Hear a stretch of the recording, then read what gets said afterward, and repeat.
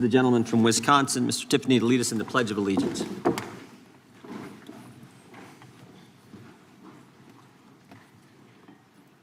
I pledge allegiance to the flag of the United States of America and to the republic for which it stands, one nation, under God, indivisible, with liberty and justice for all. We begin with opening statements. The chair is now recognized. 18 cities, 11 states, 3 counties, and the District of Columbia are sanctuary jurisdictions, accounting for 31% of the population in this country.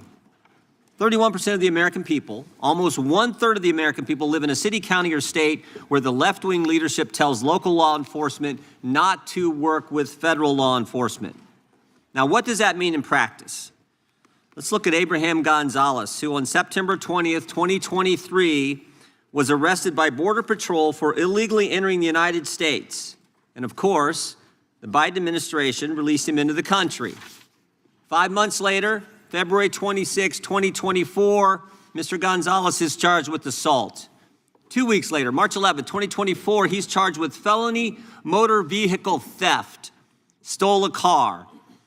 And on March 20th, 2024, 9 days later, he's arrested by the Denver police and placed in the Denver Justice Center. 6 days later, March 22nd, 2024, ICE sends a detainer notice to the Denver Justice Center saying this: if you're going to release Mr. Gonzalez, can you give us a heads up? Can you let us know maybe 48 hours before you're going to release this guy so we can come apprehend him there at the jail? And remember, a detainer is a final order of removal from a court where this individual or this individual's committed some removable offense. But on February 28th, 2025, Abraham Gonzalez is released to the streets. In fact, we can put that up. I think you can see this. Released, we got the form from the Denver Justice Center. What kind of inmate was Mr. Gonzalez for those 345 days that he was in the Denver Justice Center? We have that too. Violent to the staff, keep separate. So this guy was so bad, you had to keep him away from other inmates. He'd already assaulted some staff member, but Denver released this guy to the streets and instead of turning him over to ICE agents who would have come to the jail and arrested him there. And of course, we all know what happens. When the officers did apprehend Mr. Gonzalez out on the street, he assaulted one of the officers. This is what happens when you have a sanctuary jurisdiction. Right now in Minnesota, there are 1,360 detainer notices for violent offenders. Governor Walz and others have released 470 criminal illegal aliens back to the streets. In New York State, it's 7,000. Nationwide, it's over 17,000 that we know of. Where a detainer was filed, since President Trump's been in office, over 17,000 times a detainer was filed, and those individuals were released to the streets instead of turned over to federal law enforcement. 17,864 times. Illegals who've been charged with the crime have been released to the streets, and thereby jeopardizing the safety of the public, the safety of law enforcement, and of course the migrant themselves. And frankly, helping create the environment that results in the tragic deaths like we saw with Miss Good and Mr. Preddy. A few years ago, Governor Sarah Huckabee Sanders said this in response to the State of the Union address. She said, "The divide in America today is normal versus crazy." And it's true, because it's crazy not to have a border, which is what we had under the previous administration. It's crazy to abolish ICE, and it's crazy to release bad guys who are here illegally to the streets when with one phone call, federal law enforcement will come to the jail and pick them up. The mindset that says it's okay to release these guys is the same left-wing mindset that thinks it's okay to weaponize government against your political opponents. And that is exactly what we had in the previous Justice Department. The Biden-Harris Department of Justice called parents domestic terrorists. The Biden-Harris Justice Department used FBI SWAT teams to arrest pro-life advocates. The Biden-Harris DOJ targeted traditional Catholics. The Biden-Harris DOJ pressured social media companies to censor Americans, and the Biden-Harris Justice Department launched not one, but 2 investigations into President Trump, spending over $35 million to try to bring down their political opponent. To further this effort, They sought the phone records of over a dozen Republican members of Congress. Even the Democrats said this was wrong. They got bank records for scores of White House officials. They even paid at least one confidential human source $20,000 for information on President Trump. And of course, while doing all this, they couldn't tell us who planted the pipe bombs, who leaked the Dobbs opinion, and who put cocaine in the White House. But thank goodness the American people saw through it all. Americans were tired of being targeted for their beliefs, tired of the lawfare, tired of the rampant crime throughout this country, and that's why they overwhelmingly elected President Trump. And what a difference a year makes. What a difference a year makes. Under Attorney General Bondi, the DOJ has returned to its core missions, upholding the rule of law, going after the bad guys, and keeping Americans safe. The Trump Justice Department has restored the rule of law. Murders are down nationwide by 20%. In D.C., violent crime is down by 28%. The federal surge in D.C. resulted in 8,000 arrests, the seizure of 800 illegal guns, and the recovery of 16 missing kids. The Trump Justice Department apprehended a suspect in the pipe bomb investigation, and they've arrested 6 of the FBI's top 10 most wanted fugitives in just 1 year. Of course, they arrested narco-terrorist Nicolas Maduro, and they seized a record number of drugs flowing into this country. Trump Justice Department put an end to targeting Americans for their beliefs. Attorney General Bondi rescinded Attorney General Garland's anti-parent memorandum.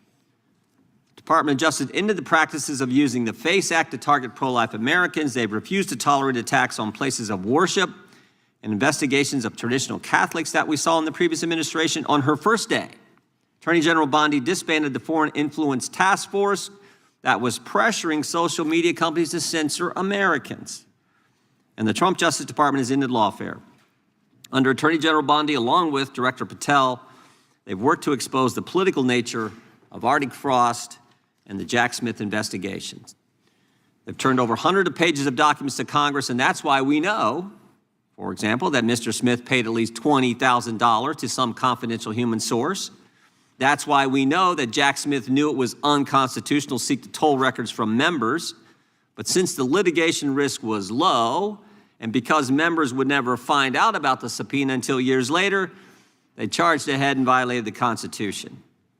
The Trump Justice Department has changed DOJ policy to require prosecutors to tell judges if NDOs relate to members of the separate and equal branch of government, the Congress. And to top it all off, the Trump Justice Department opened an investigation into the conspiracy behind the Russia collusion hoax.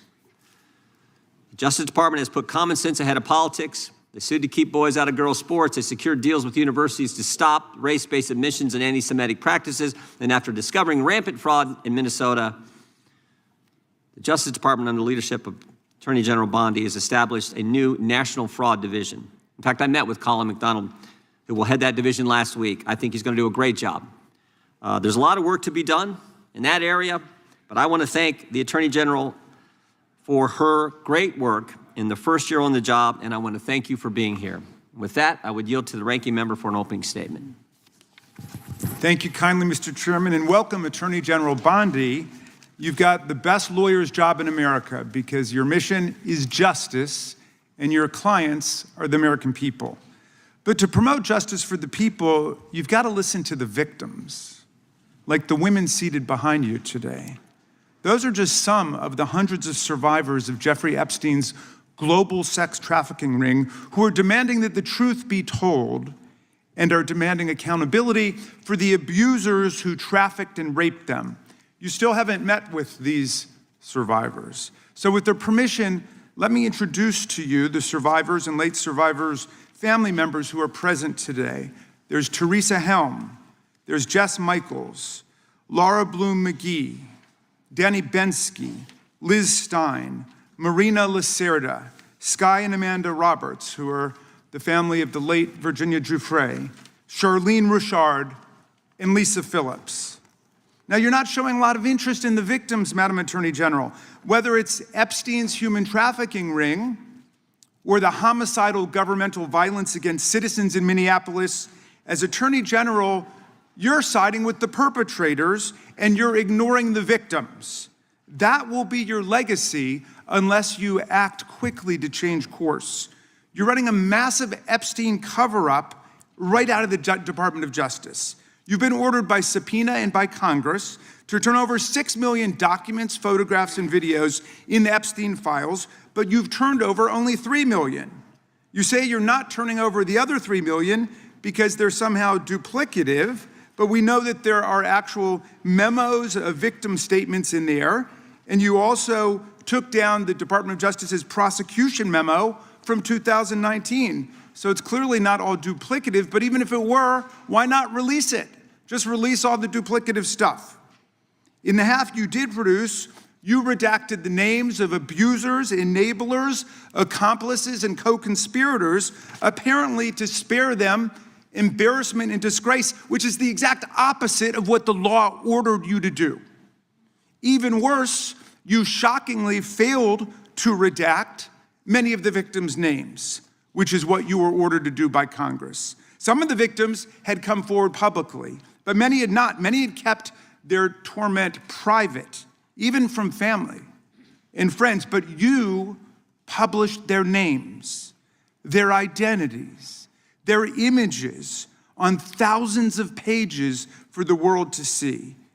So you ignored the law, and even with over 100,000 employees at your disposal, you acted with some mixture of staggering incompetence, cold indifference, and jaded cruelty towards more than 1,000 victims raped, abused, and trafficked. This performance screams cover-up.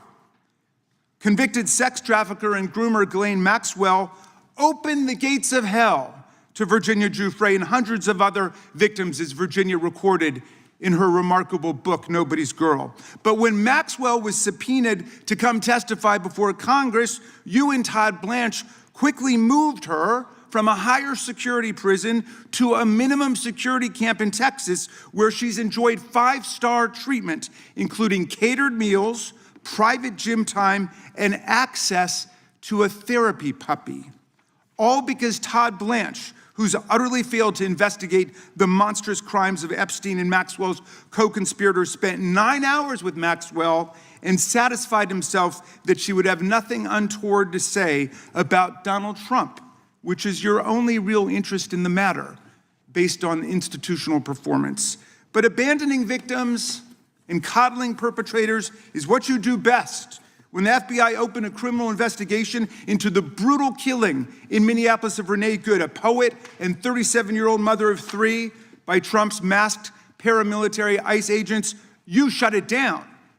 You claim you're investigating the cold-blooded murder of Alex Preddy, an ICU nurse at the VA. But how can we trust the administration when the president and Kristi Noem called Preddy a domestic terrorist and Stephen Miller called him a would-be assassin? Not only do you refuse to share evidence with the state and local investigators and prosecutors in Minnesota, you have blocked their access to the crime scene and the evidence.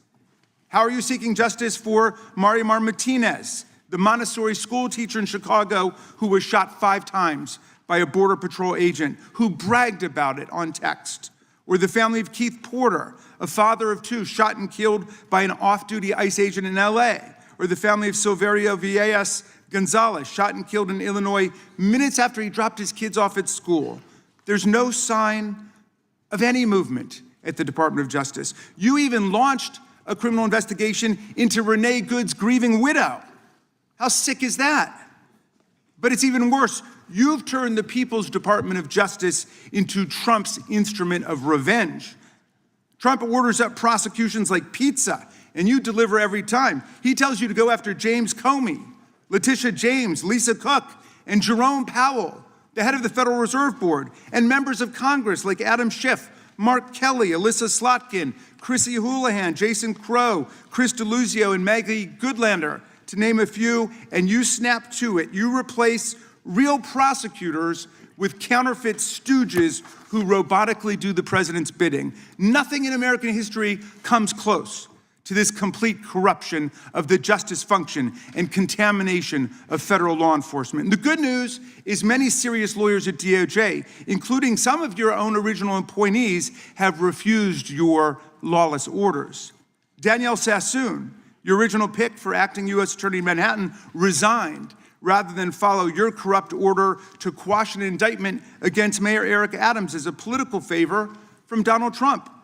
A Federalist Society member who clerked for Justice Scalia, U.S. Attorney Sassoon refused to participate in this blatantly corrupt scheme.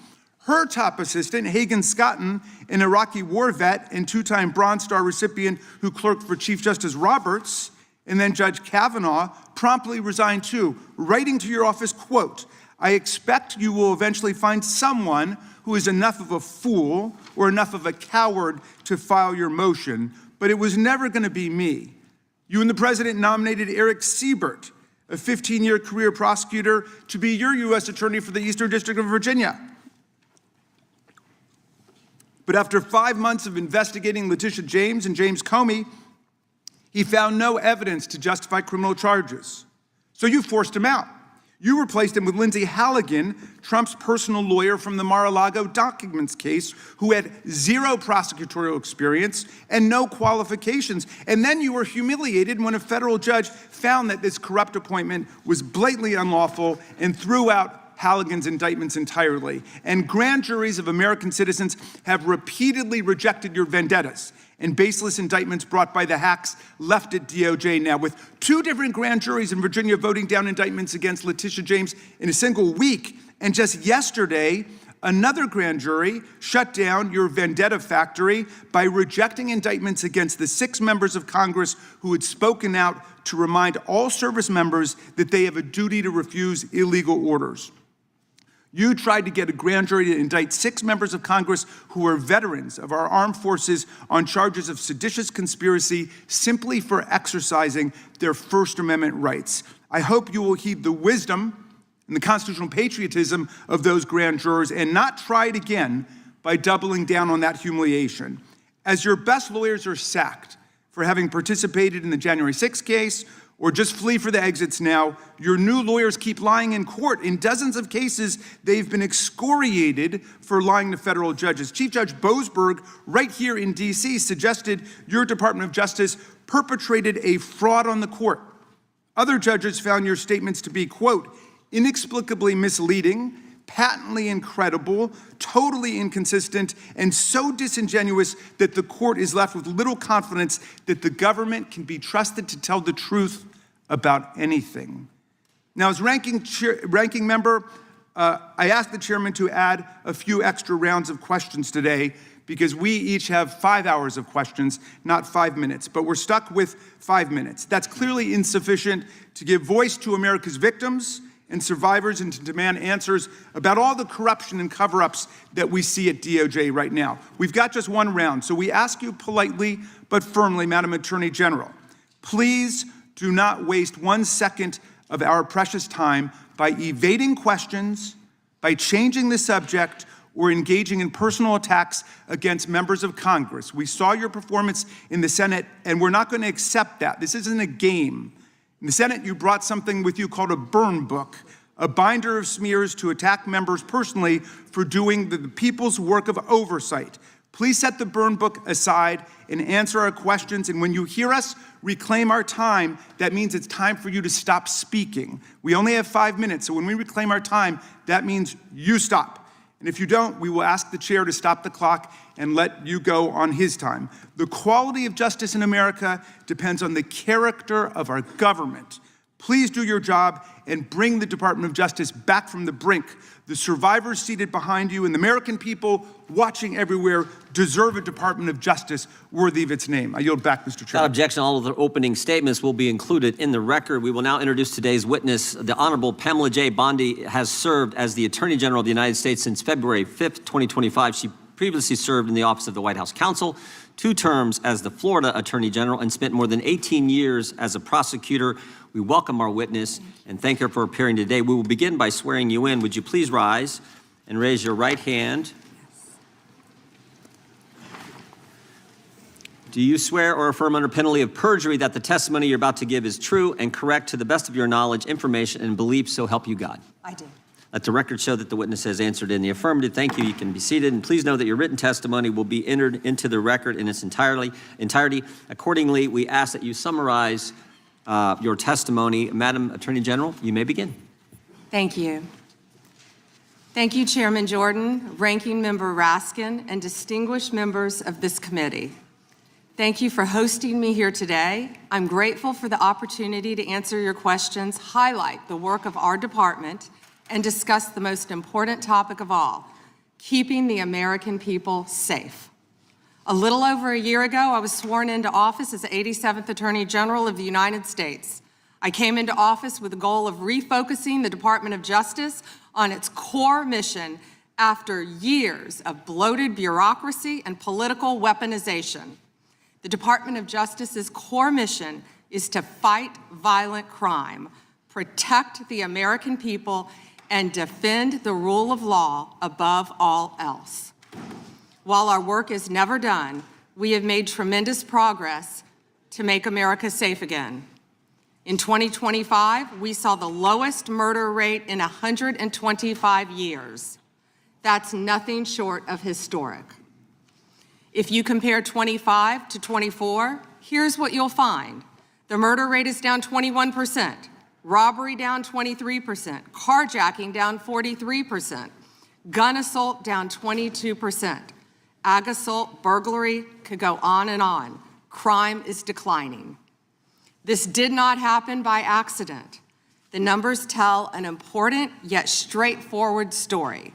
President Trump has given us the resources, the support, and the leadership to protect the American people.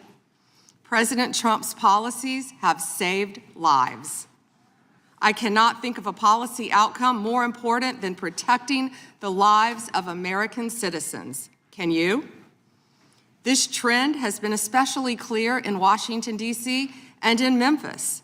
These are two iconic American cities that spent years in the grip of horrific violent crime.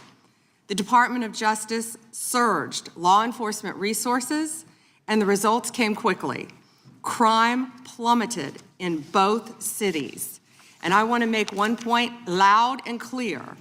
We achieved those results by working with Democratic mayors. Public safety does not have a party registration.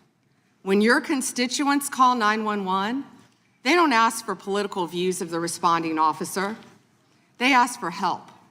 I have federal agents in each and every one of your districts. They're here to help, and I am here to help.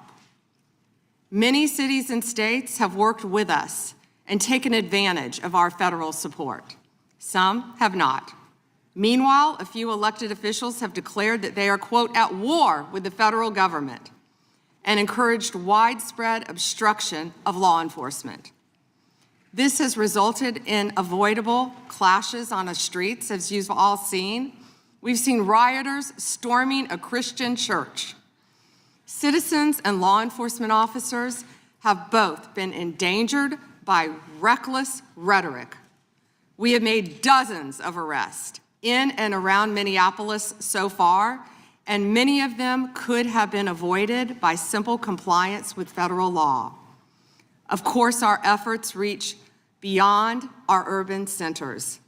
We are striking crucial blows against terrorist organizations such as MS-13, TDA, the Sinaloa Cartel, and Antifa.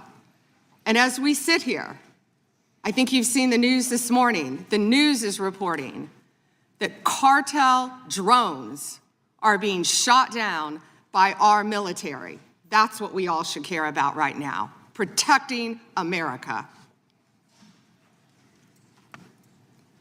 As we seek to dismantle these drug trafficking networks that poison Americans, in 2025, our DEA agents seized more than 47 million fentanyl pills and more than 9,800 total kilos of fentanyl.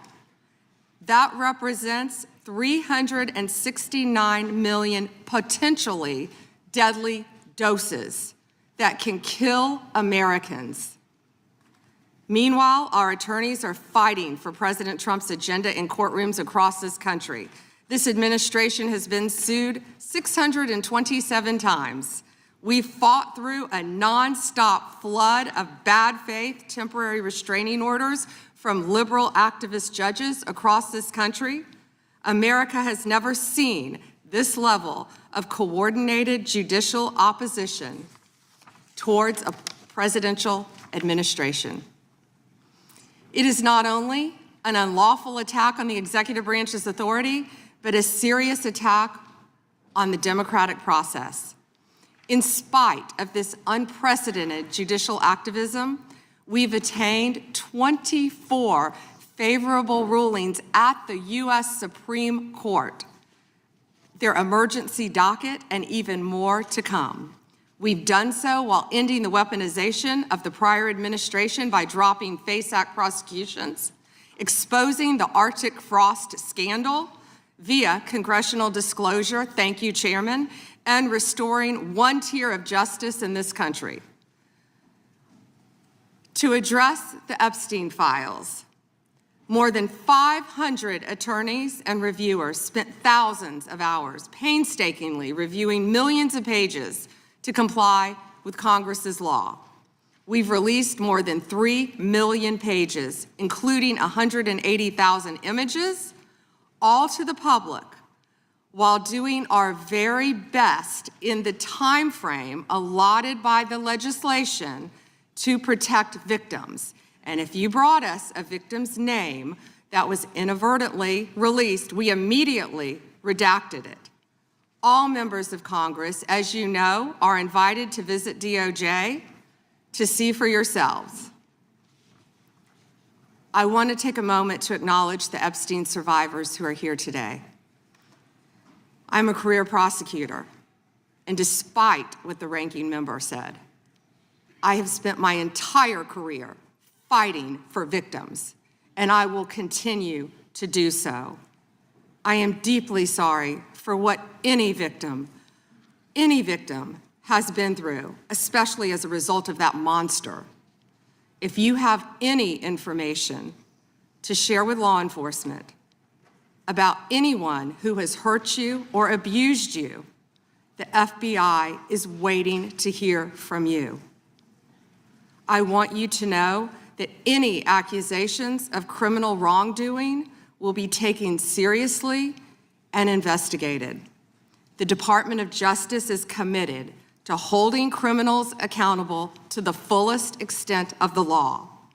In 2025, the FBI arrested over 1,700 child predators, a 10% increase from 2024.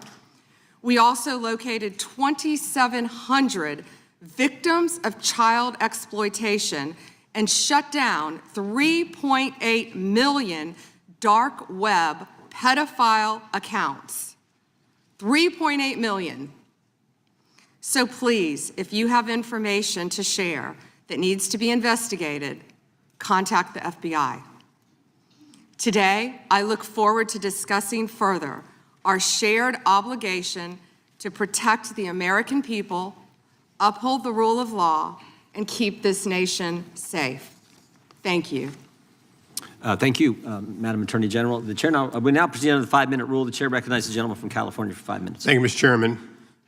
Madam General, thank you for your extensive remarks, particularly on your continued investigation of those responsible over the years in the Epstein debacle.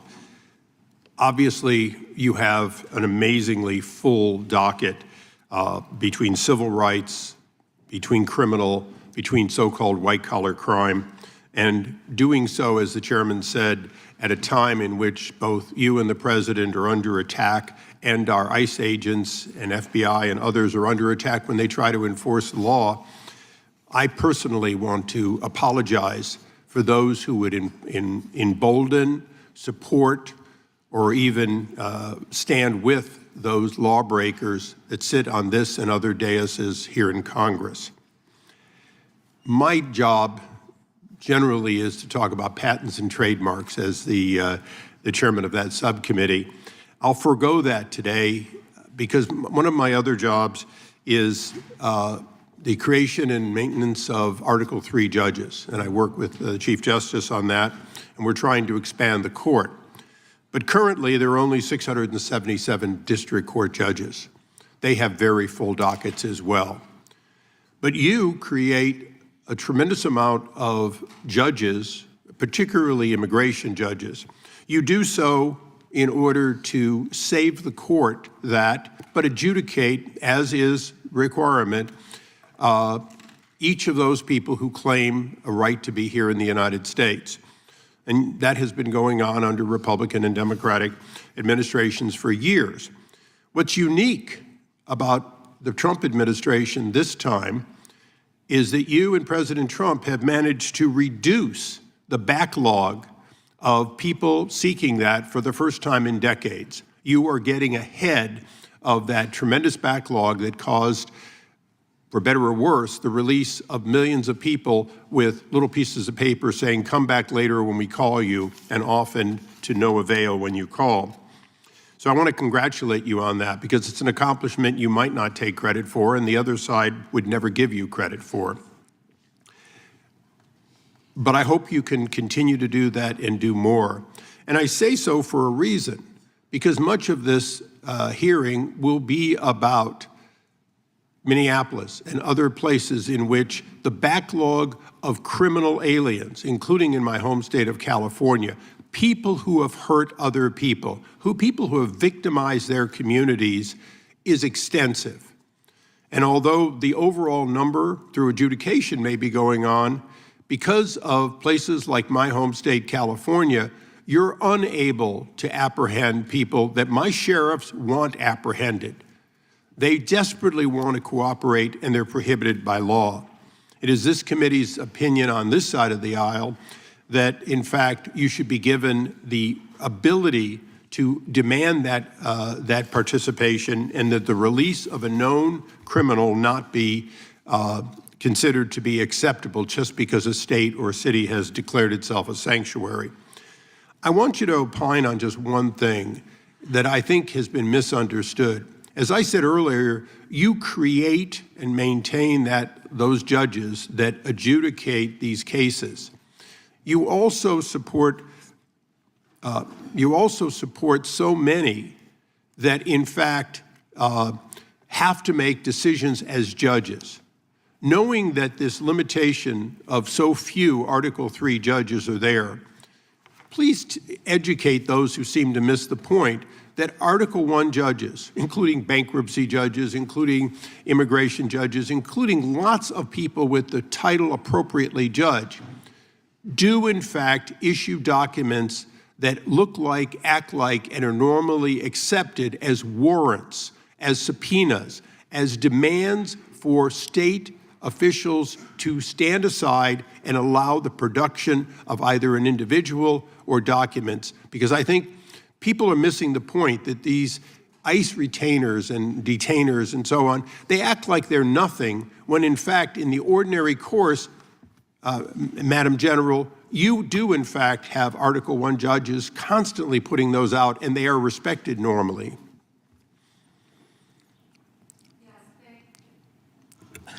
Thank you, Congressman, for talking about all the great judges.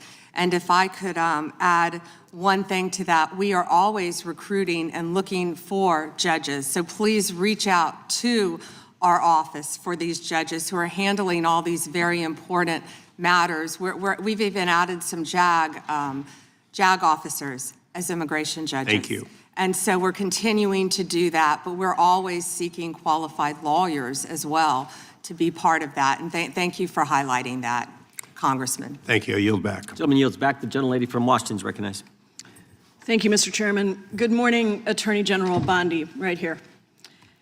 We are joined in this room by some of the thousands of survivors from Jeffrey Epstein's horrific sex trafficking ring.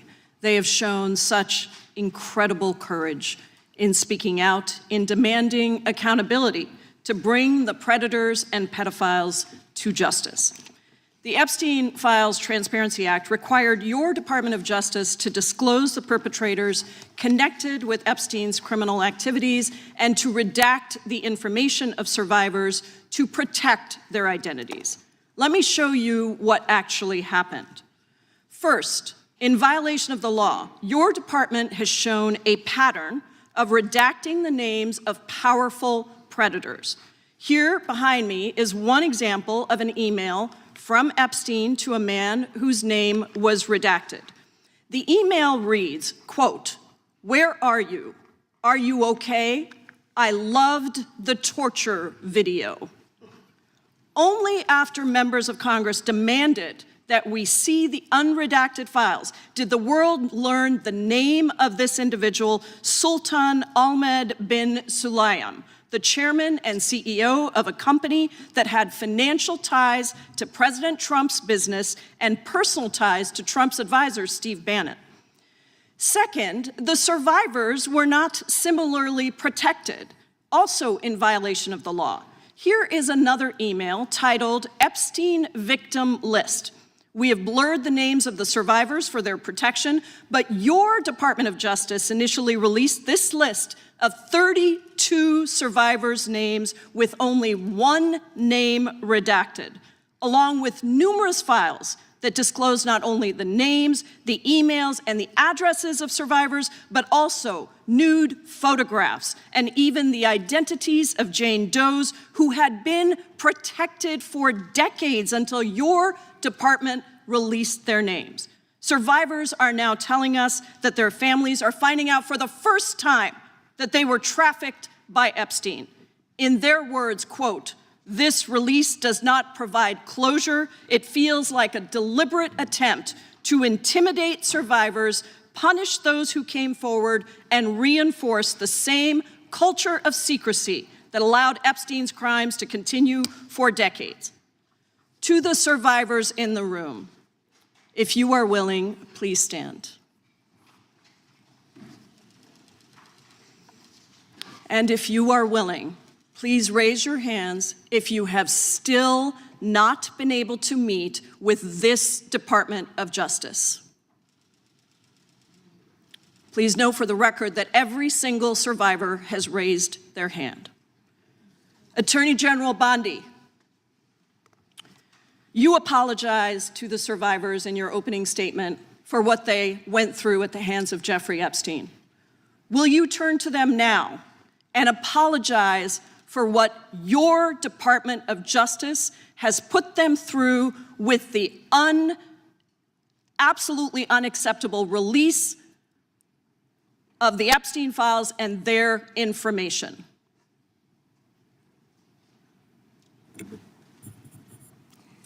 Congresswoman, you sat before, Merrick Garland sat in this chair twice.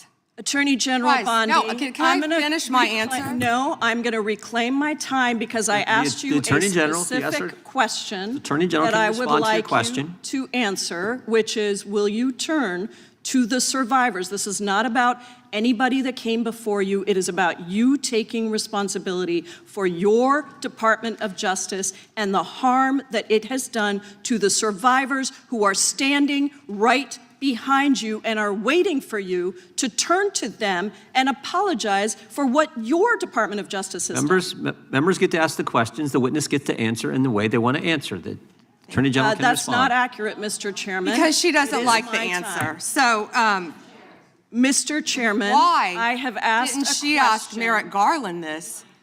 I am reclaiming my time, and when I reclaim my time, it is Mr. Chairman, the gentlelady's reclaimed her I'm not going time. to get in the gutter for her theatrics. The time belongs to the time belongs to the gentlelady. The gentlelady has 17 seconds. Thank you. You're not going to answer this question, so let me just Chairman, say this. I'll direct it to what a you. massive No, I'm cover-up. answering a question. Chairman, will you restore her time? The witness is I'm not interrupting. going to get in the gutter with this woman. Stop the She's time doing and theatrics. let me have my time. The gentlelady from Washington controls the time. The gentlelady has 17 seconds. You can proceed with your final Thank you. 17 seconds. What a massive cover-up this has been and continues to be. Donald Trump made the release of the Epstein files the center of his political campaign because he thought it would benefit him. Then you got into office, Attorney General, claimed to have a client list, only to then say that there was no list. Your deputy, Todd Blanche, met alone with Ghislaine Maxwell and transferred her to a minimum security prison. And now you continue the cover-up. And I wish that you would turn around to the survivors who are standing right behind you and on a human level apologize the chair now recognizes the chair on what you have done. The time of the gentlelady expired. The gentlelady, you have no time to yield back. We appreciate the thought. And I would argue the central issue in the last election, the presidential election, was securing the border. The gentleman from Arizona who knows something about securing the border is up for 5 minutes. Thank you, Mr. Chairman, and thank you, Attorney General Bondi, for being here today. In 2022, Lafarge, which is a French cement company, pled guilty in U.S. federal court to participating in a criminal conspiracy with ISIS. That conspiracy contributed to the deaths of U.S. service members fighting in Syria during Operation Inherent Resolve. As part of the plea agreement, Lafarge was required to pay more than $775 million to DOJ's Asset Forfeiture Fund. In February 2025, my colleagues and I sent you a letter urging the department to review the petitions for remission submitted by the families of those fallen service members, including several of my constituents. The previous administration ignored these victims and our requests and left their petitions unresolved. My question for you on this particular issue is if you're willing to work to ensure those families that their petitions will be reviewed and brought to a resolution. Congressman, we are aware of that, and we're committed to doing everything we can to support the victims and work with you. Thank you for that question. Yeah, appreciate your answer. And now let's go to something that is also pressing that I've been working on for years, and this is the FISA Section 702 and Arctic frost. In January 2025, you testified before the U.S. Senate and agreed with Senator Lee that, quote, anytime an American citizen's private communications are intercepted or stored, whether through incidental collection or otherwise, those communications should not be searched without some showing of probable cause, close quote. You still hold that view today, I assume? Yes. And during the most recent FISA reauthorization, I offered an amendment to establish a clear warrant requirement for searches of Americans' data while preserving every publicly cited operational exception, including emergencies, defensive queries, cybersecurity threats. And my intent was to ensure the Department of Justice could continue to keep Americans safe while also ending warrantless searches of U.S. persons' data. Are there any additional circumstances or exceptions that you believe must be included to ensure DOJ can continue to operate effectively while still protecting American citizens' data and privacy? Yeah, Congressman, we are committed to working with Congress to uncover weaponization and other misconduct by Jack Smith, by others, Arctic frost, everything that happened under the past administration. And we are committed to working with you on that. And we are working with Chairman Jordan, with the House Intel, with all of my fellow cabinet members on resolving that issue. Well, thank you. And I'm glad you brought up Arctic frost because Section 702 was used in the Arctic frost investigation. It was. And information derived was used by Special Counsel Jack Smith. And my question has always been, and no one's been able to answer this, is what was the legal predicate for using a foreign intelligence authority in the Arctic frost investigation? Have you been able to ascertain any legal predicate? Congressman, what I can tell you today is that has been referred to my office. I can't discuss anything regarding that because it is very active and ongoing. And you probably can't answer this one either, but I really want to know if Section 702 queries related to that matter involved members of Congress, which we know at some level it did, congressional staff, which we know at some level did. We've heard that journalists or other U.S. persons not suspecting of acting as foreign agents were also caught up in that. Can you answer that question and say whether queries did cover all those groups I just identified? It is a very active pending investigation within my office. However, I believe many members of Congress have stated that their phones were part of Arctic frost. We are well aware of that, and we are taking this very seriously, and this is a very active investigation. And I would keep going and say if any member of the Democrat Party, if any of them, if that had happened to them, we would take that just as serious as we do. And they should be jumping up and down, screaming, supporting you and what you want to do, because this should be a bipartisan issue. Well, I hope it is a bipartisan issue. You know, I'll just leave with these last couple of questions, which I'm sure fall into the same investigation privilege. But that's this: how many such queries were actually conducted overall, this is outside Arctic frost, in the prior year by the FBI or other intelligence community. And particularly, we really need to know, what were the legal standards applied? Did they use probable cause? Did they use reasonable articulable suspicion? Or did they have no individualized suspicion and just were gathering up information? And that's beyond the investigation regarding Arctic frost. I don't expect you to have that information today, but if you can help get that information so we can understand the extensive nature of this continued misuse of 702, it would be very particularly helpful. And it was extensive. Yes, Congressman. Thank you. Time of the gentleman has expired. I have a UC, Mr. Chairman. And that is the gentlelady from Texas. I ask unanimous consent to enter into the record.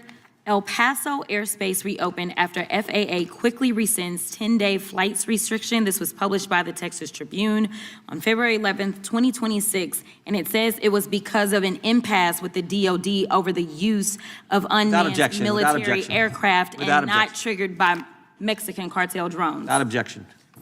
Point of order, Mr. Chairman.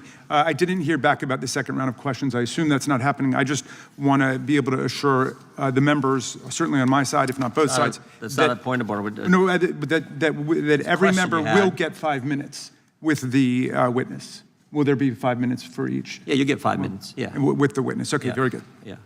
Okay. And are you up next? Gentleman from New York is recognized. Mr. Chairman, I want to begin by acknowledging the survivors of Jeffrey Epstein's horrific abuse who are in the room with us today. I want to thank all of you for your bravery in speaking out. And I want to say that you and the other survivors of these heinous crimes deserve better from this Department of Justice.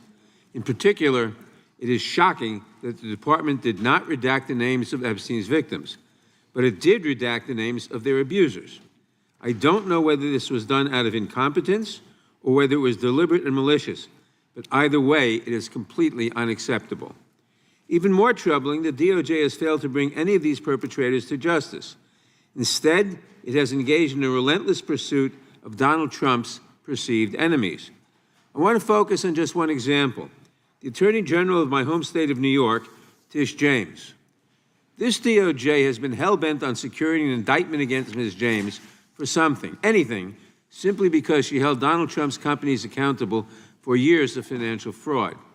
And indeed, the department manufactured an investigation against her for alleged, quote, mortgage fraud.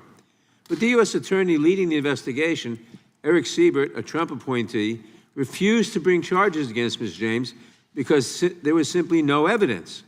Unfortunately, a prosecutor who refuses to do Trump's bidding has no place in this DOJ, so Mr. Siebert was forced out. Trump could not contain his fury that he expressed to you in a social media post addressed to you by name. I'm sure you've seen it. Quote, I fired him and there is a great case, he wrote to you about Mr. Siebert. Then we moved down. We can't delay any longer. It's killing our reputation and credibility. They impeached me twice and indicted me 5 times over nothing. Justice must be served now. And obviously, you followed that order. Lindsay Halligan, Trump's former defense lawyer who had never prosecuted a case in her life, was installed to replace Mr. Siebert, and it was clear that part of her mandate was to go after Ms. James. Halligan immediately sought an indictment, which a court dismissed because Halligan was illegally put into the role. But your department was undeterred, and not once, but twice, it tried to indict Attorney General James in separate courts. Both grand juries rejected you and refused to indict her. It is practically unheard of for a grand jury to refuse an indictment. In 2016, it happened in just 6 cases out of over 150,000 offenses.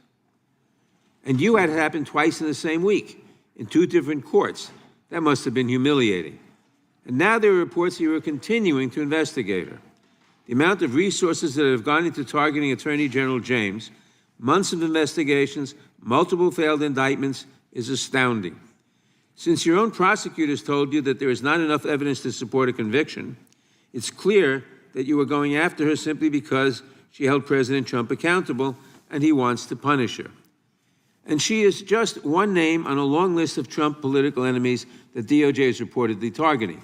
From Jerome Powell and Lisa Cook at the Federal Reserve to James Comey, numerous Democratic members of Congress, John Brennan, Jack Smith, Democratic officials in Minnesota, Chris Krebs, Miles Taylors, and more. And those are just the ones we know about. In contrast to these politically motivated investigations, grasping at something they can charge their enemies with, we now have concrete evidence of disgusting criminality revealed in the Epstein files. So I really have just one question for you. How many of Epstein's co-conspirators have you indicted? How many perpetrators are you even investigating?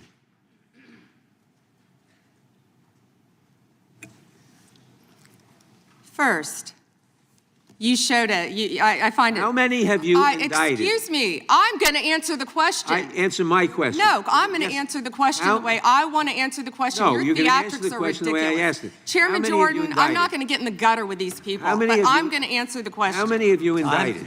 Again, the time belongs to Reclaiming my time. the time belongs. I think it's very interesting. Reclaiming my time. I think it's very Reclaiming my interesting time. You can that reclaim he your talks time, about but they reclaiming my time, indicted. Mr. The Chairman. president said they Close the indicted clock. him twice. Mr. Chairman, please They stop the sure clock did. and stop the clock and restore his time. Okay, here we go with these Committee will be in order. theatrics. The time Reclaiming my belongs time to the and gentleman roll back from the New clock, York. please. We will give you a few more seconds. We will do that. But when you Reclaiming ask my- a question, the The witness question gets to was- answer. You may not like the answer, but she Right. gets The to answer. question was, how many of Epstein's... They don't like What? the answer, Reclaiming Chairman, my time. because it's honest. Reclaiming So my- he asked a Reclaiming my 4-minute time. question. Restore 45 and seconds to I Mr. am Nadler, going please, to Mr. Chairman. Answer. You can let her filibuster all day long, but not on our watch. Reclaiming- Not on our time. No way. Reclaiming- And I told you about that, Attorney General, before you started. You don't tell me Yeah, oh, I anything, did tell you because we washed saw up what you did in the loser Senate. Lawyer, not even a lawyer. Committee will be in order. Time, and I should get back at least 45 seconds. We will give you a few more seconds. I Not a said that few more, already. 45 seconds. Okay, I'm timing right now, Mr. Nadler. Go All ahead. right. Reclaiming my time. The answer to my question, how many of Epstein's co-conspirators has she indicted, is 0. You have been the Attorney General for a whole year, and your DOJ fired the lead prosecutor of this case, sat on evidence this entire time, and claimed falsely last July that there were no more leads. It took an act of Congress for you to finally release part of the Epstein files, and when you did, you included personal information about the victims while protecting the names of abusers. Time of the gentleman None has of the perpetrators have expired. been brought to justice, but enormous resources Time have been of the dedicated to gentleman has pursuing Trump's expired, enemies. and It's obviously clear there that was- under your leadership, the Department of Justice There no was longer no works question for American in there people. It for works her to for respond Donald to. Trump. I yield back. The gentleman yields back. May I answer?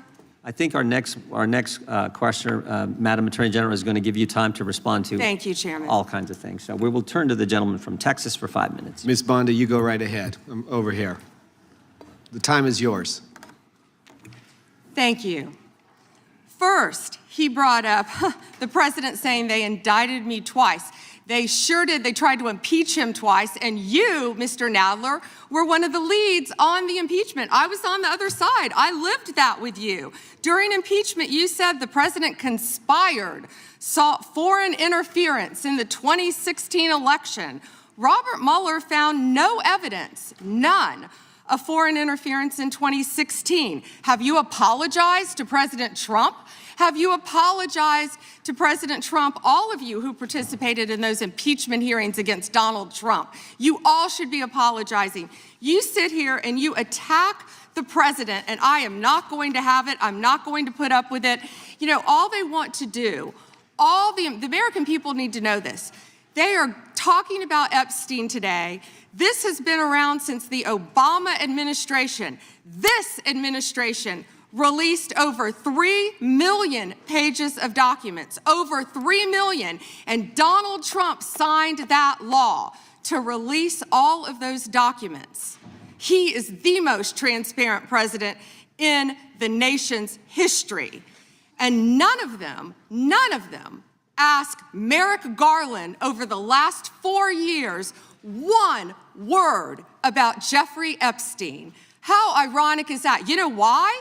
Because Donald Trump, the Dow right now is over, the Dow is over $50,000. I don't know why you're laughing. You're a great stock trader, as I hear, Raskin.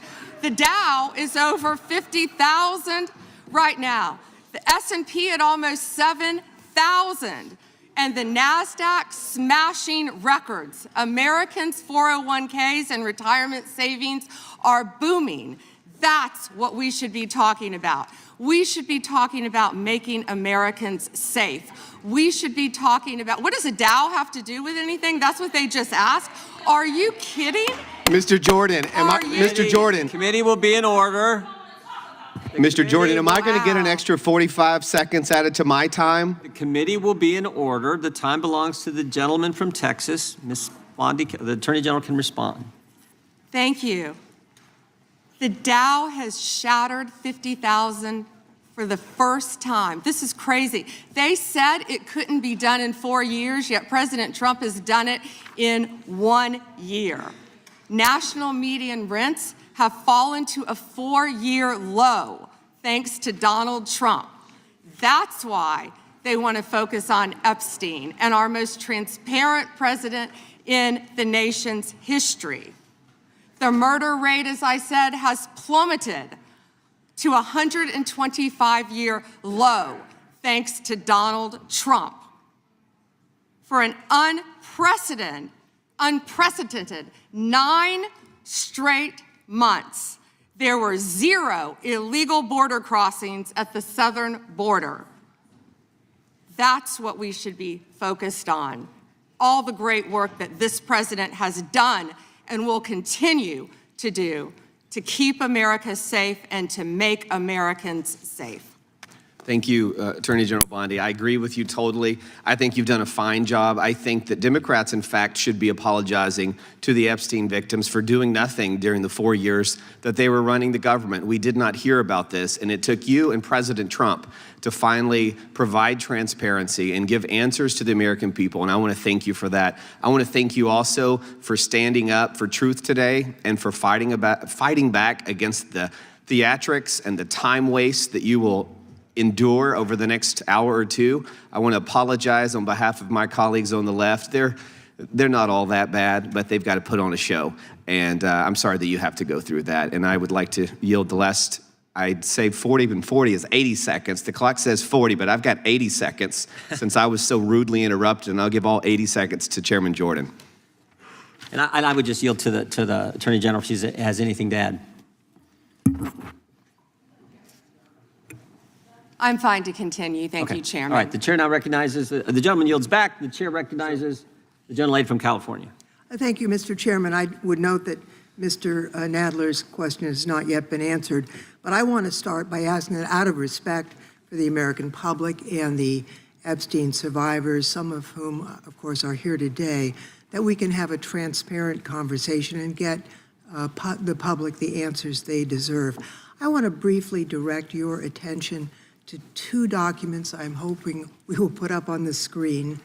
In the first, an individual emails Jeffrey Epstein asking whether a woman identified as M was pro or civilian, and Epstein responds that she was a civilian, Russian, and fun. In the second email, Epstein writes to Steve Tisch about a Ukrainian girl, noting that she was, quote, a little freaked out by the age difference and stating that he would try to convince her not to return to Ukraine. He then instructs Mr. Tisch to call him, adding, I don't like records of these conversations. So I'd like to ask a straightforward question that really is either a yes or no answer.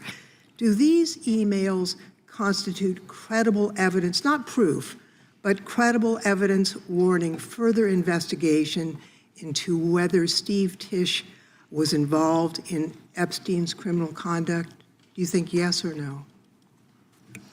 I'm not going to play a yes-no game with you, but I will answer the question to the best of my ability. As I said, we will look and investigate any case involving any victim. I'm not familiar, there were 3 million pages, of course, with that email, but of course, we will look into anything.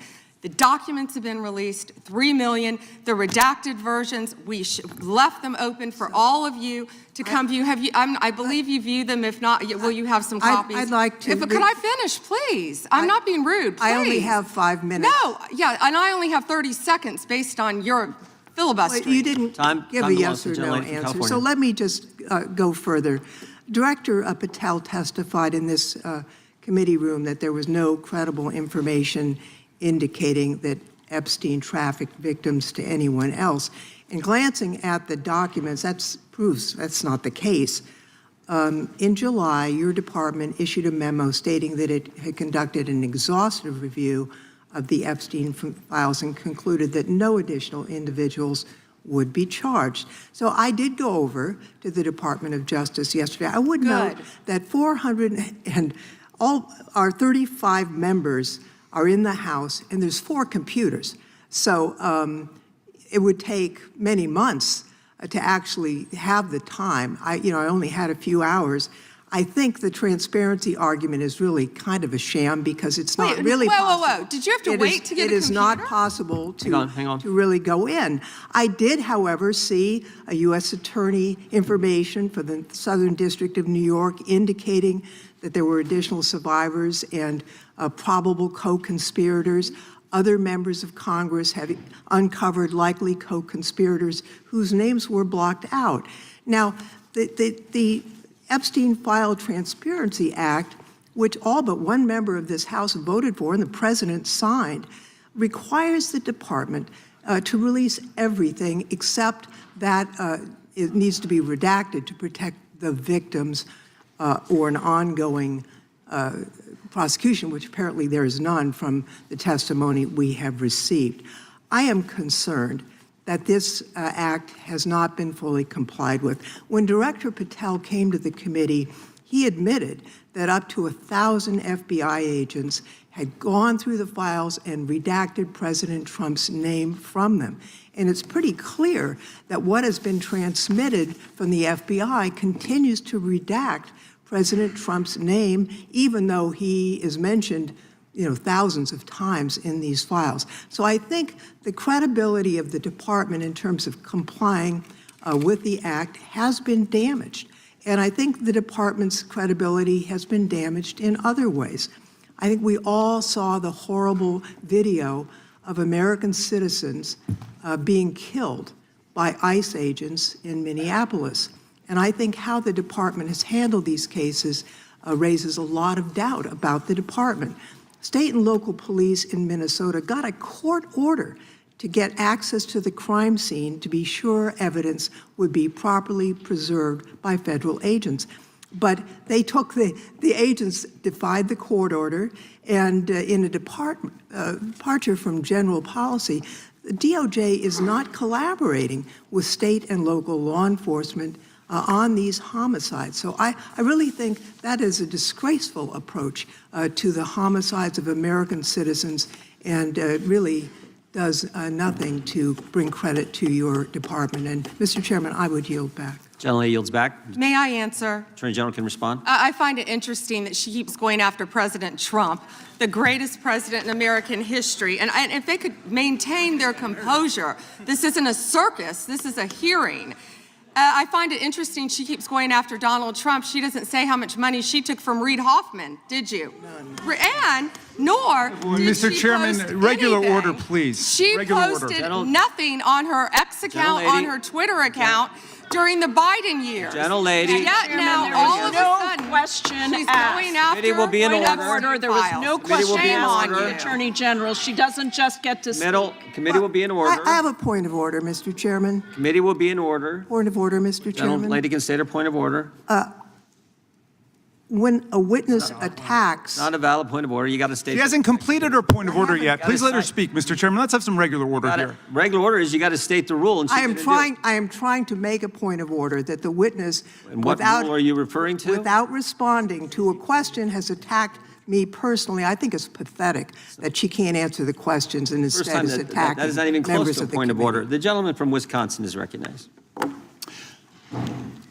In August of last year, I sent a letter to the Department of Justice asking for assistance in seeking compensation for the town of Lac du Flambeau. Town of Lac du Flambeau is in my district, and your office replied that it was an ongoing matter and unable to comment on it, which I understand. That was just fine. But I want to set this up just as a reminder. So 3 years ago, it was at this time of year that 4 roads were blockaded in the town of Lac du Flambeau, and the temperature was 25 below zero. People had to park their cars at a neighbor's place, take the snowmobile across the lake to get their car, and then be able to drive into town. There were people 80 and 90 years old that could not, were very concerned that they'd be able to get emergency medical services. And the perpetrators of this, the tribe out there, they demanded compensation from the town. I would call it extortion. They ultimately got $600,000 from the town of Lac du Flambeau. The unfortunate part, Mr. Chairman, is that the Biden administration took the side of the perpetrators who closed those roads off, and the Biden administration made it clear to the town of Lac du Flambeau that we are not on your side in regards to this. Well, fortunately, there was a federal judge that said, no, this is wrong, what happened, and these roads should be left open, they should continue to be left open. My question to you is, are you willing to work with my office and with the town of Lac du Flambeau to further investigate this matter and seek compensation from the tribal government after their extortion of $600,000 from this little town in northern Wisconsin? Congressman, you do a great job representing your district. And yes, we would more than welcome working with you, and we are familiar with that investigation. Mr. Chairman, I would just add, we're highlighting these miscarriages of justice in the previous administration. This is just another one of those small examples, no different than the Catholic Diocese in Richmond and many others that you have retold so many times. But here's another instance of what they did to a small town and nearly bankrupted them as a result of it. Fortunately, there was a federal judge that saw through it and has fixed it. I want to move on to fraud enforcement. You've established a National Fraud Enforcement Division, is that correct, Madam Attorney General? Yes, Congressman. Has this new division begun any investigations and getting after those individuals that have committed the rampant fraud we've seen, like in Minnesota? Well, it's not only rampant in Minnesota, it's rampant throughout this country. Much of it is in California, as you know, and other places. Yes, we are working on it actively. Our criminal fraud division has been working on it. We are expanding that. It was the Vice President's idea to come up with this amazing separate fraud division, which we are establishing and going nonstop, not only to expose the fraud in Minnesota, but around the country. It's taxpayer dollars that have been stolen from the American people, and we are committed to recovering that money and holding those people accountable. Mr. Chairman, I would remind everyone here, why did this happen in Minneapolis? Why did federal law enforcement have to go to Minneapolis? Because of industrial scale fraud. It was an assistant United States attorney that said, this is industrial scale fraud that's going on in Minnesota at this point. I sent a letter to our governor in Wisconsin. We're right across the border there. My district is only 20 miles from the city of Minneapolis. And I asked him to open the books for a federal audit on food stamps and Medicaid. Don't you think it would be a good idea for every governor to do that at this point? It protects the citizens, and I can't understand why that's not happening. And yes, I do think that's a great idea. It's happening around this country. And when our new division with Colin McDonald is established, it's established when Colin is confirmed. He's amazing. I think you've met with him, you said, Chairman. When that is established, we're going to work on both sides of the aisle. That's what we want to do, to stop fraud in every city, in every state in this country. We will continue to fight for the American people. So you would encourage every governor across the United States, after what we have seen in Minnesota, what we almost certainly know is happening in other states, you mentioned California, you would agree that every governor should avail themselves of federal resources to make sure that this industrial scale fraud is rooted out to protect the taxpayers of the United States. Is that correct? Absolutely. Mr. Chairman, I yield back. Gentleman yields back. The gentleman from Tennessee is recognized. Thank you, Mr. Chair. First, I'd like to thank you for holding this hearing and holding it in a proper fashion as you have. Secondly, I'd like to thank all of the victims of the Epstein case who've come here to attend this hearing, for doing it and for being brave and trying to move this justice forward. I apologize, I can't do it, but the Attorney General not recognizing you, that's embarrassing. I am from Memphis, General Bondi, and Memphis does have the task force there. The Memphis Safe Task Force has been operating in Memphis for several months, and we do have a Democratic Mayor, Paul Young, and he's not against the task force, but he is against ICE being in Memphis and he's not in favor of the National Guard being in Memphis. And I concur with him on those positions. I think the DEA being there, the alcohol, tobacco, and firearms, the FBI, who have been in Memphis in other ways, having more people there is good for Memphis. Crime has gone down in Memphis, but it went down 25% before the task force got there under the direction of Mayor Young and Director Davis, Chief Davis. It's gone down about 15% more since then, and that's good. But I would like to comment that Mexico City's homicide rate has gone down 40% during the same time when Memphis has only gone down 25%. And that's not necessarily because of the task force, although the mayor says he thinks it's helped. So I thank you for that. You would agree, I presume, that violent crime in communities across our country is critically important, and that's why the task force is there. Is that not true? Yes, and if I can just add to that, I think the surge, the FBI, our FBI under the leadership of Director Patel, came in and did a surge in Memphis. Earlier. Prior to the task force. Yeah, Bible. And thank you for saying that about Mayor Young. He's been great to work with, and thank you. He's a good guy. He's a very good guy. One problem I've got with where we are in priorities here. A recent Department of Justice, National Institute of Justice report based on arrest records in Texas and in California found that undocumented immigrants were less than half as likely as U.S.-born Americans to be arrested for homicide. And this pattern holds for assault, sexual assault, robbery, burglary, theft, and arson. Half as likely to be arrested for drug offenses. So I ask you, and I've written to you about this, there are TV ads that run that say to local law enforcement, specifically, says, are you tired of having your hands handcuffed because you can't do the things you wanted to do when you joined?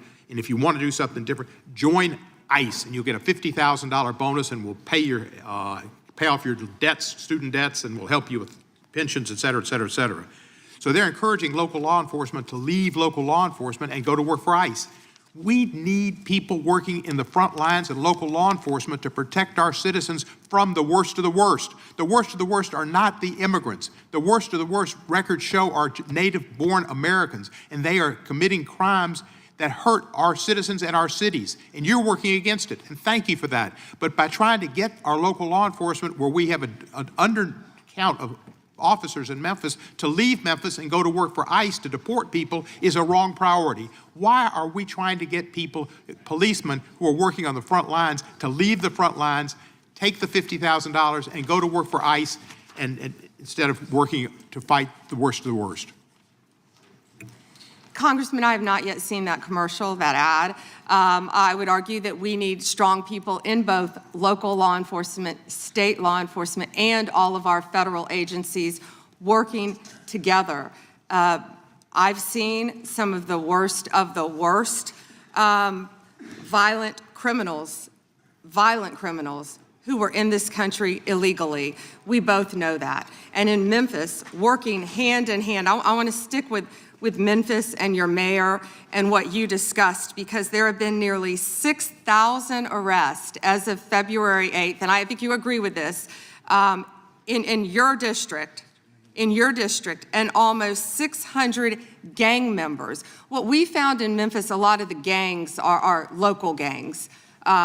But 600 gang members were taken off the streets. Let me reclaim my time, because I've only got 40 seconds. I'm going to agree with you. Yeah. I thank you for that. And 148 missing children were recovered by all of us working together, and nearly 1,000 illegal guns were seized as a result of us working together. And I don't disagree with some of the things you said, but there are questions about those children, but it's a different thing.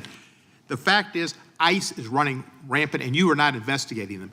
When they killed Mr. Prete, and Ms. Good, that was an execution, and you did not investigate it. And you tried to investigate Ms. Good's widow, and you tried to investigate Mr. Prete.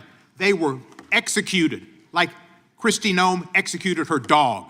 And that was wrong. And you should investigate those people, and you should investigate anybody that uses a weapon, federal official or not, for civil rights violations. I yield back the balance. Gentleman yields back his time. Madam Attorney General, anytime you need a break, just let us know. If not, we'll just keep going. The chair is now recognized for 5 minutes. Madam Attorney General, you're not allowed to exercise your constitutional rights in a way that tramples on someone else's, are you? No.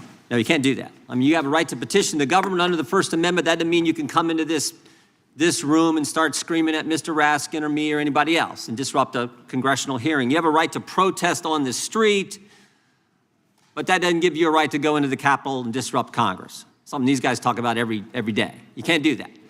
So when Don Lemon said that he was exercising his First Amendment free press rights, freedom of the press rights, that's not really accurate because he was trampling on other individuals' rights. Is that true? Chairman, we will always protect our churches and the freedom of religion. And yes, that's accurate. First right mentioned under the First Amendment, freedom of religion, freedom to practice your faith the way you think the good Lord wants you to, right? That's right, under the federal government. And isn't it true that Mr. Lemon met at a shopping center with the rioters who entered City's church in St. Paul, met with them prior to marching to the church? He did meet, and this is a pending case right now, so I will only stick to what is in the four corners of the unsealed indictment, if I could, Chairman. Yeah, I'm There's focused a lot more that will come out. But under the four corners of the indictment, yes, he did. They had an operation called Operation Pull-Up. They said they were gearing for a resistance. They met in a parking lot and they caravanned to a church on a Sunday morning when people were worshiping together. And Mr. Lemon said that he live streamed before entering the church with the rioters. Didn't he say we're going to head to the operation? Didn't he say this he said this on camera, is that right? Yes, Chairman, Yeah. and more. That he was in Minnesota and that, as you said, they were gearing up for an operation.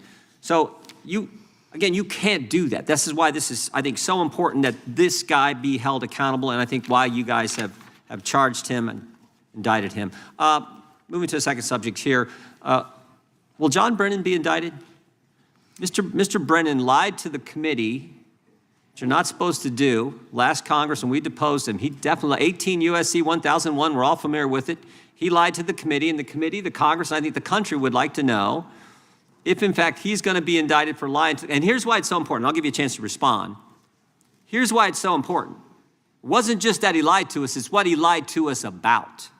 He lied to us about when all this weaponization against the President of the United States started. He lied to us about the dossier, and specifically what role the dossier played in the intelligence community assessment. Because we know back when President Trump was first elected, first term, this is when it all started, which led to the Mueller and to the impeachment and to the Jack Smith and all the stuff that's happened in the last decade. But it began here, and he lied to Congress about the role he played. And I just want to read a couple of things he said during that deposition before I give you a chance to respond. Mr. Brennan, when asked a question, said the CIA was not involved at all with the dossier. He said it was their purview, FBI's purview, and not ours. He also said the CIA was very much opposed to having any reference or inclusion of the Steele dossier in the intelligence community assessment. Well, that's interesting because declassified information that was declassified this past summer by the CIA says something entirely different. It says, Brennan, I want to put this one up if we have it. It says, Brennan ultimately formalized his position in writing, stating that, quote, this is released by the CIA Director Ratcliffe, my bottom line is that what I believe that information warrants inclusion in the report. He was further asked by an CIA official. The same officer said when he approached the director and asked that the director refused to remove it after being explained this wasn't good, with the dossier's many flaws, he said, yes, but doesn't it ring true? So this is John Brennan using that document to change intelligence community assessment, which I think led to all the stuff we've seen over the last decade. And I think this committee in the country, Congress in the country, would like to know if Mr. Brennan is going to be indicted. What I can confirm is that we have received a referral from you, Chairman Jordan, to investigate John Brennan. His attorneys have made some public statements, but the department is still bound, of course, by our longstanding policy of not discussing matters. What I will say today, I can't confirm nor deny whether there is a pending investigation, but what I will say is no one is above the law. Mr. Chairman, Weaponization has ended. Yeah. point of order, Mr. Chairman. Gentleman from New York is recognized for a point of order. If we want to know whether Mr. Brennan will be indicted, you should just ask the president. Not a point of order, but I appreciate you trying to make it one. The gentleman from Georgia is recognized. Thank you, Mr. Chairman. General Bondi, it's been reported that there were at one point 1,000 personnel assigned to the task of identifying and scrubbing Donald Trump's name from the Epstein files. Were those reports accurate?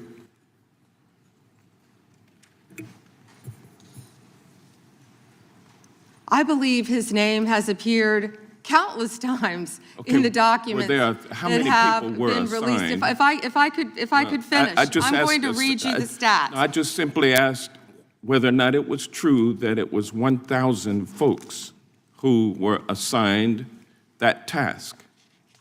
Were those reports accurate?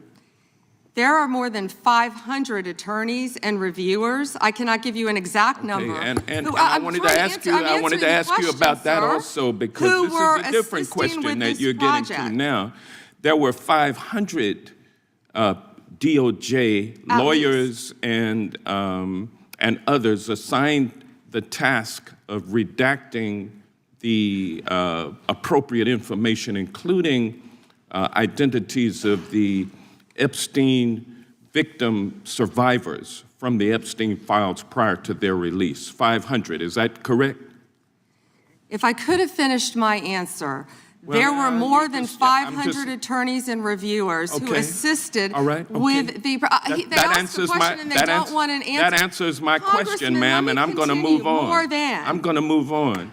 From General multiple Bondi, would you Will be in agree? order. This is ridiculous. The time belongs to the gentleman from Georgia. General Bondi, would you agree that your 8 years of service as the state of Florida's Attorney General, the third largest state in the nation, served as an excellent preparation for your current role as Attorney General for the United States of America?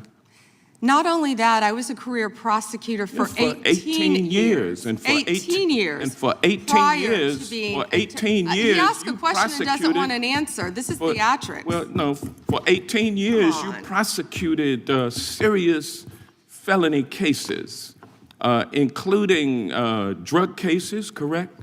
Oh, I prosecuted homicides, I prosecuted capital cases, I prosecuted domestic violence cases, I prosecuted multiple cases, and that's why I feel for all of these victims. And did you ask Merrick Garland this when you were sitting before him, sir? You also prosecuted sexual assault cases and child sex trafficking cases, correct?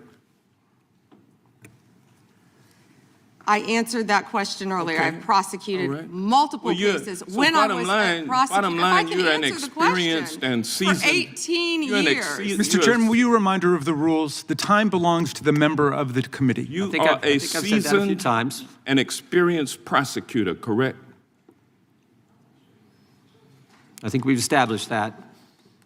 Yes or no? Does he want an answer or not? I think he wants to say I want a yes or no answer. I think he wants to say I want a yes or no answer, but I'll live with what you have already said. Let me ask you this question. Clearly, in the prosecution of sexual assault cases, you are acutely aware of how important it is to protect the identity of victims of sexual assault, correct?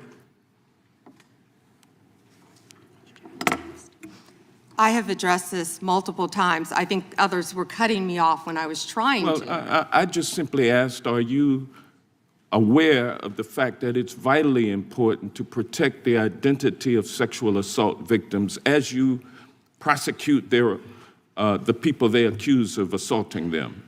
Isn't that correct? Excuse me.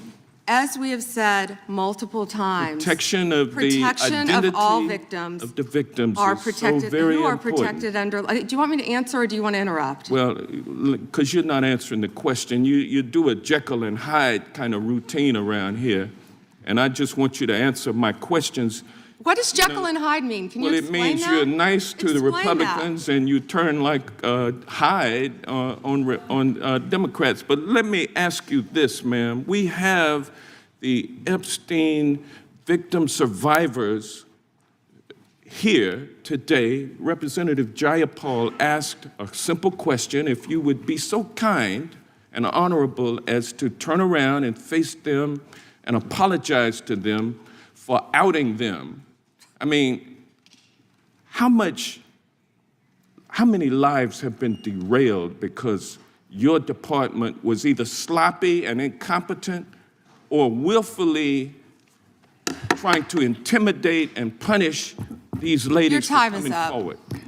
The time of the Which gentleman, was it? The time of the gentleman has expired. The gentleman yields back. The chair now recognizes the gentleman from Wisconsin for 5 minutes.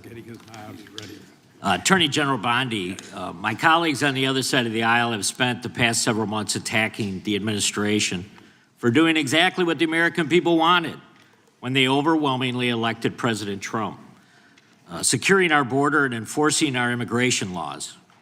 I find it a bit ironic because this is the same party who just a few years ago were openly supporting strong immigration enforcement after witnessing criminal illegal aliens wreak havoc on the American communities. I have a short video I just wanted to play. Of immigrants. We're also a nation of laws. Undocumented workers broke our immigration laws, and I believe that they must be held accountable. They've committed a crime, deport them. No questions asked, they're gone. No great nation can be in a position where they can't control their borders.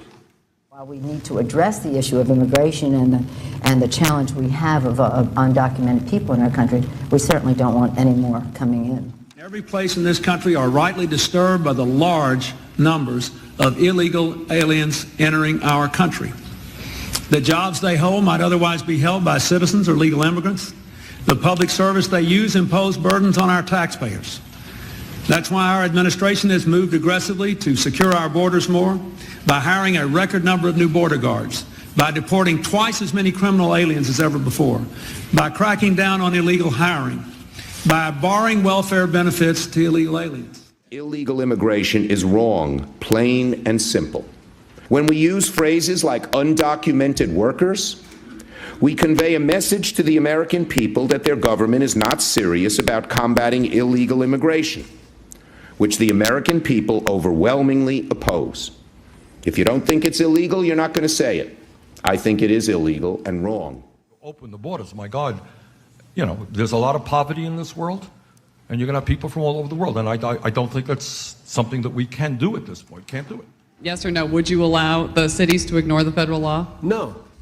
We simply cannot allow people to pour into the United States undetected, undocumented, unchecked, and circumventing the line of people who are waiting patiently, diligently, and lawfully to become immigrants in this country. So, Attorney General Bondi, what's the Trump administration, DOJ, doing to end the open border policies of the prior administration that saw dangerous drugs and criminal aliens flood our communities? Congressman, President Trump has worked tirelessly, as you know, to close our border, which is what the Democrats had asked for in that video. President Trump closed our borders on day one. He is protecting Americans. He is protecting our kids from the influx of drugs that were flowing into this country from Mexico, the fentanyl precursors that were coming from China. These precursors were taken from China into Mexico, and in Mexico, they were mixed and freely taken right into our country, along with gang members, MS-13, TDA, freely coming into our cities around our country, thanks to Joe Biden's open border policies. That has stopped under Donald Trump. It will no longer happen under this administration, and he is doing everything to keep Americans safe. And let me continue. When he was elected overwhelmingly by the American people, the majority of the American people wanted Donald Trump. One of the main reasons was border security and keeping Americans safe. And that's exactly what he did. And that's why today the other side sits here, they yell, they cut me off, they want to yell, they want to ask a question and don't want answers because they want to distract from all the great things that this president and this administration working hand in hand, and that includes Secretary Noem, who has closed our borders, and Tom Homan, who has closed our borders to keep Americans safe. And they're trying to distract from that, and they're not going to do it because the American people are smarter than that, and they see through their theatrics. Thank you. Just quickly, yesterday, Senator Grassley reached out to my office to tell me that I was one of the 20 members that was now disclosed were under surveillance from Jack Smith. This brings up the question of non-disclosure orders and whether or not they should apply to members of Congress. But with my phone records being surveilled, as well as looks like 19 other members of Congress, I'm just wondering how DOJ views that. Time is, the gentleman's expired, but the gentlelady can respond. As I stated earlier, Congressman, anyone's records who were illegally obtained, Democrat or Republican, we will fight vigorously to stop that. Anything with Arctic frost, I can't discuss right now. And isn't it true, Madam Attorney General, the DOJ has changed their policy? You can't do that now. The DOJ is not going to go do that and ask the judge for an NDO. Absolutely. Yeah, good. That in and of itself tells you why how wrong it was. The chair now recognizes the gentleman from California. Great, thank you. Madam Attorney General, you acknowledged earlier to Mr. Johnson that President Trump was mentioned and the release countless times, you said, in the Epstein files. I just want to play a video, though, for you that I think speaks to the frustration that many of these victims have. Of times Trump's name appears in the files, so it could at least be 1,000 times. Is that right? The number is a total misleading factor. We have not released anyone's name in the Epstein files that has not been credible. Director, could it at least be 1,000 times? We have released every piece of legally permissible information. Okay, you can characterize the numbers however you want it. I'm claiming my time, Director. It sounds like if you don't know the number, it could at least be 1,000 times. Which It's not. It's not. Is it at least 500 times? No. Is it at least 100 times? No. Then what's the number? I don't know the number.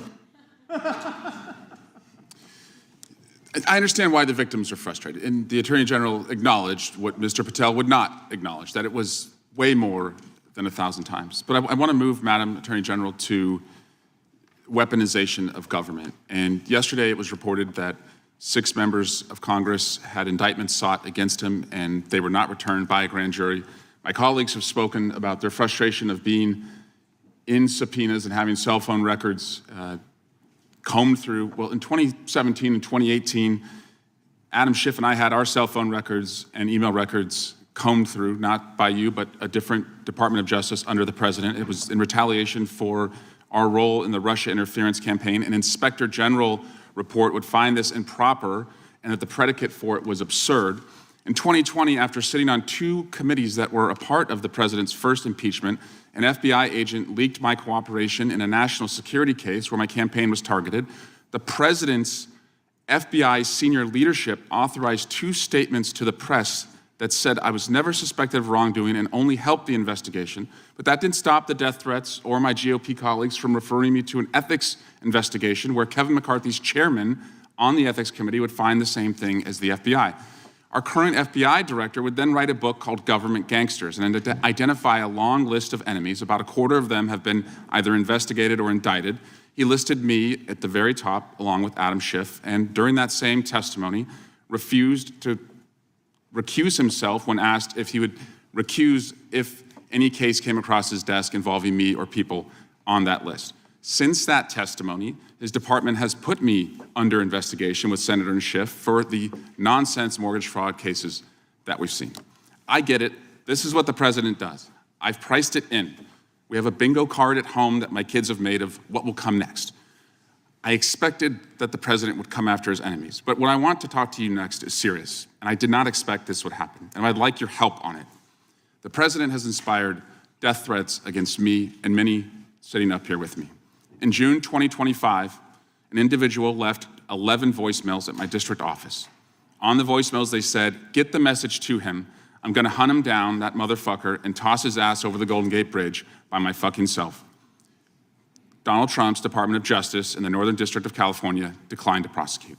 On May 14, 2025, on Twitter, responding to something I posted, an individual said, "No, it wasn't Eric, and now I'm going to kill you." The Department of Justice from the Southern District of Texas declined to prosecute. May through December of 2025, we received messages at my office that said, I hope somebody shoots you and your children and your wife in the head. Pew, pew, motherfucker, pew, pew. I would stay indoors as much as possible, and my children, unfortunately, have to do that. The Department of Justice has not charged this individual and cited that he's a prolific caller and has health conditions, although what we have found in our own investigation and his voicemails is that he has said he will employ others to do this. The president can come after me. It's fine. I'm in the arena. So are these folks. But we never expected that the Department of Justice would not seek to prosecute and investigate those who are making threats against us. And that would include those on that side of the aisle. And I'm just asking for your help to protect life, because life is at risk with the environment we're in right now. Congressman, I completely agree with you. I know about several of those personally involving you. I believe one has been charged publicly, and there's something I would be happy to talk to you about off camera, but I can assure you that they are very serious. They are being looked into, and I can give you more details on those. None of you should be threatened, ever. None of your children should be threatened. None of your families should be threatened. And I will work with, you can come into my office any day. I will work with all of you on both sides of the aisle if you are ever threatened. And I'll gladly talk to you after this hearing about your cases. But I can tell you some of them are very active. Appreciate that. Now yield back. Gentleman yields back, and we're sorry for what the gentleman and his family have had to go through. We appreciate what the Attorney General said. And I think some of the things that the gentleman from California related, we can all relate to, and it's unfortunate, it's wrong, as the Attorney General said, and we appreciate the help we get from the Justice Department. With that, we will now recognize the gentleman from New Jersey, Mr. Van Drew. Thank you, Chairman. I don't know where to begin. Thank you for being here, General. You might see me when I'm right in front of you. I have to mention this first. You know, I used this word before, and my friends on the other side of the aisle got mad at me, but hypocrisy. Epstein, Epstein, Epstein. But for years on the other side of the aisle, we heard nothing. Crickets, not a word. Nothing was said when they were in control. Nothing was mentioned basically till last summer, and the ranking member points out that he did do something last year. Yeah, he did a letter complaining about the plea deal for Maxwell, but it wasn't a big deal. Then we get a new administration, and all of a sudden it's a big deal, and they feign concern, they're upset, they're investigating. They had all these years and all this time. And in fact, Stacey Plaskett, and we all know that name, when they had a congressional hearing, Democratic member, were taking texts from Epstein on questions to ask to go after Trump. So Epstein was using her Democratic colleague as a tool to go after President Trump. Just everybody keep that in mind. And then we talk about ICE and how horrible it is. And there are concerns. Everybody wants everything to go right. Nobody ever wants to see somebody die. And they complain about it.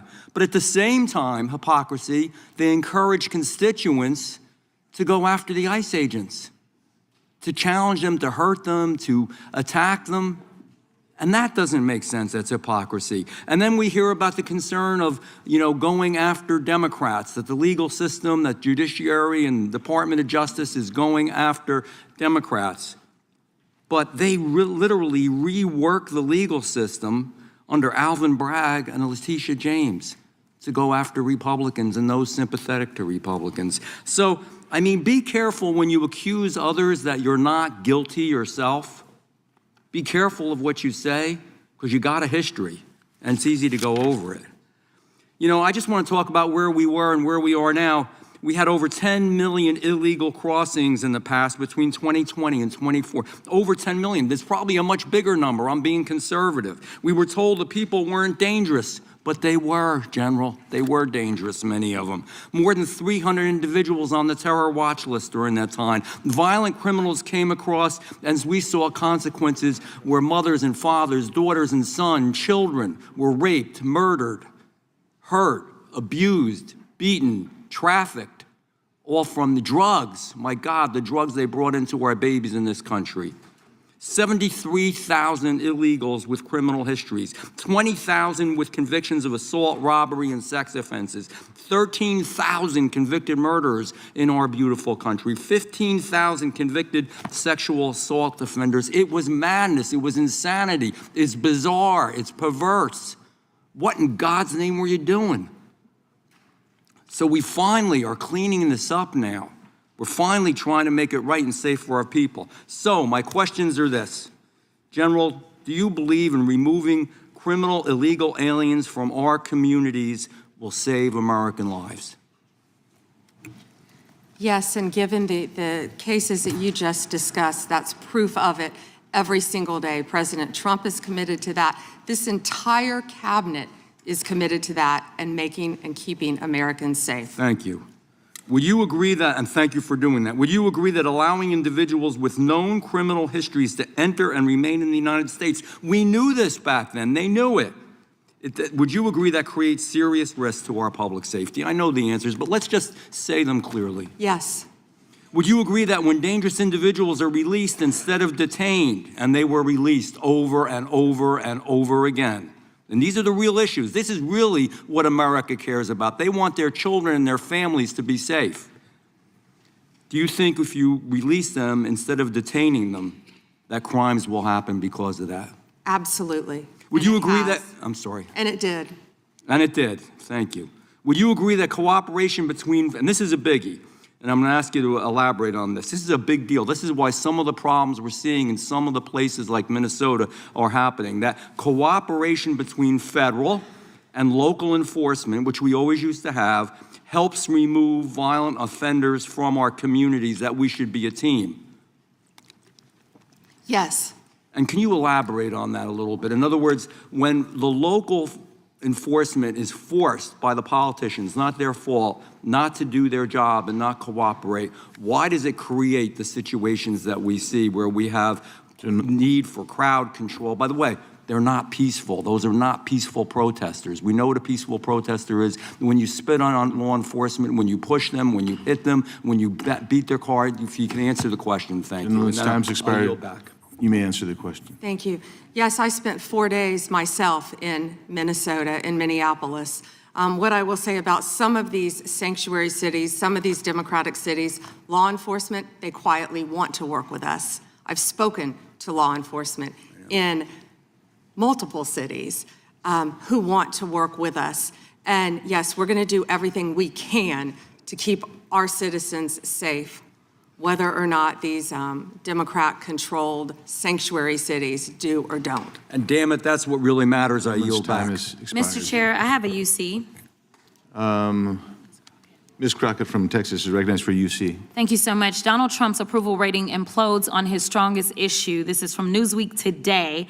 It says 40% of people approve of Trump's handling of immigration and border security, while 60% disapprove. Without objection, that is a admitted. net drop. Now I recognize the gentleman -20. from California, Mr. Liu.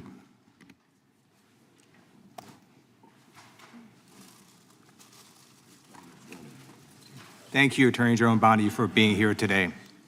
I'm going to show you two photos. Thank you. I'm going to show you two photos of former Prince Andrew. Prince Andrew attended various parties with Jeffrey Epstein. Under the law Congress passed, you were allowed to redact photos to protect the victims of Epstein's sex trafficking operation. You redacted the photos of this victim's face because you were following the congressional law. Is that correct?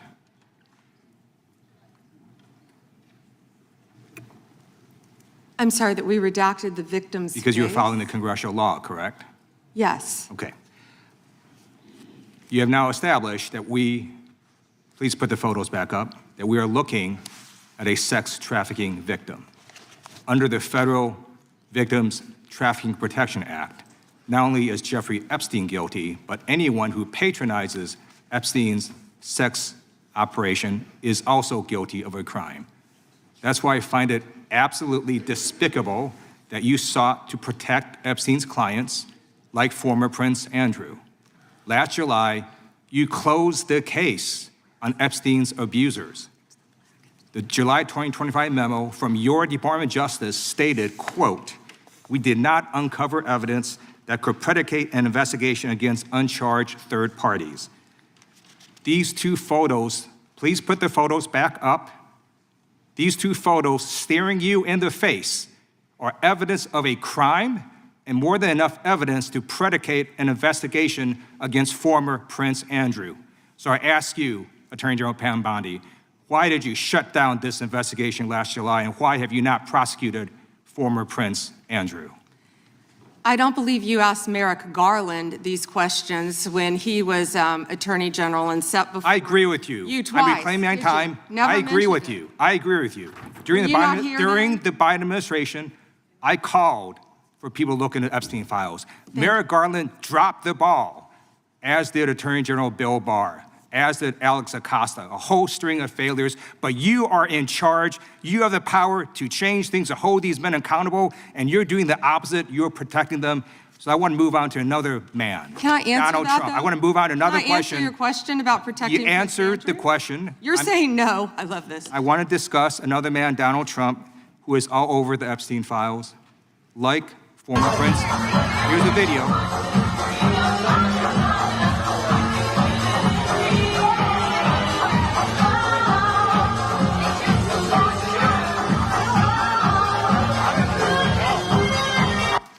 Like former Prince Andrew, Donald Trump attended various parties with Jeffrey Epstein. I want to know, were there any underage girls at that party or at any party that Trump attended with Jeffrey Epstein?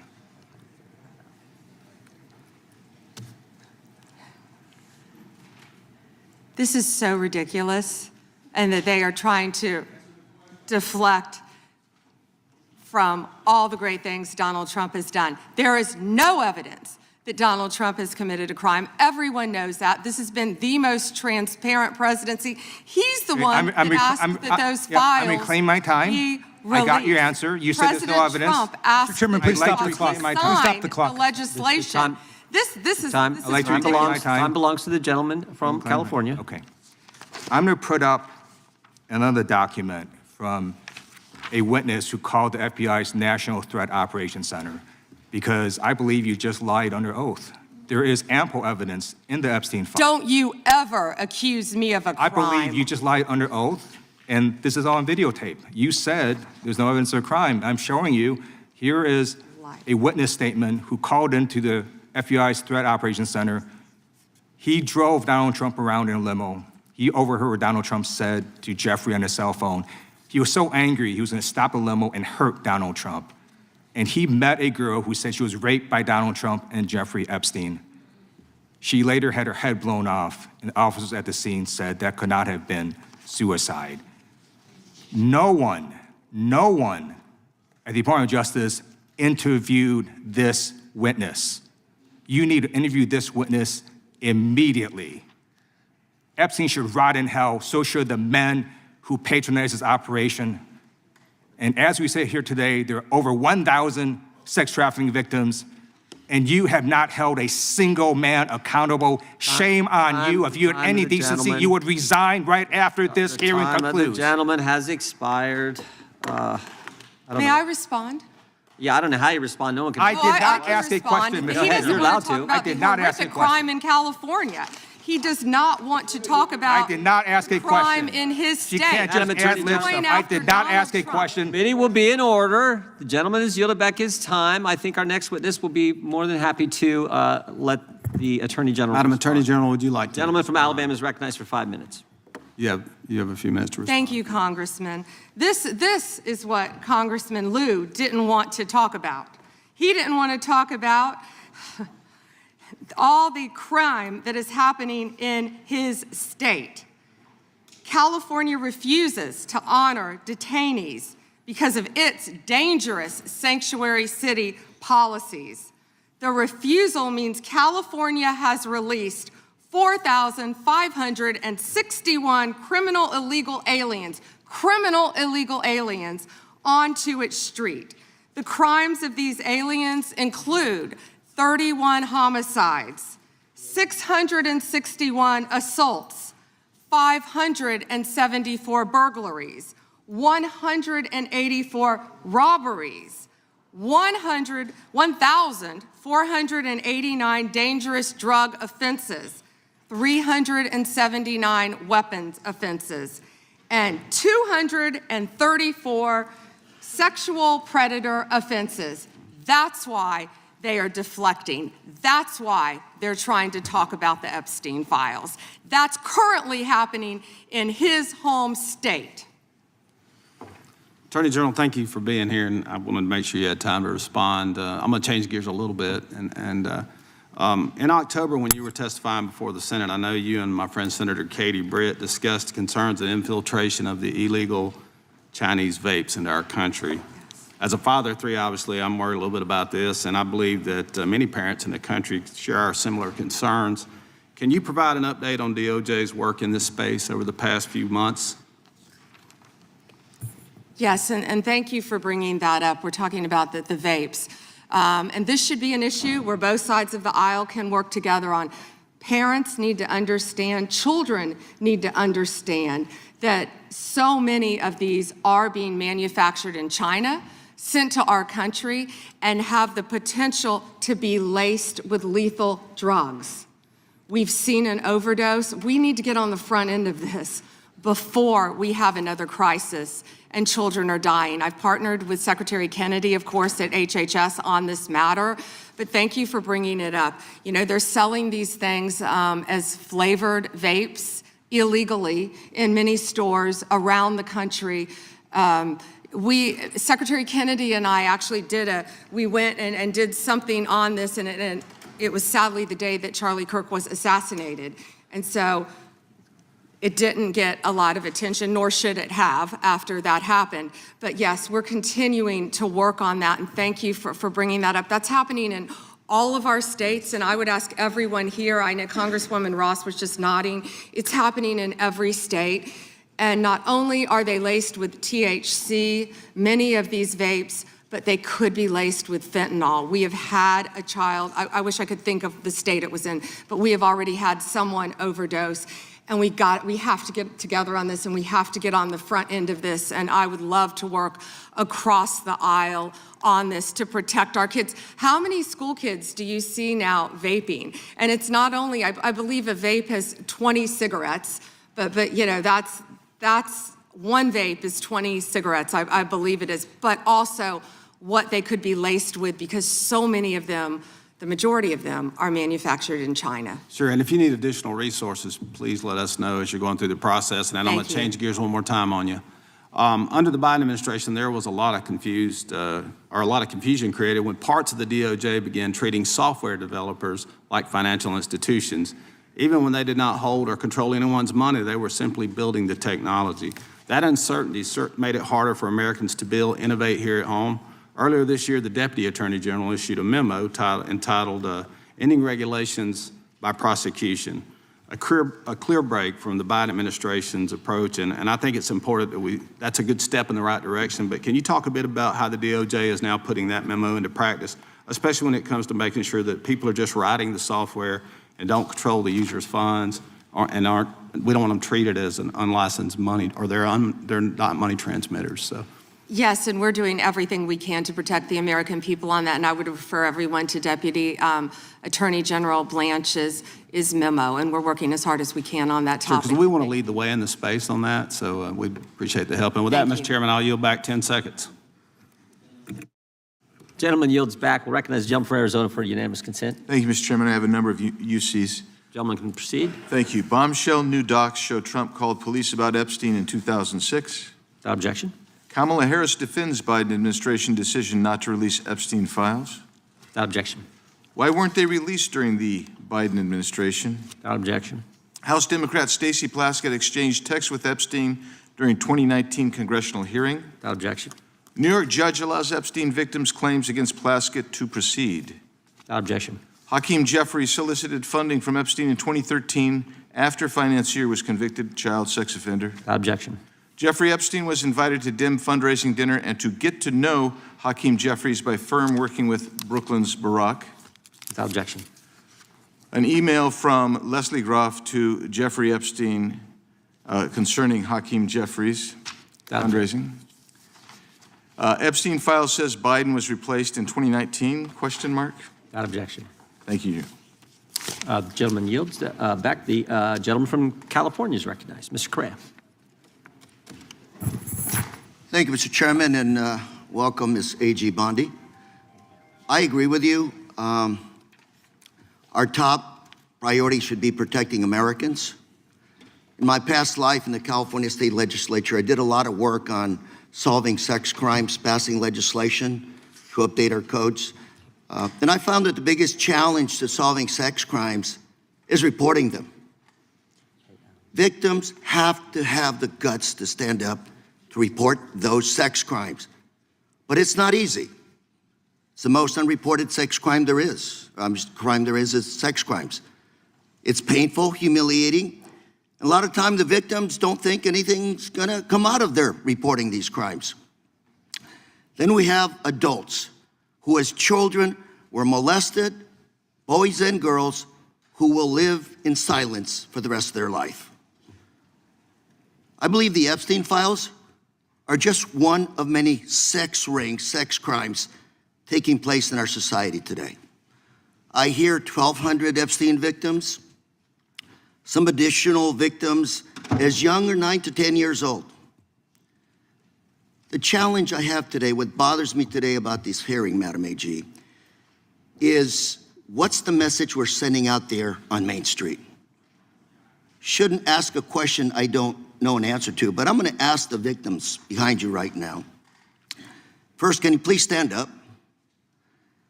And then, can you please raise your hand if you think after everything you've heard today, you feel that our AG, the feds, have your back? Do we have your back? Raise your hand if you're confident that we got your back. And that's the issue, Madam AG. We've got to make sure that victims stand up and report the crimes. Otherwise, we're going to be taking a step backwards. Today, AI, cyber, social media, the new realm for people to be hurt, attacked sexually. These are the areas I'd welcome the opportunity to work with you on. It's not your problem, it's not my problem, it's our problem. But to have redacted files that are not showing us the names of these predators is wrong. These are very powerful people. This was a very expensive business, and we don't know who they are. I would imagine they're very prominent Republicans, very Republican Democrats, and we are covering up for them. We got to know what's going on out there, Madam AG. It looks like you want to say something. I'm going to give the opportunity to address my statement. I look forward to working with you on any crimes involving child sex predators, children, and also cyber crimes. That is a tremendous problem now throughout our country. AI, you are correct. AI is causing great problems online we're working on that though. AI is an incredible tool, but it also can be fraught with peril with victims of crime. I've experienced that with someone I know who we've been trying to help. I look forward, though, to working with you on that and all cyber crimes. Can I? Please, go ahead. And as I said before, to any victims, we ask them to come forward to our office, and we want to work with them. I have never not worked with a victim, and I believe I've actually spoken to several of the Madam, victims' if I can reclaim my time, I only have a minute. behind me. If I can reclaim my time. I just think we start out by making sure those redactions are unredacted, those Epstein files, to make sure that the public, according to the law, following the law, that those names in those files are made public. We have to make sure we tell those predators there is no place for them to hide, and if they commit the crime, they're gonna fry for it. It starts with showing us the names of the perpetrators in the Epstein files. May I respond to that? Sure. Okay. So if any man's name was redacted that should not have been, we will, of course, unredact it. If a victim's name was unredacted, please bring it to us and we will redact it. We were given 30 days to review and redact and unredact millions of pages of documents. Our Madam, error rate is very low, The but there are victims are always right going to behind be you. We've errors got to convince on them both sides. that we're doing a And good we're job doing everything of we can to help protecting the them. victims. We will Thank do you, everything Mr. we can. Chair, I'm out of time. Gentleman yields back. The gentleman from California, Mr. Kiley, is recognized. Thank you, Mr. Chair. Good morning, Madam Attorney General. I wanted to return to a point that the chairman raised at the beginning of this hearing, which is these jurisdictions that refuse to honor detainer requests from Immigration and Customs Enforcement, often called sanctuary jurisdictions. Now, I know that you are not involved directly in immigration operations per se, but you do deal with the legal issues surrounding these jurisdictions. So let's say we have someone who's here illegally, who has committed a crime that, like the thousands of people you mentioned in California, murderers, sexual predators, drug traffickers.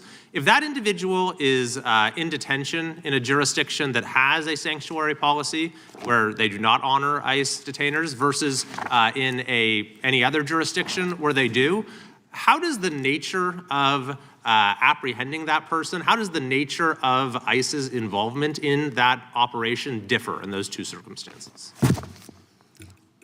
Well, I believe you've seen that in Minnesota, where people were not cooperating with us. I believe there a lot of local law enforcement did want to cooperate, but we are doing everything in our power to arrest and deport illegal criminal aliens, and that is not going to stop under Donald Trump's administration. You know, why sanctuary cities are so dangerous, what we've seen in Minneapolis.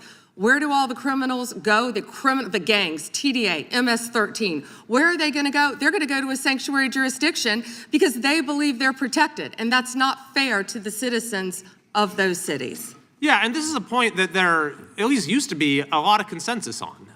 The idea that, you know, it's better to do a handoff to the immigration authorities in a custodial setting rather than releasing them where they have to be apprehended in the community. This is Alejandro Mayorkas when he was before this committee, not exactly a paragon of border security, but he said, "I do not consider it in the service of public safety to release an individual into the community when that individual can be released to Immigration and Customs Enforcement for prompt removal." Now, his words are one thing, his actions are another. But when you have jurisdictions across the country, including my state of California, doing systematically precisely the thing that even Alejandro Mayorkas said threatens public safety, I mean, what does that say to you? It's a danger to the citizens of your community, and thank you for fighting to protect them. Absolutely. And you know, we're having this conversation right now in relation to Homeland Security funding. And I believe there are some common sense reforms that have been proposed that folks on both sides would agree make sense. But those reforms have to go hand in hand with reforming this reckless practice of refusing to cooperate, refusing to honor detainers, and declaring oneself to be a sanctuary. So I'm hoping that we can find bipartisan support for what has long been a bipartisan principle. I want to go to a second topic, which is the school board memo, which I know that you have rescinded. And it was initially promulgated by Attorney General Garland when he came into office with President Biden, essentially opening an investigation into parents who were showing up at school board meetings and expressing their views on COVID policies, masks, various other issues, and using the full apparatus of federal law enforcement and counterterrorism to go after these parents. Now, he said this was because there was an increase of threats, but when even his own FBI director, Christopher Wray, was before this committee, he said there was no evidence of an increase in threats. Yet nevertheless, when I asked him if he regretted the memo, Attorney General Garland said there was absolutely nothing wrong with the memo. Now, I take it you disagree with that, having now rescinded it? Absolutely. That was one of the main focuses of President Trump and this administration. We will protect parents at school boards. We will protect children in schools. We will protect parents' rights for their children's education in our school system in this country. We will protect Christians. We will protect everyone who wants to freely protest. If Christians want to protest in front of an abortion clinic without being arrested, they will do so. Thank you very much. And finally, I thank you for your efforts to step up the detection and rooting out of fraud. My home state is California. Any idea if there might be any fraud going on in California? Well, we are establishing, as you have heard, a fraud unit, and I'm sorry you're having to deal with that in your state, but the cavalry's coming. And we have Colin McDonald, who is hopefully will be confirmed soon. We're working on Minneapolis. I don't know if you were sitting here when I said that, but California was right up there. I'm sorry to say for both sides of the aisle that California is right up there with fraud. It's out of control, but we are coming to your rescue. Donald Trump is coming to the rescue. Well, thank you very much. And unfortunately, I think you'll find that what's happening in California pales in comparison to what's been going on in Minnesota. Thank you. I yield back. Gentleman yields back. The gentleman from Maryland is recognized. Actually, I think the gentlelady from Pennsylvania. Gentleman from Pennsylvania is recognized. Thank you, Mr. Chairman. Ms. Bondi, I'm here. On September 25th, President Trump signed a memorandum known as NSPM 7, purporting to address domestic terrorism. But Americans across the political spectrum were immediately alarmed by the memo's blurring of the line between unlawful conduct and constitutionally protected speech and activity, as well as its call to investigate, prosecute, and dismantle groups that the president and Stephen Miller described without evidence as, quote, an organized campaign of radical left terrorism. Now, counterterrorism experts were further alarmed by the administration's singular focus on left-wing extremism, combined with the sudden deletion from the DOJ website of decades of research and law enforcement analysis, which had concluded that right-wing extremism poses the greatest terrorism threat to Americans. The president's memo broadly and vaguely links violent conduct to ideologies, and it targeted specifically anti-American, anti-Christian, and anti-capitalist beliefs, as well as, quote, hostility to so-called traditional American views on family, religion, and morality, end quote. President Trump has repeatedly and openly, however falsely, tried to brand his political opponents with these sentiments listed in his memo. But as you know, as a lawyer, holding beliefs that the White House disagrees with is not a crime. And the statute defining domestic terrorism requires criminal acts, not just thoughts and ideas. That's why legal experts, nonprofit leaders, religious freedom, and civil rights advocates immediately raised the alarm that the new presidential directive was a politically motivated attack on civil society designed to silence those who disagree with the administration. So, Ms. Bondi, Section 3 of that memo directed you, as Attorney General, to submit to the President and Stephen Miller a list of groups or entities whose members are engaged in acts that meet the definition of domestic terrorism. And then on December 4th, you directed the FBI to work with a variety of law enforcement entities to compile a list of groups and entities engaged in such acts by January 3rd, 2026, and to update that report every 30 days thereafter. So can we assume that you or persons under your direction at the Department of Justice have prepared that list of groups or entities who are designated as domestic terrorist organizations? And I just remind you, that's a yes or no question. Did you prepare the list? I'm not going to answer it yes or no, but what I will say is I know Antifa is part of that. I will talk to you about that. I'm reclaiming my time. I asked you whether you an prepared Antifa member a list. was arrested in Minneapolis I'm federal reclaiming court for my cyber time. stalking. Did you they have ask a question list? and don't want an answer. The answer is yes or no. Time belongs to the gentlelady from Pennsylvania. Gentlelady can proceed. Okay. So will you commit to providing this committee with any list of organizations that you have recommended be designated as domestic terrorist organizations? We will comply with the law in all matters. Will you commit to provide this committee with your list of entities that you recommend be designated as domestic terrorist organizations? I'm not going to commit to anything to you because you won't let me answer questions. Okay, well then we do understand that your current position is that you have a secret list of people or groups that you are accusing of domestic terrorism, but you won't share it with Congress. And I'd remind you that When the U.S. government designates an entity as a foreign terrorist organization, it must report that to Congress and to the entity, because the government can make a mistake and the entity has the opportunity to contest it. So your position seems to be that if you falsely designate an American or an American organization as a terrorist group, there's nothing they can do about it. I think we get it. You don't want to answer the No, question. you don't get anything regarding public safety. Thank you. Nothing. Thank you for the insult. It's clear you didn't come to Congress prepared to answer questions that the American people have every right to have answered. But if you were prepared to answer truthfully, here's what we expect the facts to show. The administration is keeping lists of Americans who the White House says are engaged in domestic terrorism.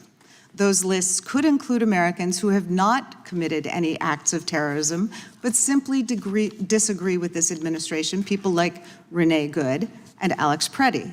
And your list may include clergy, elected officials, and members of indivisible groups across the country. And those lists likely don't include Proud Boys or Oath Keepers who were actually convicted.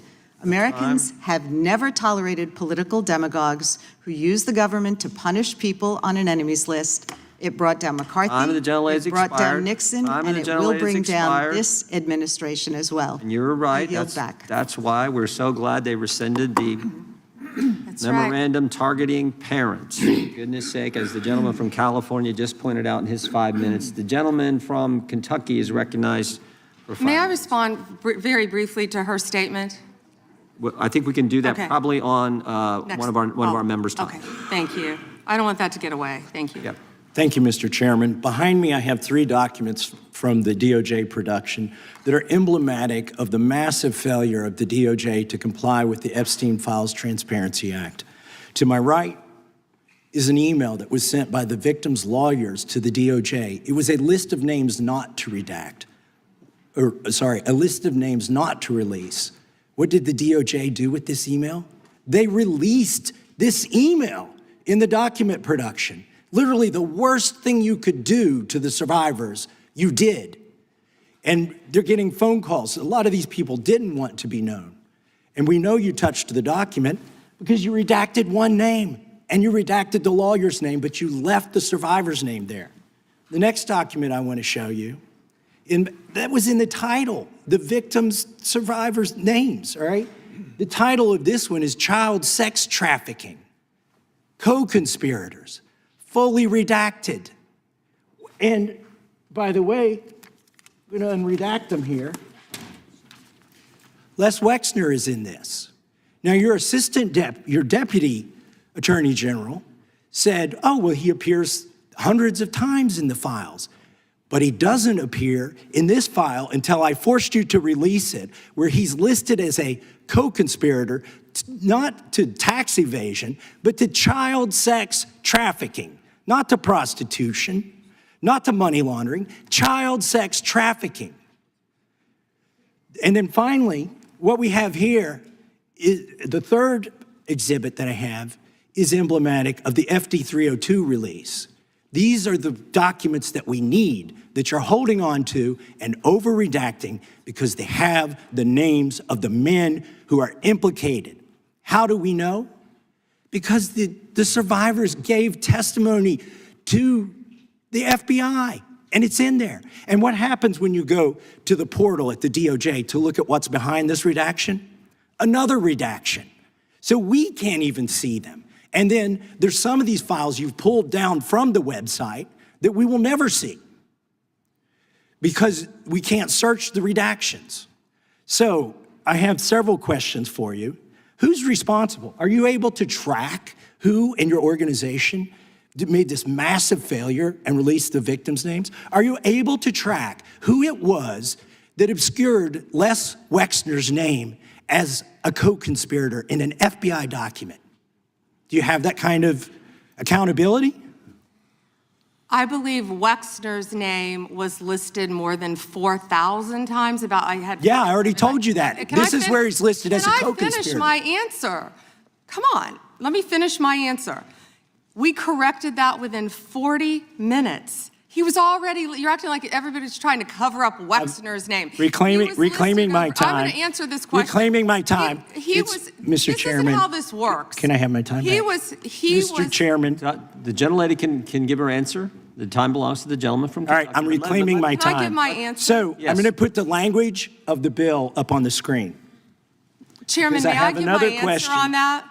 Here's It's a political the question. joke, and I need to give my answer Yep, on that. we'll let the Attorney General respond, and then the gentleman can move to his next Chairman, question. it's my time. Within 40 Chairman. minutes, you asked me a question. You can give Within me- 40 minutes, Wexner's name was added back. Within 40 minutes You of me catching you red-handed. There was one redaction out Where of he's over listed as a 4,700, co-conspirator. Okay. and we invited what? you Show in. the video. This Show guy the- has Trump derangement syndrome. He needs to get, you're a failed politician. Gentlemen, You need to time get is on on. these to watch the video. matters. Mr. Chairman, please restore his time and remind the witness of the Himself, rules there here. is Time. no credible information. None. If there were, I would bring the case yesterday that he trafficked to other individuals. Is that your position as well? My position is any victim who comes forward, of course, we would love to hear from them.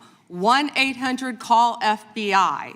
Did you ask Merrick Garland that the last 4 years? Did you talk about Epstein? I am at reclaiming all my the time. last I'm 4 glad you're years? asking about Merrick Garland. You don't get to reclaim because this time when is you don't- bigger when than you can't- Watergate. when I don't answer a question the this way you goes want. over 4 administrations. You don't have to go back to Biden. Let's go back to Obama. Let's go back to George Bush. This cover-up spans decades, and you are responsible for this portion of it. And that's now, where the I want to most know at what transparent- point did the FBI and the DOJ decide that Lex Wessner was not a co-conspirator?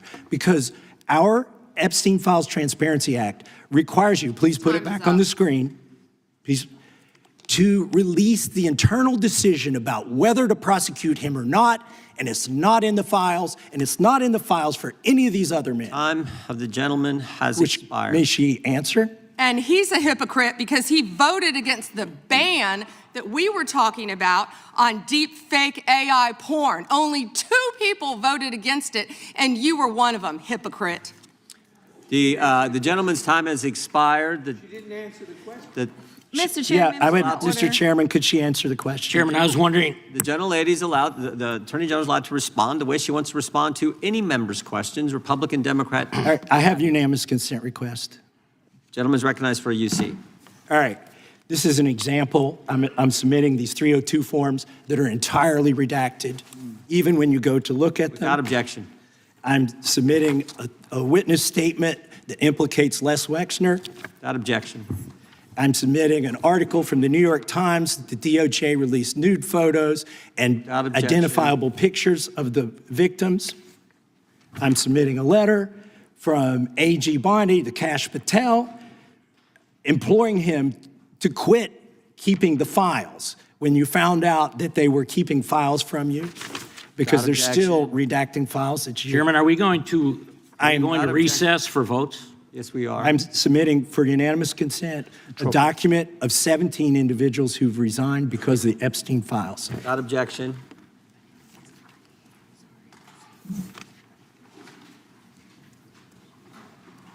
Just want to check on how much time we have left in votes, but one thing I've learned here of late that they'll wait on us.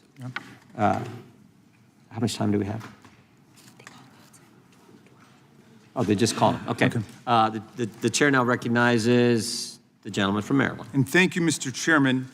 I want to start by saying I appreciate what you said, Attorney General Bondi, and you said it to me personally, that you take the personal security of every member of Congress seriously and that people can contact you about that. And in these times, that's a very serious matter. So I thank you for that. Article 2, Section 1, Clause 7 of the Constitution is the Domestic Emoluments Clause. And it says that the president is limited to his salary in office and cannot receive any other money from the federal government while he's in office. It cannot be increased by $1.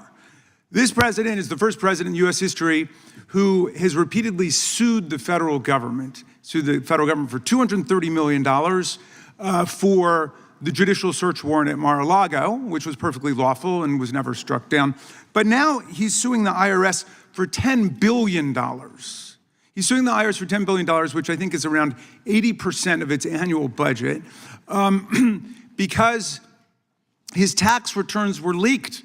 And they were illegally leaked by a private contractor who actually is in prison now, Charles Littlejohn, but he wants $10 billion. Now, but I want to ask you the question of whether you think it would violate the Domestic Emoluments Clause for you to settle that $10 billion case or any of the other claims that the president has made against the government. He himself has remarked, it's interesting because I'm the one that makes the deal, right? And he says, I kind of have to work it out with myself.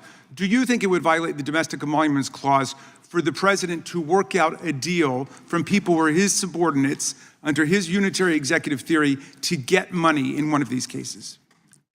I'm not going to discuss pending litigation. Okay, so theoretically you're saying because his privacy rights were violated in that tax case, and they were. I'm with the president on that. I mean, his Mar-a-Lago thing is ridiculous, but there's no doubt that his tax returns, despite the fact that he promised to release them, despite the fact that every other president released the tax returns, he suffered embarrassment when it showed that he hadn't paid taxes for several years, and he had a right for that not to happen. Now, I want to turn back to the Epstein survivors, because President Trump may have been a little bit embarrassed by the release of those tax returns. How much do you think the claims of these survivors are worth?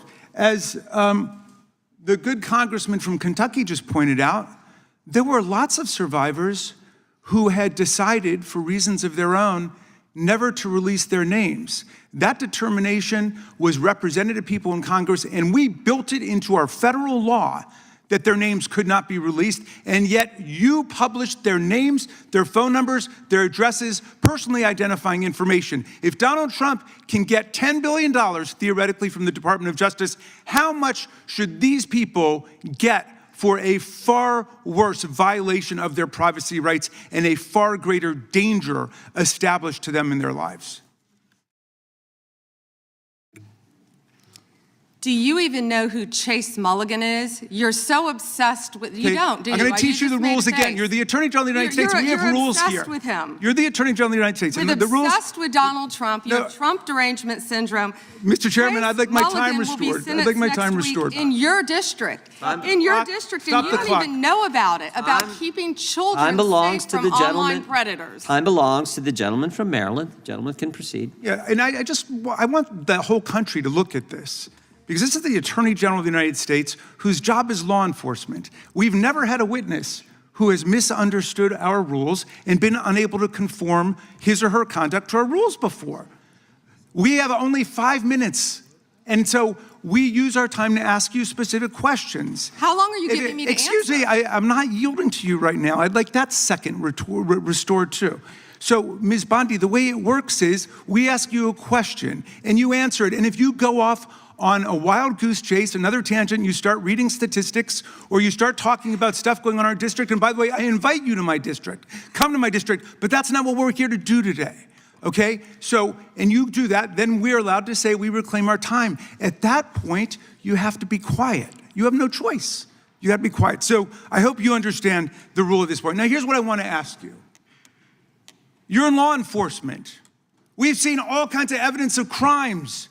And when we go over to the Department of Justice for the 4 computers for every member of Congress, we see more evidence of crimes.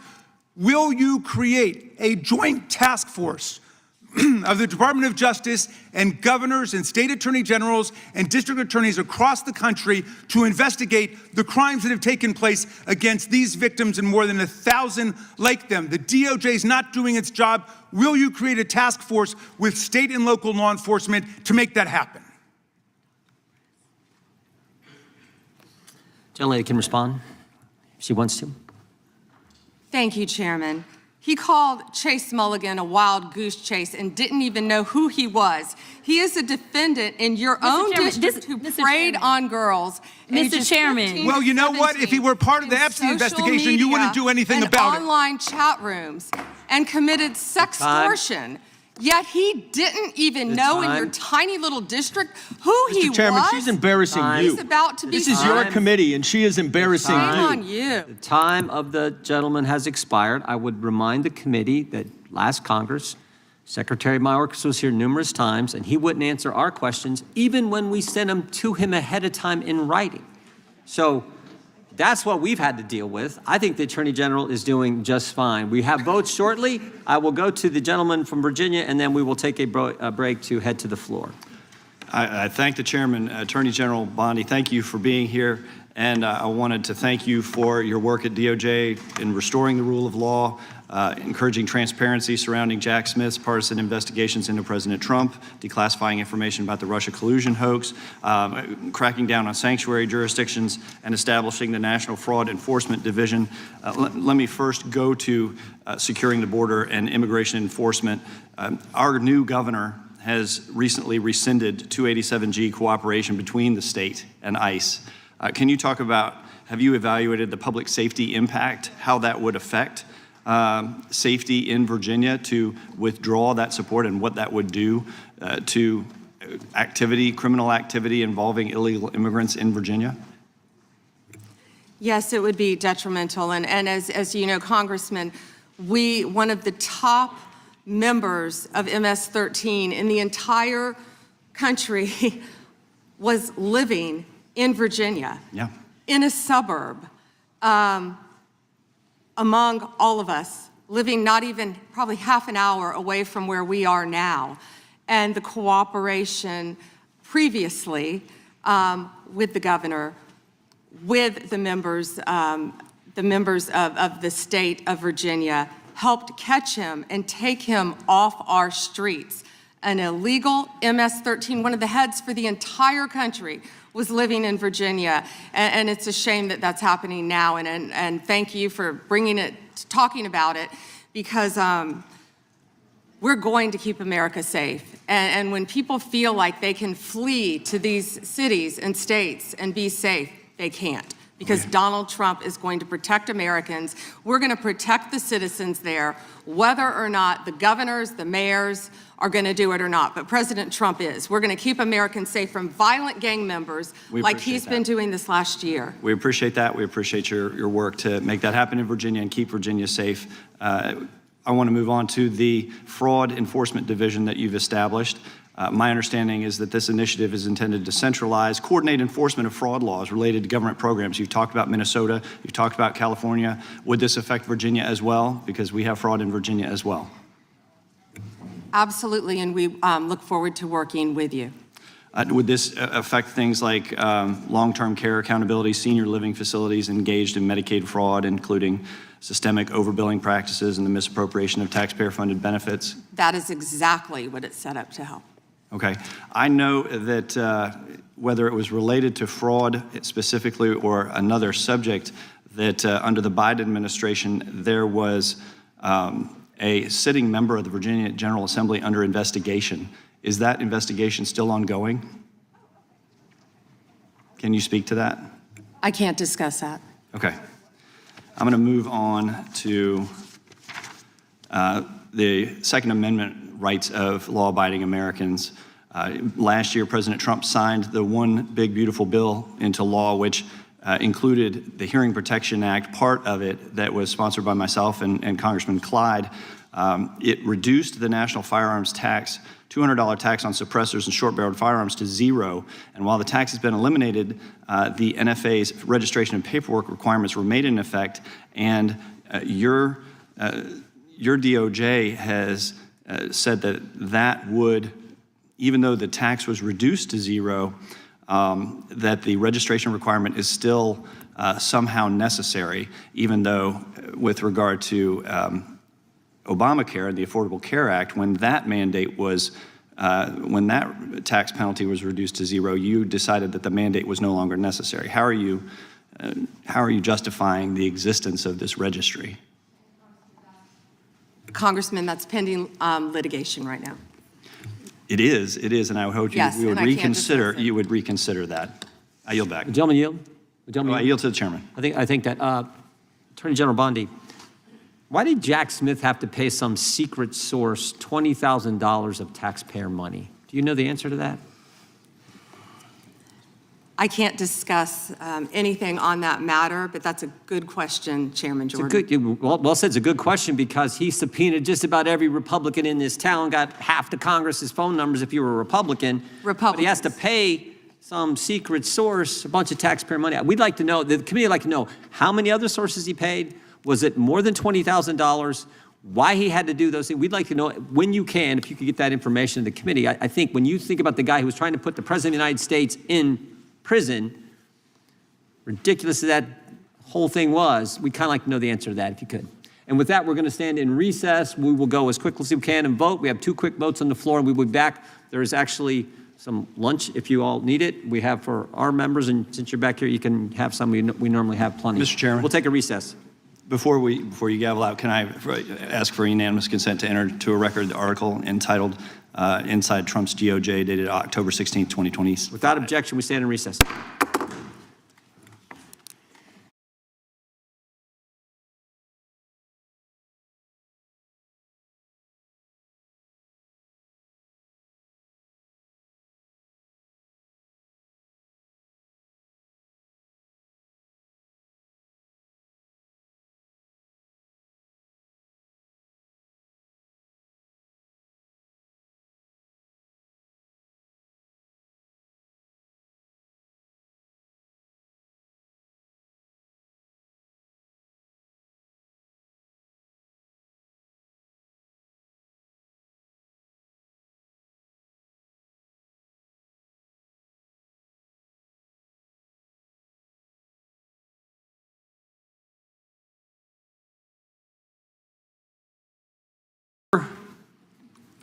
And the gentleman from Colorado is recognized for 5 minutes.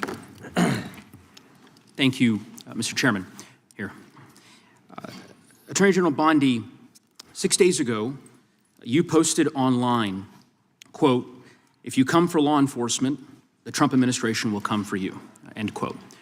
I want to show you just a brief video. It's about 30 seconds, and I'll ask you a couple questions about it. You guys are disgusting, man. Hey, you guys are disgusting. I'm former law enforcement. You're disgusting. You are the Nazi. You are the Gestapo. You can't see it because you're chasing your pension, right? Your pension, your retirement, right? That's what runs your life, your retirement. The sad thing is they're not even going to get their pension because it's going to be worthless. And shame on you. Shame on you. Shame on you. Yeah. Fuck that. Yeah.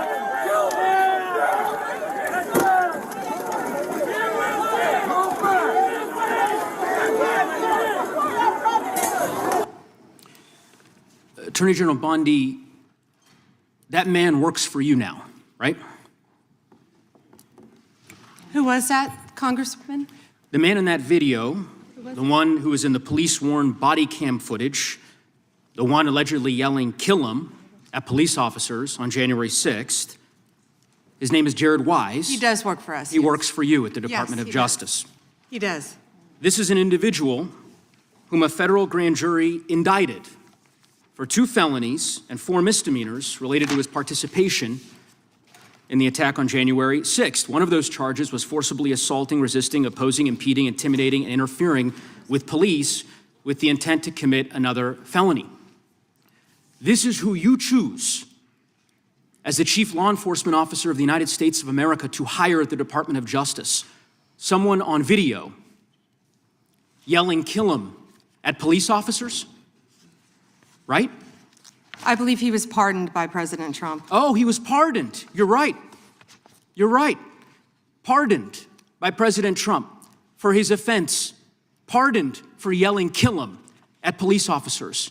And yet you expect hardworking police officers across the country to believe that you take law enforcement seriously. You could imagine the reaction of so many folks across the country hearing the chief law enforcement officer of the United States refuse to even condemn what that individual whom you've now hired did. But in any event, let's talk a little bit about some of the other divisions within the Department of Justice and what's happened over the last year.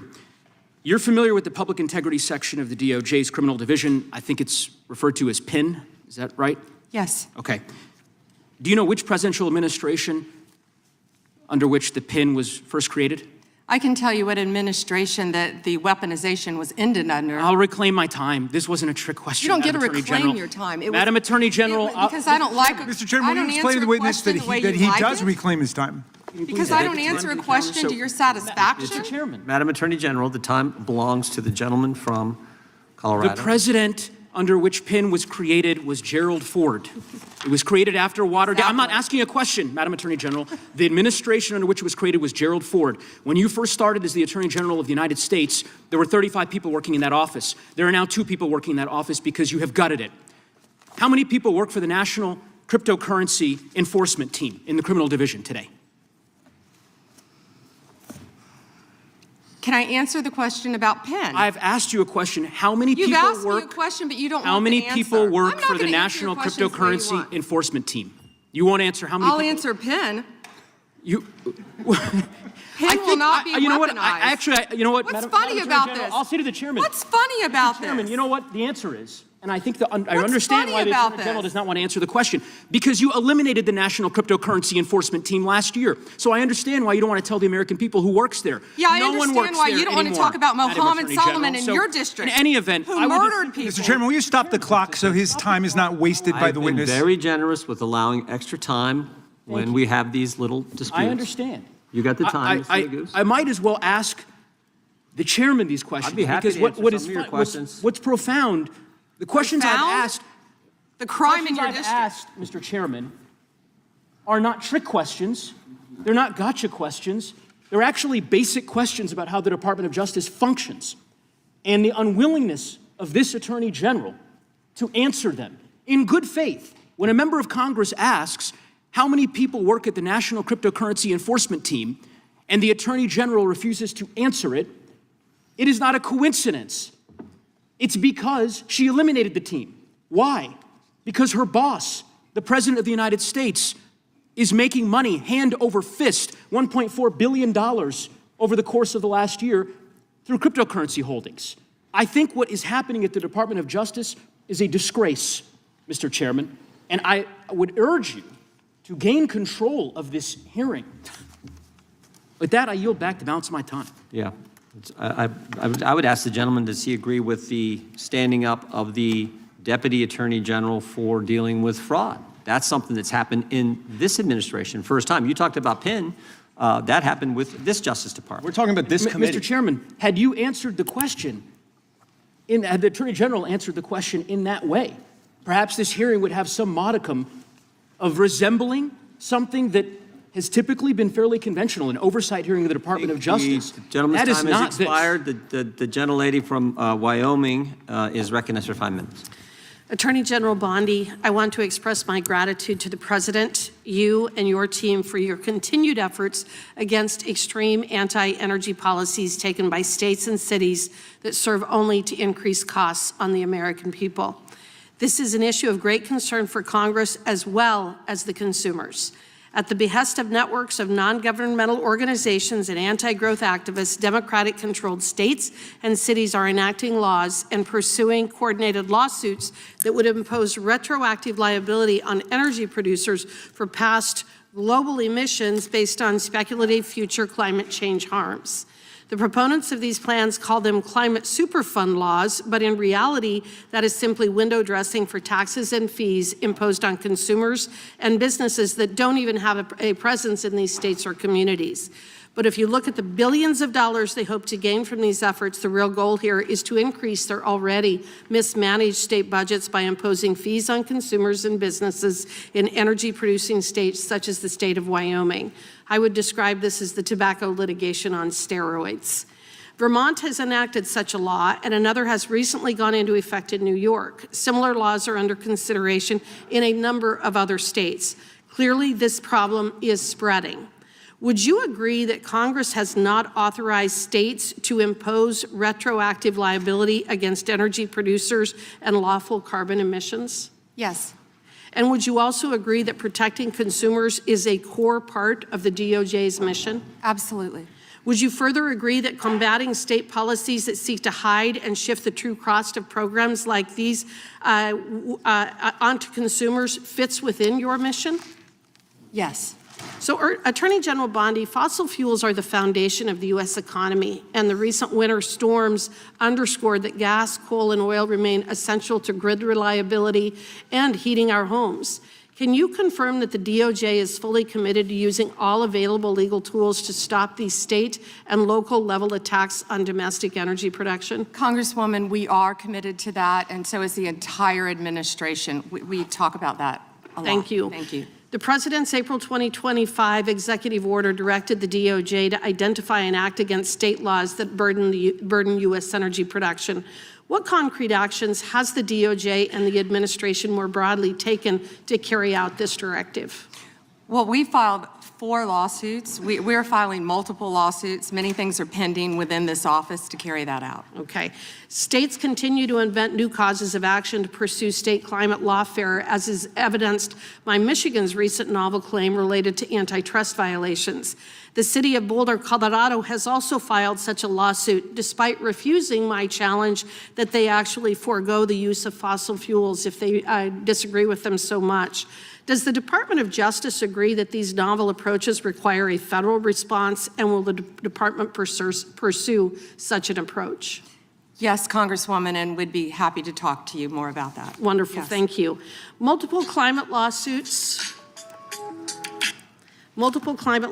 are now advancing toward trial, even in states that rely on those energy forms to provide heat and electricity for their citizens. In fact, in any community, they all rely upon fossil fuels in some fashion. Is the department actively considering intervention to protect federal supremacy over interstate emissions and energy policy? Yes, we'd be happy to discuss that with you. Thank you. And clearly, this is an area in which Congress has a role to play. To that end, I'm working with my colleagues in both the House and Senate to craft legislation tackling both these state laws and the lawsuits that could destroy energy affordability for consumers. To that end, are there any authorities or tools that DOJ and the administration don't currently have at their disposal that would be helpful in that effort that Congress could adopt? Well, we work with multiple agencies throughout the administration, but I'd be happy to talk to you about that more. Wonderful, Yes. Thank you. I appreciate your effort in this regard. And may I have 20 Please. seconds of your time Please. to address something? Yes. Thank you. Your colleague, Senator Neguse, didn't want to talk about crypto because he said I was a disgrace talking about crypto because he didn't want to talk about the tremendous crime in his jurisdiction. He voted no on preventing violence against women by illegal aliens. Yet, on June 1st, 2025, Mohammed Solomon attacked members of the group Run for Their Lives in Boulder, Colorado, where an 82-year-old woman sustained burns on over half of her body and eventually died from her injuries. I believe that she was a Holocaust survivor. She was. The time the gentlelady has expired. I yield back. The gentlelady yields back, and the gentlelady from Georgia is recognized. Thank you, Mr. Chair. Ms. Bondi, as the Florida Attorney General, attorneys from your office handled the appeal of my son, Jordan Davis's murder, which was denied. As a result of the efforts of those attorneys under your watch, the court actually upheld the life sentence for a man who used prejudice as his defense for murdering my son and scarring his friends for life. Attorneys from your office, under your management, worked hard to remove a dangerous man from the community who terrorized innocent people like my son and his friends. The compassion and respect that my family received throughout that ordeal were critical in helping us keep faith in the rule of law and justice. Based on my experiences, I have seen how strong victim services, sustained investigations, and well-supported prosecutors can make a meaningful difference in the lives of families who are grieving and suffering. Ms. Bondi, just yes or no, would you agree that government officials should be respectful and supportive of victims' families as they mourn? First, Congresswoman, thank you for talking about that, and I'm so very sorry for what happened. to your family. Thank you. And yes, I agree with that with all victims, including the ones sitting behind us today. I absolutely do. And Okay. also, thank you for voting yes on the Lake and Riley Act. Thank you for that. Thank you. Okay, so your answer is why the recent treatment of families in Minnesota raises really serious concerns for me. Because shortly after Mr. Alex Preddy was murdered, administration officials referred to him as an assassin and called Mr. Preddy the definition of domestic terrorism. They also lied about Mr. Preddy holding a gun and threatening officers.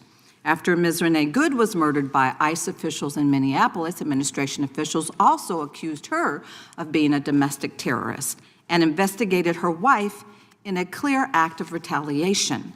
The statement Mr. Preddy's mother made after the murder resonated with me more than you'll ever imagine. She said that, and I'm quoting, "The sickening lies told about our son by the administration are reprehensible and disgusting," end quote. And I assure you, I know how it feels to hear lies that are told to justify the taking of someone's son.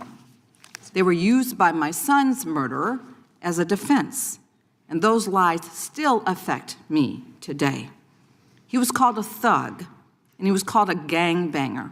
And the attorneys from your office actually defended my son's name, his memory, and defended his honor.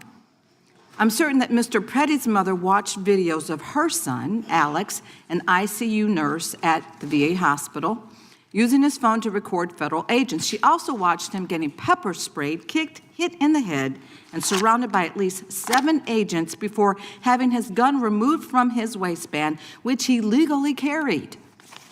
And she watched seconds later as 2 of those agents shot her son Alex at least 10 times.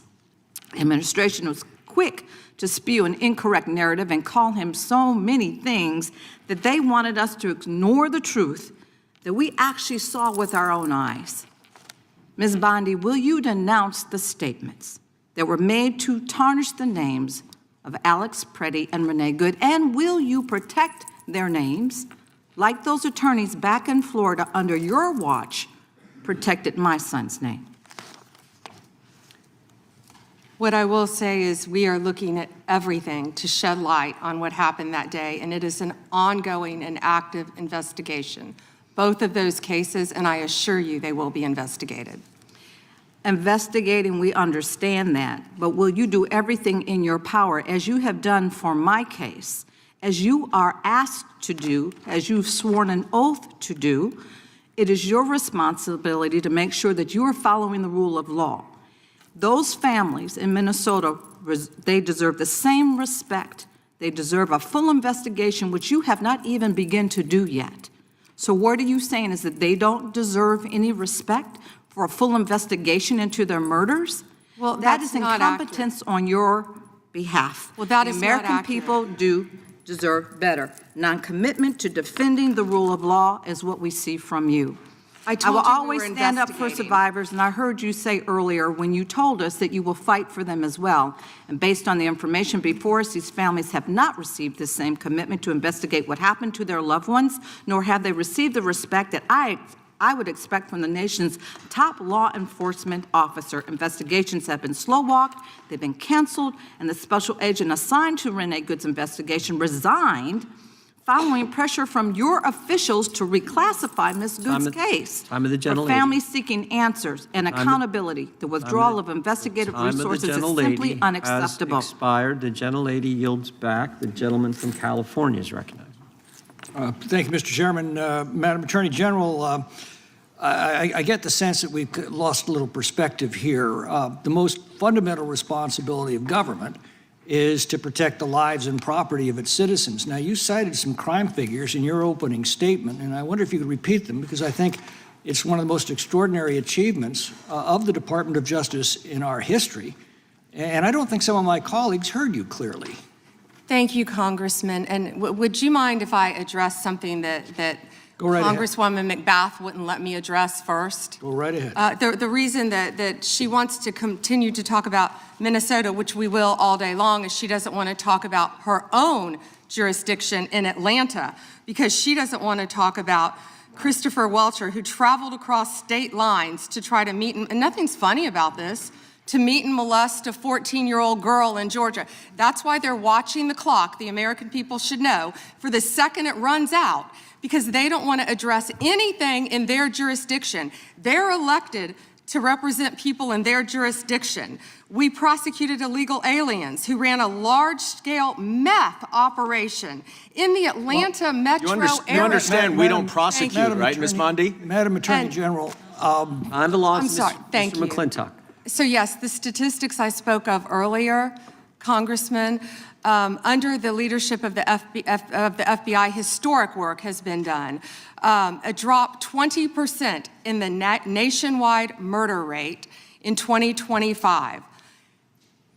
Least murders in our country since 1900, and that is to the work because of the credit of Donald Trump. It's not just homicides, is it? It's also other violent crimes, robbery. Could you go through that list real quick?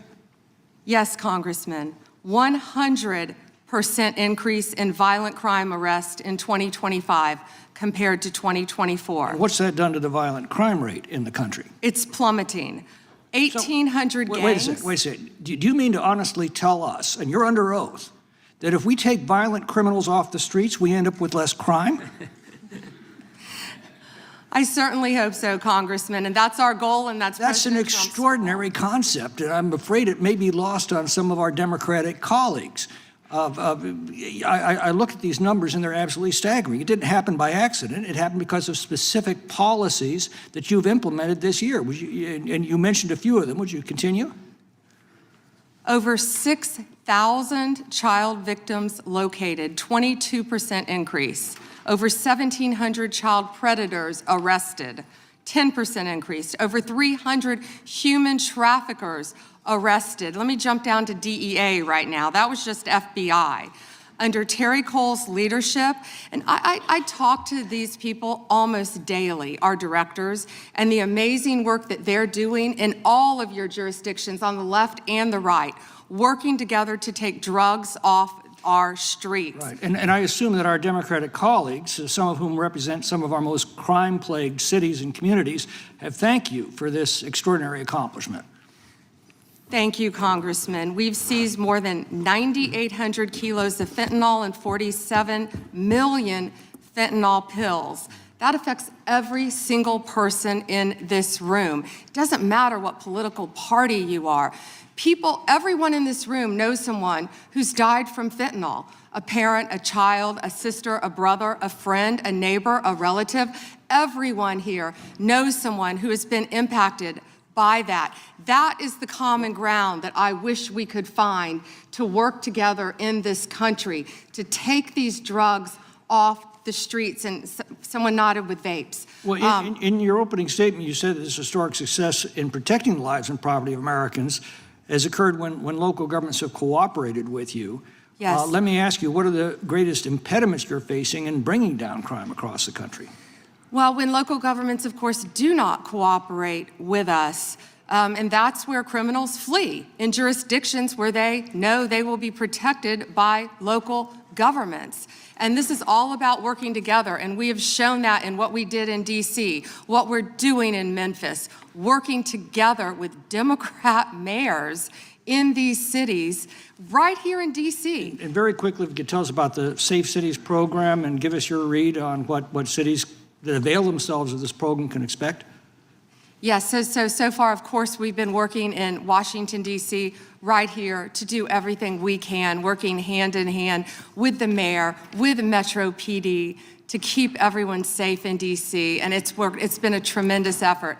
And now we're in Memphis, working with the mayor in Memphis, as we talked about earlier, doing everything we can. These are iconic cities in our country, and we want to help every city in this country who wants and asks for President Trump's help to make America safe again. Gentlemen, Mr. Chair, I have, you see. let the record show that Democrat was applauding the Attorney General's answer there. A unanimous consent? Yes, please. All right, the gentlelady is recognized. Mr. Chair, I have a few unanimous consent requests. I would like to submit into the record this New York Times article titled Alex Pretty's Friends and Family Denounce Sickening Not Lies object. About His Life. I also would like to objection. submit this Daily Mail exclusive interview with Vice President J.D. Vance titled J.D. Vance Refuses to Apologize to Alex Pretty's Family After Spreading objection. ICE Assassin Claim. One more. My last submission request is a New York Times article titled FBI Agent Who Tried to Investigate ICE Officer in Shooting Resigns. Without objection. Thank you. The chair now recognizes the gentlelady from North Carolina. Thank you, Mr. Chairman. Attorney General Bondi, I think you and pretty much everybody else here and throughout the country believes that convicted sex offenders don't deserve special treatment or privileges in prison. And yet Ghislaine Maxwell, Jeffrey Epstein's co-conspirator, received perk after perk in prison. In July, she had a 2-day interview with your deputy and President Trump's former defense attorney, Todd Blanche. Just days after that, Maxwell was transferred from a federal correctional institution in Florida to a minimum security camp in Texas, which she, as a sex offender, would normally be ineligible for. At this new facility, as the ranking member talked about, and by the way, it's nicknamed Club Fed, we've heard reports that she's been afforded special privileges, puppy time, private workouts, personal mail, secretarial services. Attorney General Bondi, does a convicted sex offender like Ghislaine Maxwell deserve special treatment and privileges in prison? Yes or no? Let me be crystal clear on this. No. And Thank you. Let me keep going. No, let me keep going. Perfect. Well, I did not know she was being transferred. I asked you yes or no. She was not transferred to a lower Mr. Chairman, level. please stop the clock and remind the witness of the rules. One rule she needs to And I'm understand glad here. that we're agreeing. So when we're agreeing, we can move on to some other things. When But we're I not want you agreeing, to know that every time she does get these perks, and it's been publicly reported, that the folks she's abused, the survivors who are sitting here, they see themselves as being denied justice. They feel re-traumatized. And I'm glad that we agree on that. But she should not be in that prison. And she needs to be moved back to a maximum security prison as soon as possible. But what she has told another committee here is that she won't cooperate with them unless she gets clemency from Donald Trump. It's just crazy to consider that she can be wielding this kind of influence within the administration. But that begs the question, who ordered her to be transferred to the minimum security prison that she was ineligible for? Who signed off on the special privileges? Was it Mr. Blanche? Was it one of your other subordinates? So please, can you tell us who sent her there, since you don't agree she should be there? I said I do not agree she should receive special treatment. She was transferred, I learned after the fact, to the same level facility, and that is a question for the Bureau of Prisons. I was not involved in that at all. The same level facility, I don't know why, but you know, instead of talking about Ghislaine Maxwell, who hopefully will die in prison, you should be talking about Irina Zarutska. I have a couple who of died other on a questions. subway. Right, and I absolutely... You don't talk about that. I have been talking about it and actually helping with these issues. But we're going to move back to you. I bet we are. Yes, of course, because you're here to testify.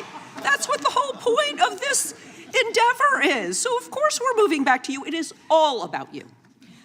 So as we've heard, she took the fifth in response to every single question in that committee hearing, and her lawyer dangled the offer of clemency.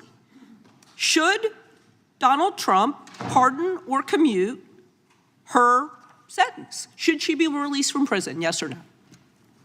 You said you hope she dies there, so I'm hoping the answer is no. I already answered that question. Good. I'm very glad. I really like this bipartisan agreement about when what it should agrees happen with you. But you don't want to talk about Irina Zarutska. You don't want to talk about I talk about her murdered all by the a time, violent crime but offender I am not in here your to jurisdiction. testify before Congress. You are. That is your job today. You are That's what you're getting paid for. obsessed with attack. Time belongs to the I young lady. want you to know that your own DOJ employee, he's recently been demoted and had some other problems, advises on pardons. Do you think he will be advising Mr. Trump on any kind of clemency or pardon for Ghislaine Maxwell? I'm not going to speculate, and you couldn't even identify properly. That's why you don't want to talk about Irina Zarutska. You couldn't properly identify her relative. I absolutely It's embarrassing. have been, and her family, by the way, appreciates all of the condolences, all of the help, everything that our law enforcement in North Carolina has been doing to help her family. Her family feels well treated. Thank you, and I yield back. Gentlelady yields back. Gentleman from California is recognized. I'd ask unanimous consent to enter into the record an article by former Attorney General William P. Barr entitled, "Why Pam Bondi Didn't Publish All the Epstein Files in 30 Days." The answer is simple. It was not possible, from the Wall Street Journal. Well said. Without objection, the gentlelady from Florida is recognized. Thank you, Mr. Chairman. I'm sorry. May I respond 20 seconds to something that Congresswoman Ross said? Go right ahead. Thank you. She also opposed a sex offender registry as head of North Carolina ACLU. Thank you. Thank you, Madam Attorney General. And I'd like to pick up where you left off a moment ago, because we convene here today as a committee for the stated purpose of conducting oversight of the Department of Justice. And so it's critical for us to focus first on the mission of the department and assess your success in discharging it. So the mission of the department is to enforce federal law, defend the rule of law, and protect the American people from violent crime, terrorism, drug trafficking, fraud, and exploitation, to promote public safety. And what we have heard today unequivocally is that President Trump's Department of Justice, under your leadership, Attorney General Bondi, is doing exactly that. Just a moment ago, you shared with us some incredible statistics that the United States, under your leadership, has achieved the lowest murder rate in 125 years. That in the first year of this administration, murder is down 21%, robbery is down 23%, carjacking down 43%, and gun assault down 22%. That is what public safety looks like. Under your leadership and that of President Trump, you've located more than 6,000 child victims of trafficking and exploitation, arrested 1,700 child predators, and apprehended more than 300 human traffickers. Significant increases. And those aren't just statistics. Those are precious lives that your department and the men and women of federal law enforcement have saved. Madam Attorney General, you've mentioned a couple of specific criminal trends during this hearing that I'd like to discuss with you further, because one of our important roles in Congress is making sure that our laws and our law enforcement stay ahead of predators as technology evolves. I lead legislation in the House, along with bipartisan co-sponsors on this committee, to make sextortion a clearly defined criminal offense. We actually passed that out of the House of Representatives. We have a bill to promote Operation Renewed Hope, to help rescue more child victims, and the Defiance Act to provide legal recourse to victims of deepfake AI intimate images. I would love to hear your perspective and what you are seeing related to these technology-based criminal trends, sextortion and AI deepfakes. What are you seeing at the Department of Justice, and why do you believe that efforts to combat these types of crimes are important?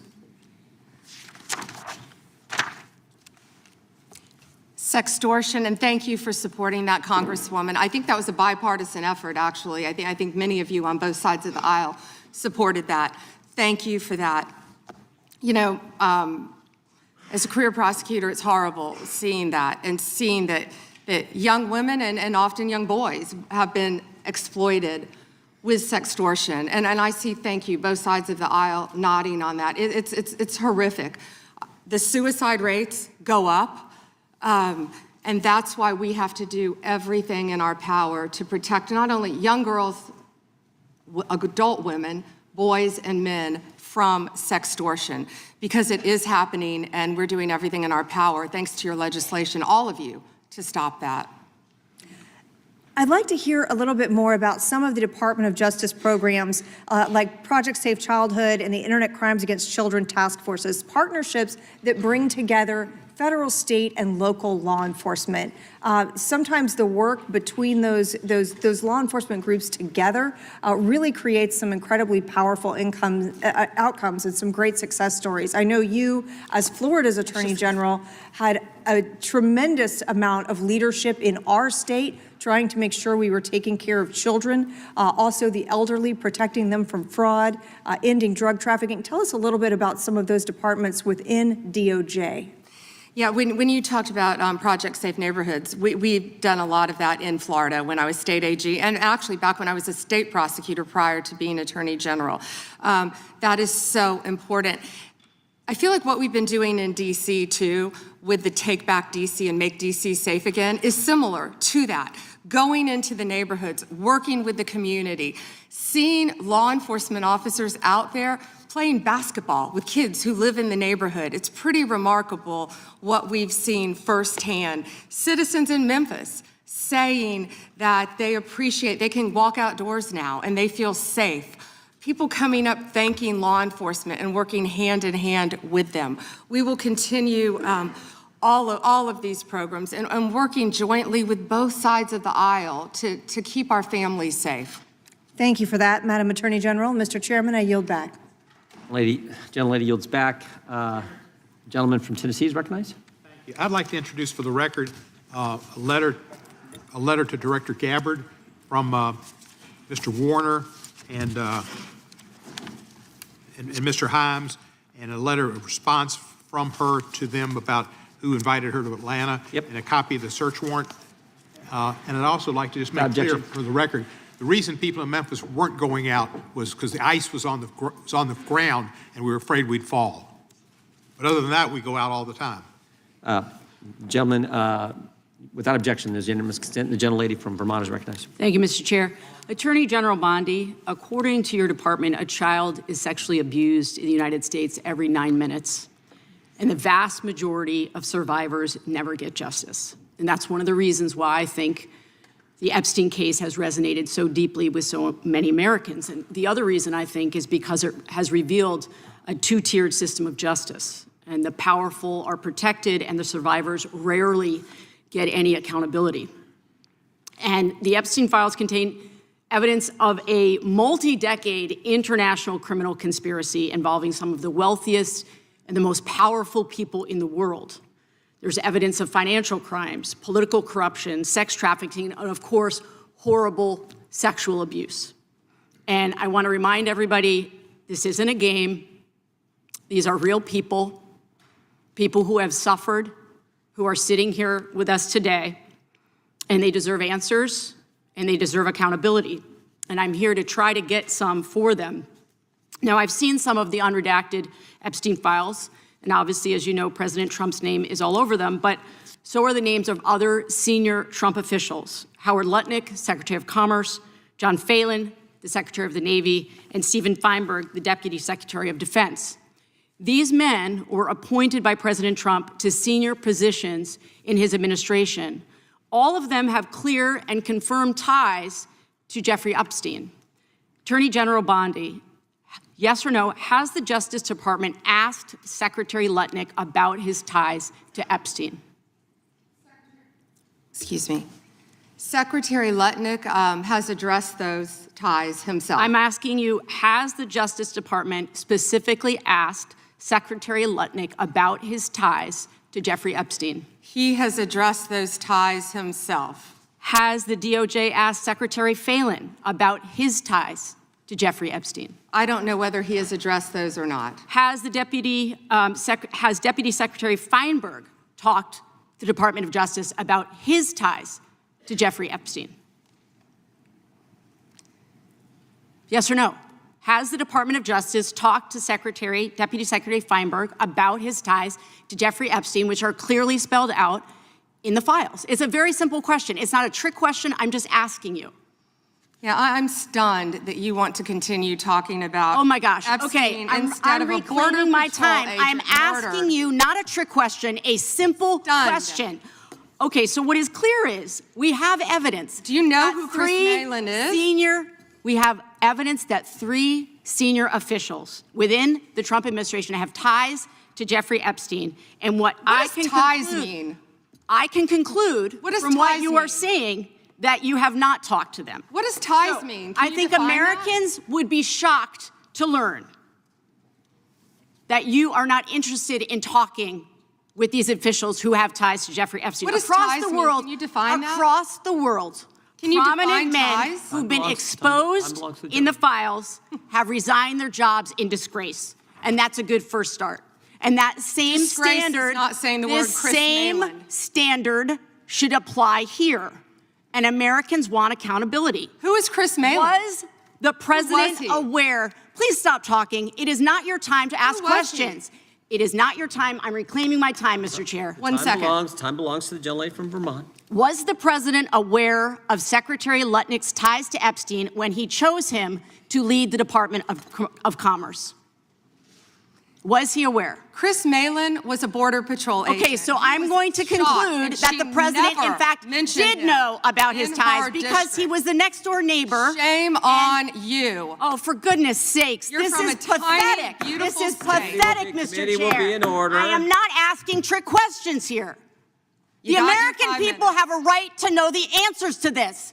These are senior officials in the Trump administration. This is not a game, Secretary. I'm Attorney General. My apologies, I couldn't tell. By 2008, we knew that Epstein was a convicted sexual abuser. And we now know that Lutnick went to Epstein's Island in 2012. How was that not a deal breaker for the president? And why aren't you asking questions of the Commerce Secretary about what he saw when he was at the island, which he lied about not ever going to? Why are you not asking these questions? And I see that my time is almost expired, so I will say this. Do the right thing, Attorney General. Meet with the survivors. They have been asking for a year. Meet with the survivors. Do the right thing. I yield back.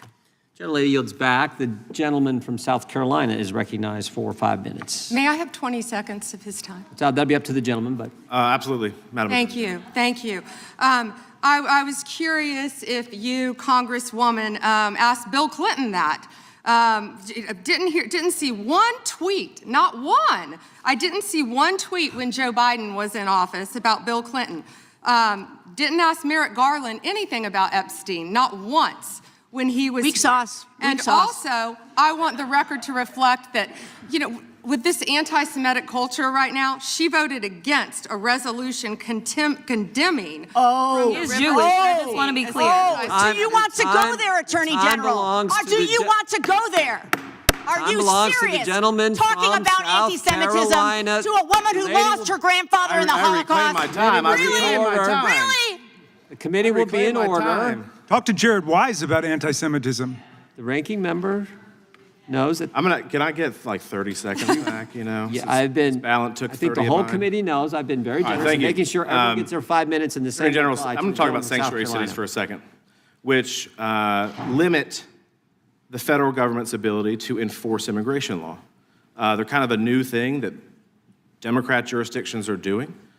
They're in violation of federal law. During President Trump's first term, he rightly targeted sanctuary jurisdictions to try to force them to cooperate with federal immigration law. Federal immigration law, mind you, that was voted on in 1996, most recently, in a bipartisan Congress, signed by a Democrat president. But they are in violation of that law. These states and jurisdictions feel entitled to certain grants, of course. Y'all are combating that. Do sanctuary policies limit the federal government's ability to accurately estimate how many criminal illegals are in the country? Yes. Thank you. This means that the number of illegals could be higher, probably higher. Does this hurt the federal government's ability to carry out immigration laws designed by Congress? Yes, Congressman. In your opinion, do you believe that the Biden-Harris administration and Democrat pro-sanctuary policies make our communities safer And for the American taxpayer, do sanctuary policies make our communities safer? No, Congressman. I want to do a brief video to highlight sanctuary cities.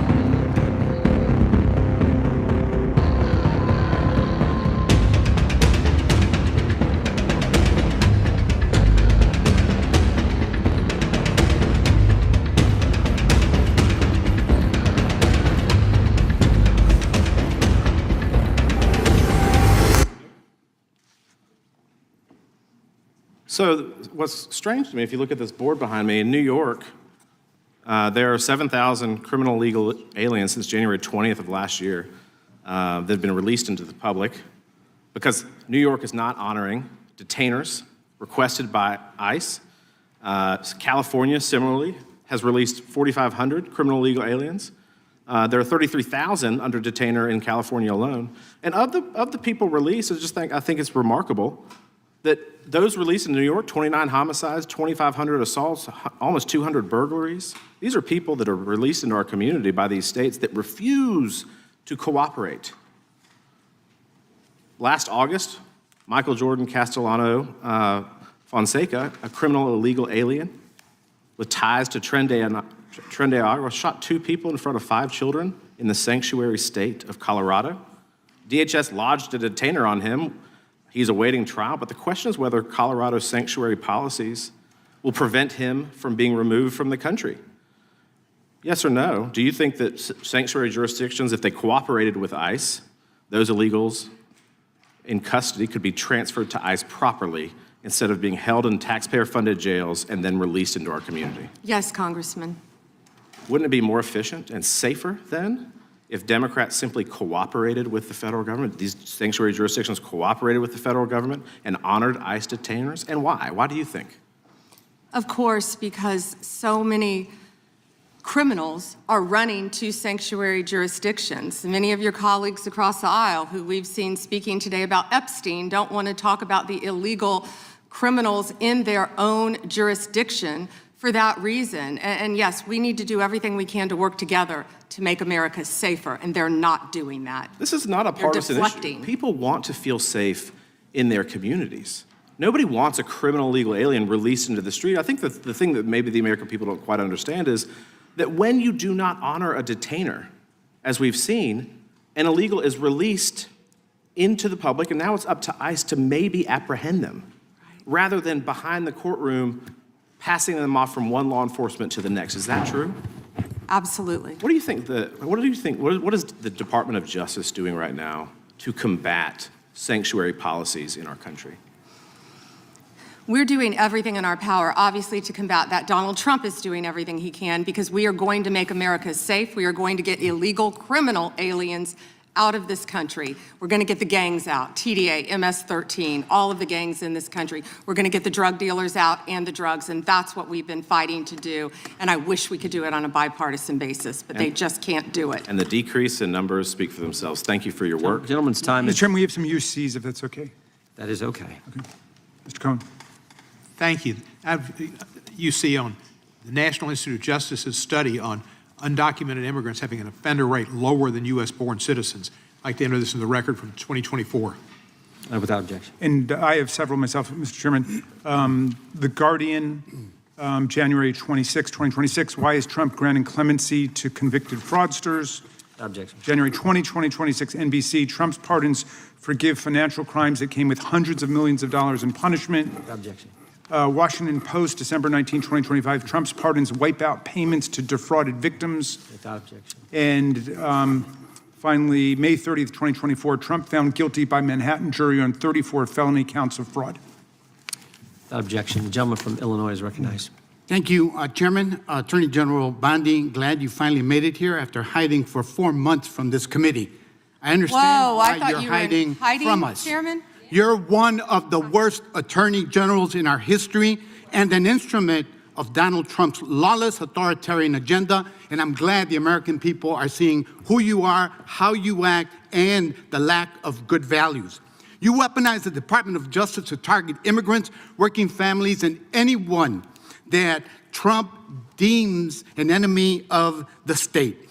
all to protect real powerful criminals, including in your administration.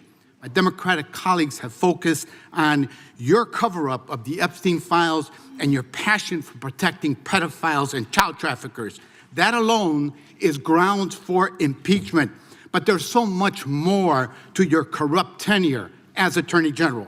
You directed prosecutors to investigate elected officials in welcoming jurisdictions, and you got thrown out of court when you sued Chicago, Cook County, and Illinois.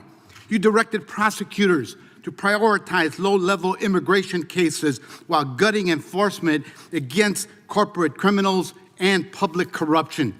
You revived draconian law of 1798, which should be repealed to illegally send people to a torture prison in El Salvador. You fired over 100 immigration judges, including the assistant chief immigration judge in Chicago, without cause, and installed unqualified military judges whom you instructed to deny asylum in violation of the law. You prosecute the president's enemies like Jim Comey and Tish James while giving impunity to federal agents who are murdering and brutalizing and terrorizing constituents, including in Chicagoland, in my neighborhood. I saw it last year firsthand. You and Kash Patel covered up the murder of Silverio Villegas Gonzalez in my district by ICE agents. You tried to investigate Renee Good instead of the ICE agent who murdered her, and you tried to cover up the murder of Alex Peretti by CBP agents. You bring fake charges against protesters like the Broadview Six and Marimar Martinez, whom your administration labeled a domestic terrorist. This is the Montessori teacher who lives in my district, while protecting thugs who terrorize us and DHS authority. That's what you do. Protect and enable the criminals who are plundering our society and destroying what's left of democracy and the rule of law. Epstein accomplices, mass DHS thugs, corporate criminals, Tom Homan, Eric Adams, insurrectionists, the list goes on. And you talk about fighting crime, but you protect any criminal who helps you and Trump turn our country into an authoritarian gangster state. And after all this, nobody supports you. I'm not talking about Democrats. I'm talking about conservative judges who are condemning the rampant lawlessness at DOJ under your leadership. Your prosecutors are quitting in droves over being forced to prosecute low-level immigration cases, including in Chicagoland. Your MAGA base despises you because you're covering up the Epstein file. How ironic. And even your own boss has repeatedly complained to your staff about you, calling you weak and ineffective. Weak and ineffective. That's what Donald Trump thinks of you already. You will not win, however. Chicagoland rejects you. The American people reject you. Our communities have demonstrated our strength and resilience in the face of cruelty and cowardice. Democrats must impeach and remove lawless officials like you and Kristi Noem and impose accountability for every criminal action.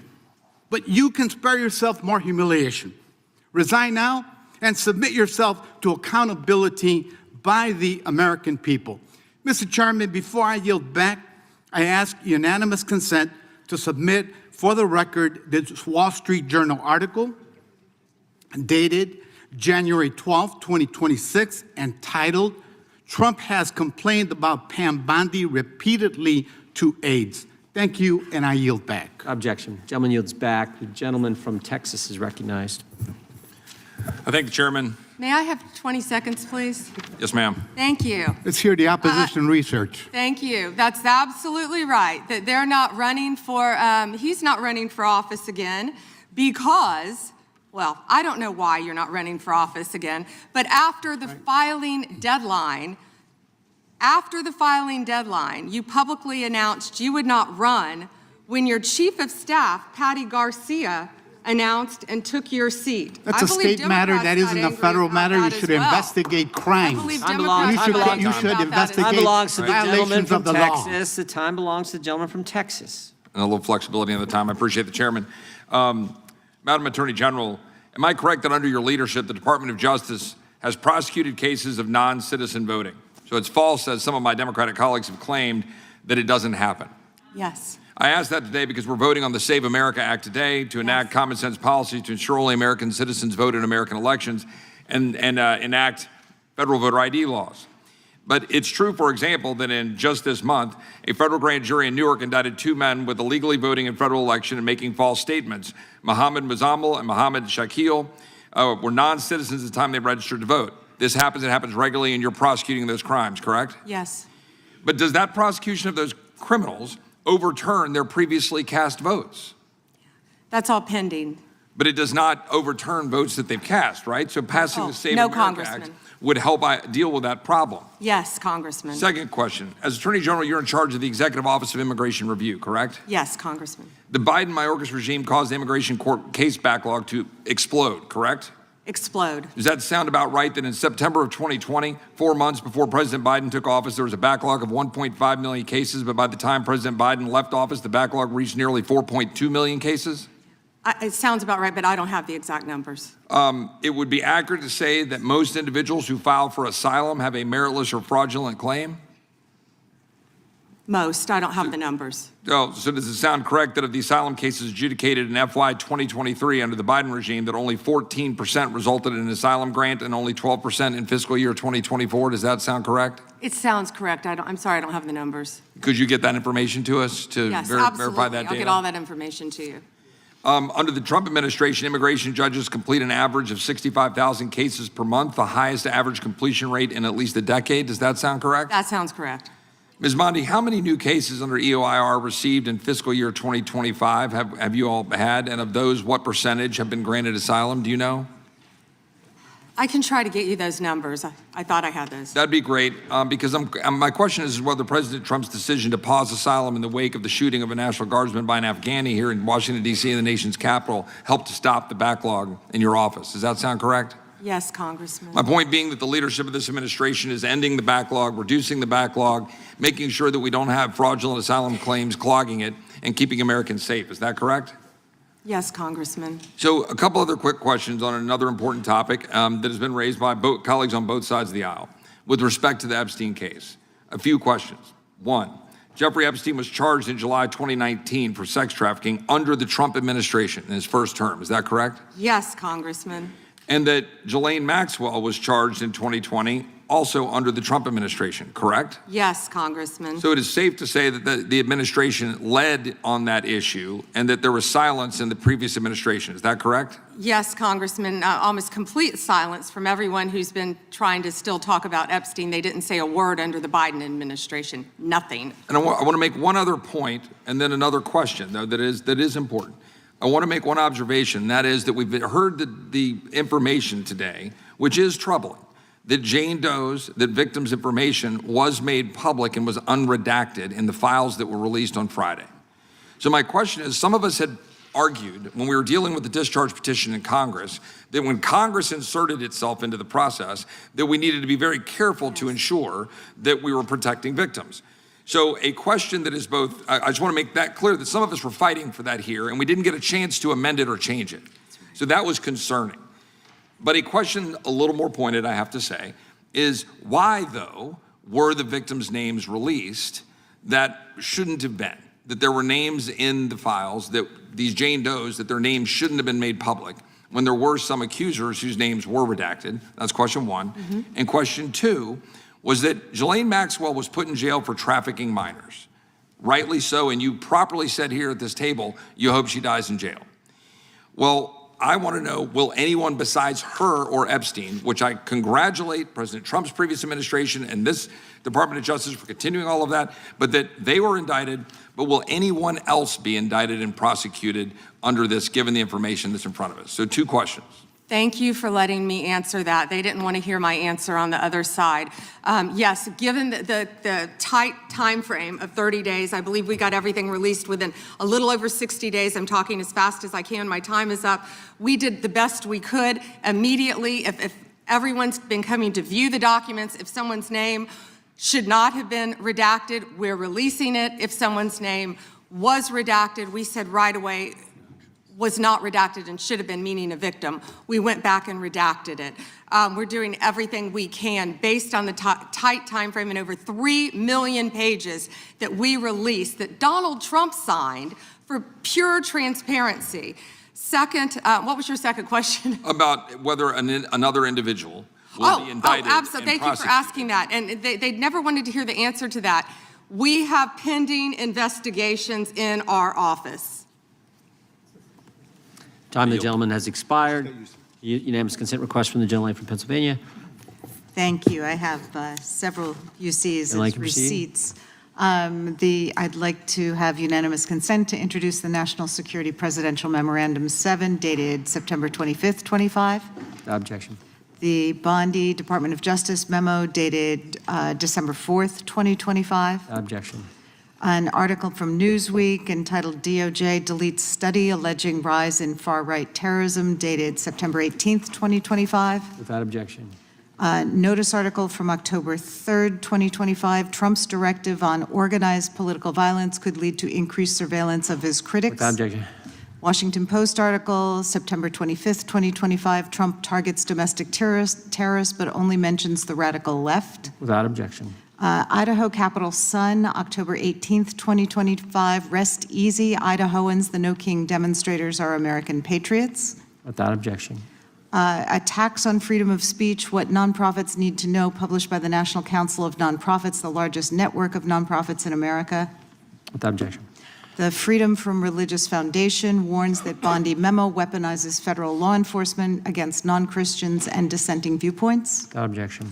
A Ken Klipperstein blog from January 28th, 26, ICE's secret watch lists of Americans. Without objection. And an Intercept article from February 2nd, 26, Trump calls his enemies terrorists. Does that mean he can kill them? Without objection, the gentleman from Florida is recognized. Thank you, Mr. Chairman. Good morning, Attorney General Bondi. Good afternoon. Oh, you're right. Good afternoon. It's been a long day.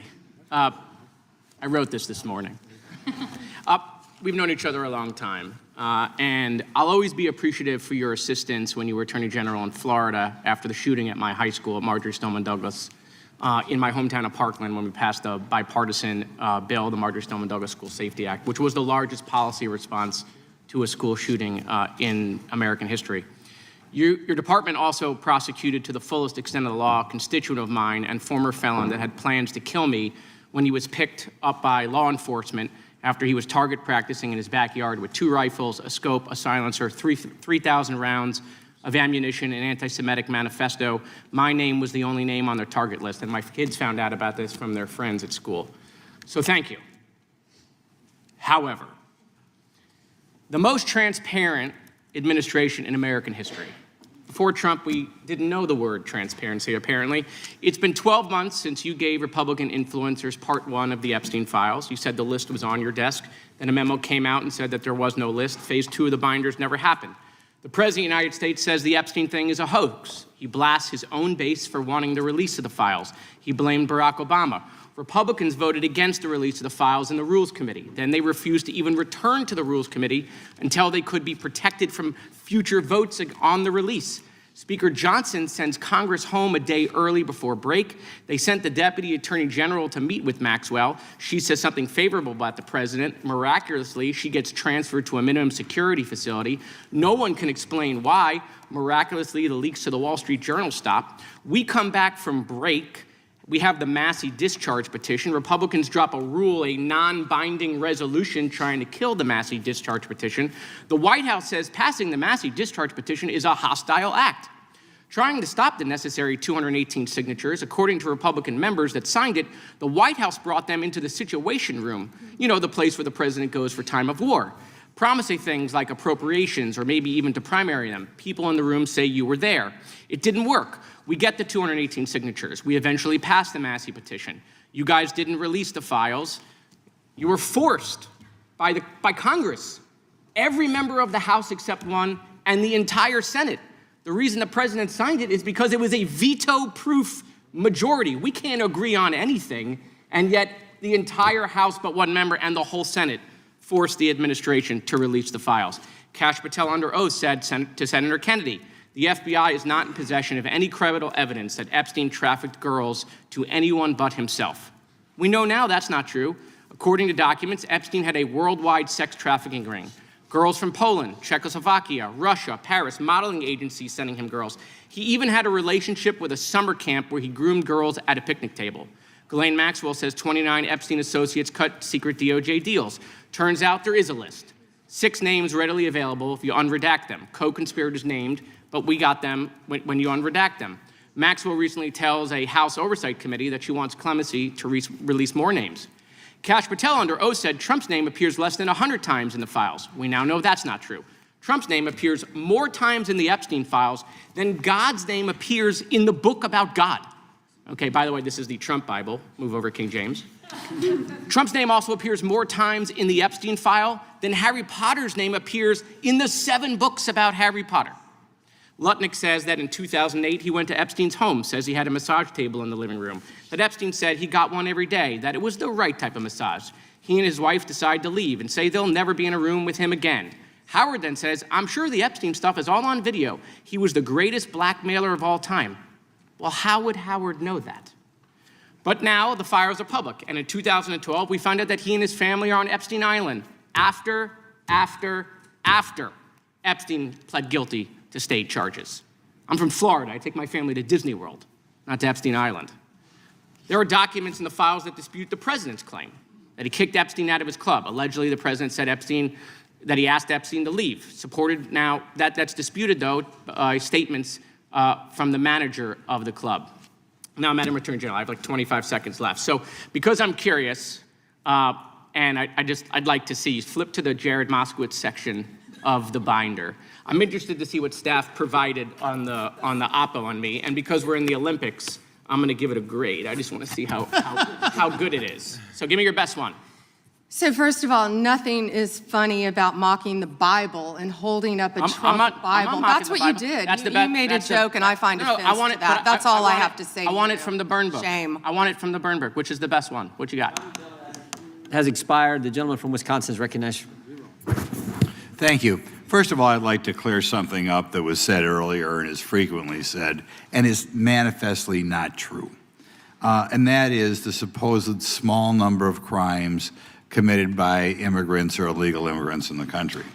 That has been based on a poorly done study by the Cato Institute, and I believe the Cato Institute itself has even updated that study.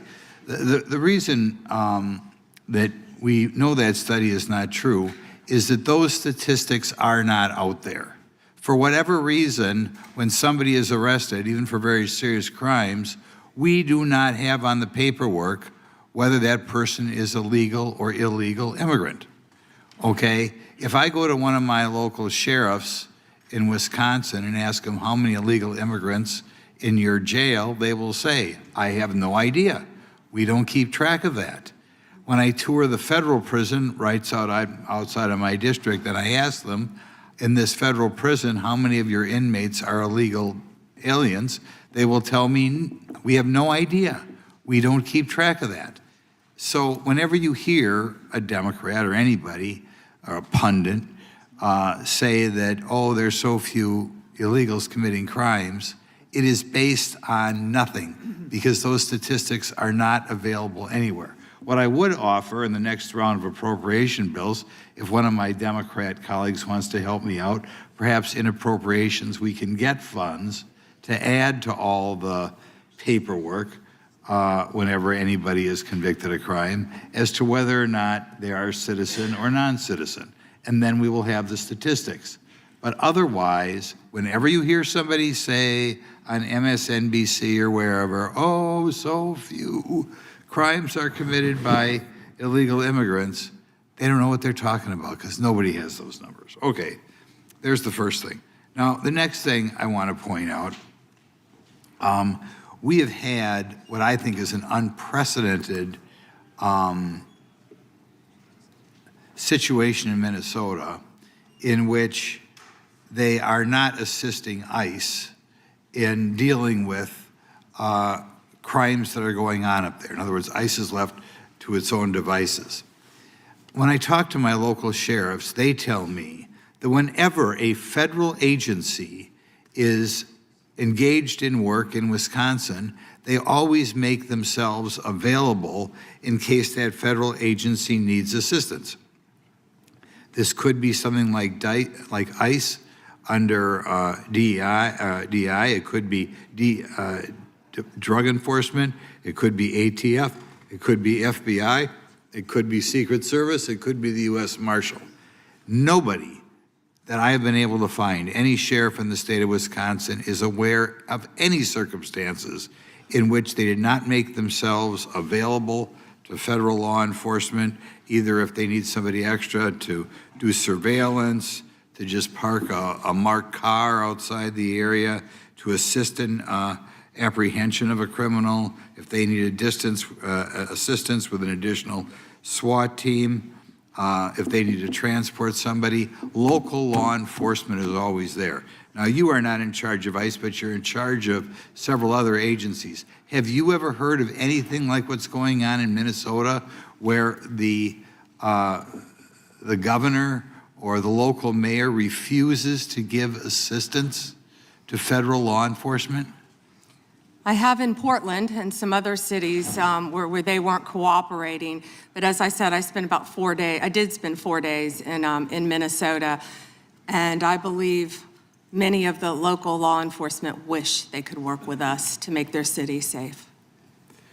Okay, now we'll switch to something else. And first of all, I'd like to thank you for doing this today. You're obviously very bright, obviously very confident, and something I love. You tolerate fools gladly, so I appreciate that trait.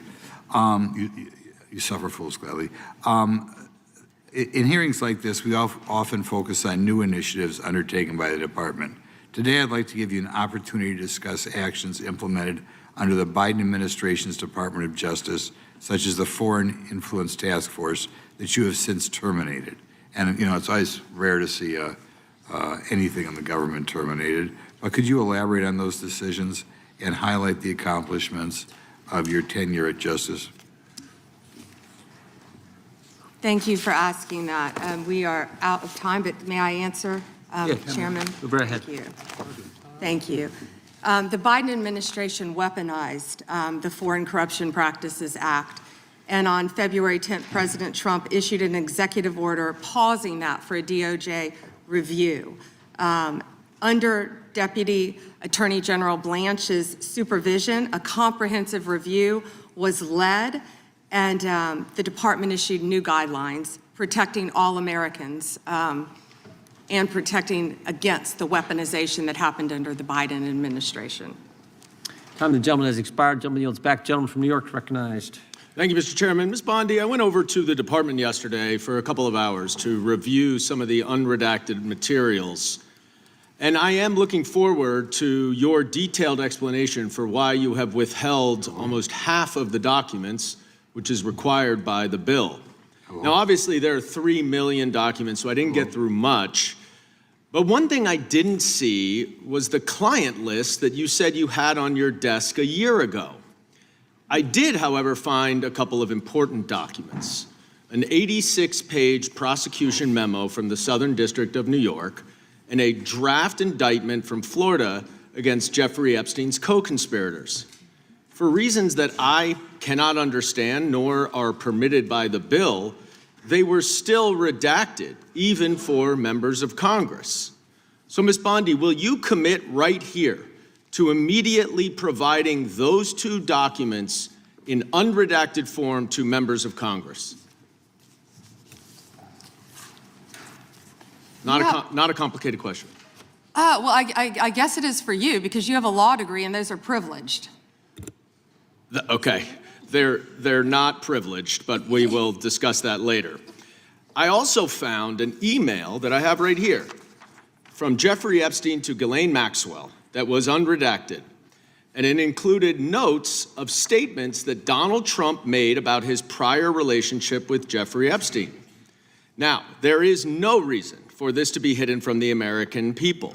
There is no privilege, there is no attorney-client privilege, and I see you're checking with your staff, and I can assure you, staff, this is not under attorney-client privilege because it was sent from Jeffrey Epstein to Ghislaine Maxwell. Will you commit to publicly providing the unredacted version of this so that the American people can understand the extent of Donald Trump's lies about his relationship with Jeffrey Epstein?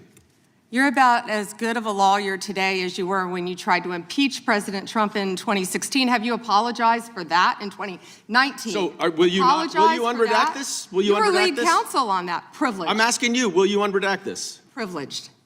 Privileged, of course. I look forward to discussing this more. Now, these are obviously improper redactions. And let me stop for a minute. I'm talking. If they're not privileged, quiet. Don't yell at me. If they're not Mr. Chairman, would you privileged, stop the clock? This is on your time. It's not on Mr. If they're Goldman. not Even though privileged, you used your if we review improper them and they're not- redactions you'll like my answer. to If we continue review to them and they're not protect privileged, Donald Time belongs Trump. to the we member. will be happy to release them. We'll after stop the review. clock. We'll stop the clock. Time belongs to the member. Go ahead. Even though you used improper redactions to protect Donald Trump and other predators associated with Jeffrey Epstein, you did the exact opposite thing with the survivors and victims of this scheme. So their identification information was really the only thing required to be redacted, and it was not. And it's clear this was not a mistake. This was not by accident. This was not because you only had 30 days when you really used 75, and that doesn't even include all the hours last March that you were redacting it. But I'll tell you why it's clear it wasn't a mistake. There is an email entitled Epstein Victim List. There are 32 names. 1 is redacted, 31 are not. So someone looked at it and decided to redact something. And I will tell you that that is clearly intentional to intimidate these survivors and victims. Now, in an interview last week, How will you tell me that's intentional? in an interview last week, Deputy Attorney General Todd Blanche You can't go off script. said that any victim that wants to speak with the department has done so, hopefully. Well, thanks to the incredibly brave people sitting here behind you, we can actually ask them if that's true. Now, would the survivors and victims who are here please stand up one more time? Just by show of hands, how many of you or your loved ones actually have met with the Department of Justice and provided testimony and evidence? None. And of those of you who have not met, which is everyone, how many of you have reached out either individually or through a lawyer or representative to offer to provide testimony and evidence? All of them. And of those of you, all of you, who have reached out, how many of you were denied or ignored by the Department of Justice? All of them. And despite the shameful and despicable efforts by Ms. Bondi and her department to intimidate you, how many of you are still willing to speak to the Department of Justice? All of them. Well, Ms. Bondi, it looks like you have some more witnesses Gentleman's to time talk has expired. to, and I yield back. We will go to the good gentleman from North Carolina, Congressman Knott. May I have a moment, Congressman? Yes, ma'am. Thank you. Here we go. Here's the photograph. This is why he wanted to repeat everything that had been said previously on Epstein. This is his state, New York. You probably don't even know who this is. Wahid Mohammed from Afghanistan. Yes, because I'm no longer a prosecutor. Convicted of assault. Wow, he represents New York. Wow, yet he doesn't care about the illegal aliens convicted of crimes. Assault and homicide. No longer a prosecutor, so he doesn't care about his constituents. Here we go. Arson, El Salvador, Miguel Palacios. Fermin Flores Ramales, Mexico, rape. Let's talk about the 70% of immigrants who are detained without a criminal conviction or arrest. Stop the clock. Stop the clock. Time belongs to Congressman Knott. Thank you, Mr. Chair.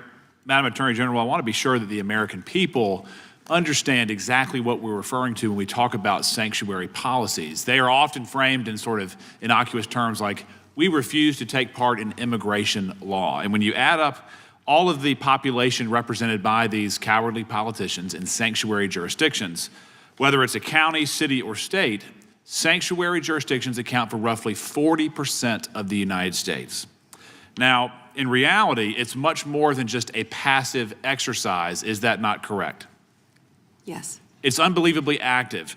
And in terms of breaking down these terms, I want to break it down in as clearly a term as I can. What is a federal detainer for the American people? Please describe it. A federal detainer is when someone is held in federal custody. Yes. And when a federal detainer is issued to local law enforcement, they are obviously in local or state custody, correct? Yes. And federal officers take note of that apprehension and they say, we want to come and apprehend him or her to deport them. Isn't that correct?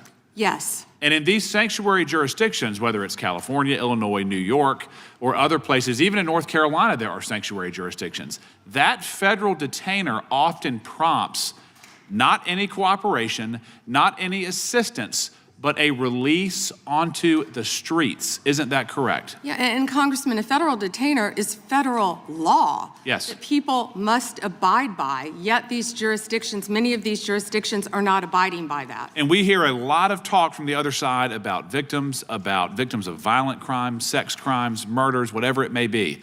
But I want to be very clear. Illegal aliens who have been arrested for committing some of the most heinous crimes, they have been released by sanctuary cities, by sanctuary states, rather than being turned over to the federal government for deportation. Isn't that correct? It is, and it's sad for all Americans that any jurisdiction would do that. These are some of the most violent criminals I think we've all seen. Yes. And despite their best efforts to obstruct you and the president in making us all safer, I just want to go through a quick list again of the accomplishments that you have been in part responsible for achieving. True or false, the country now has the lowest murder rate in 125 years. Yes.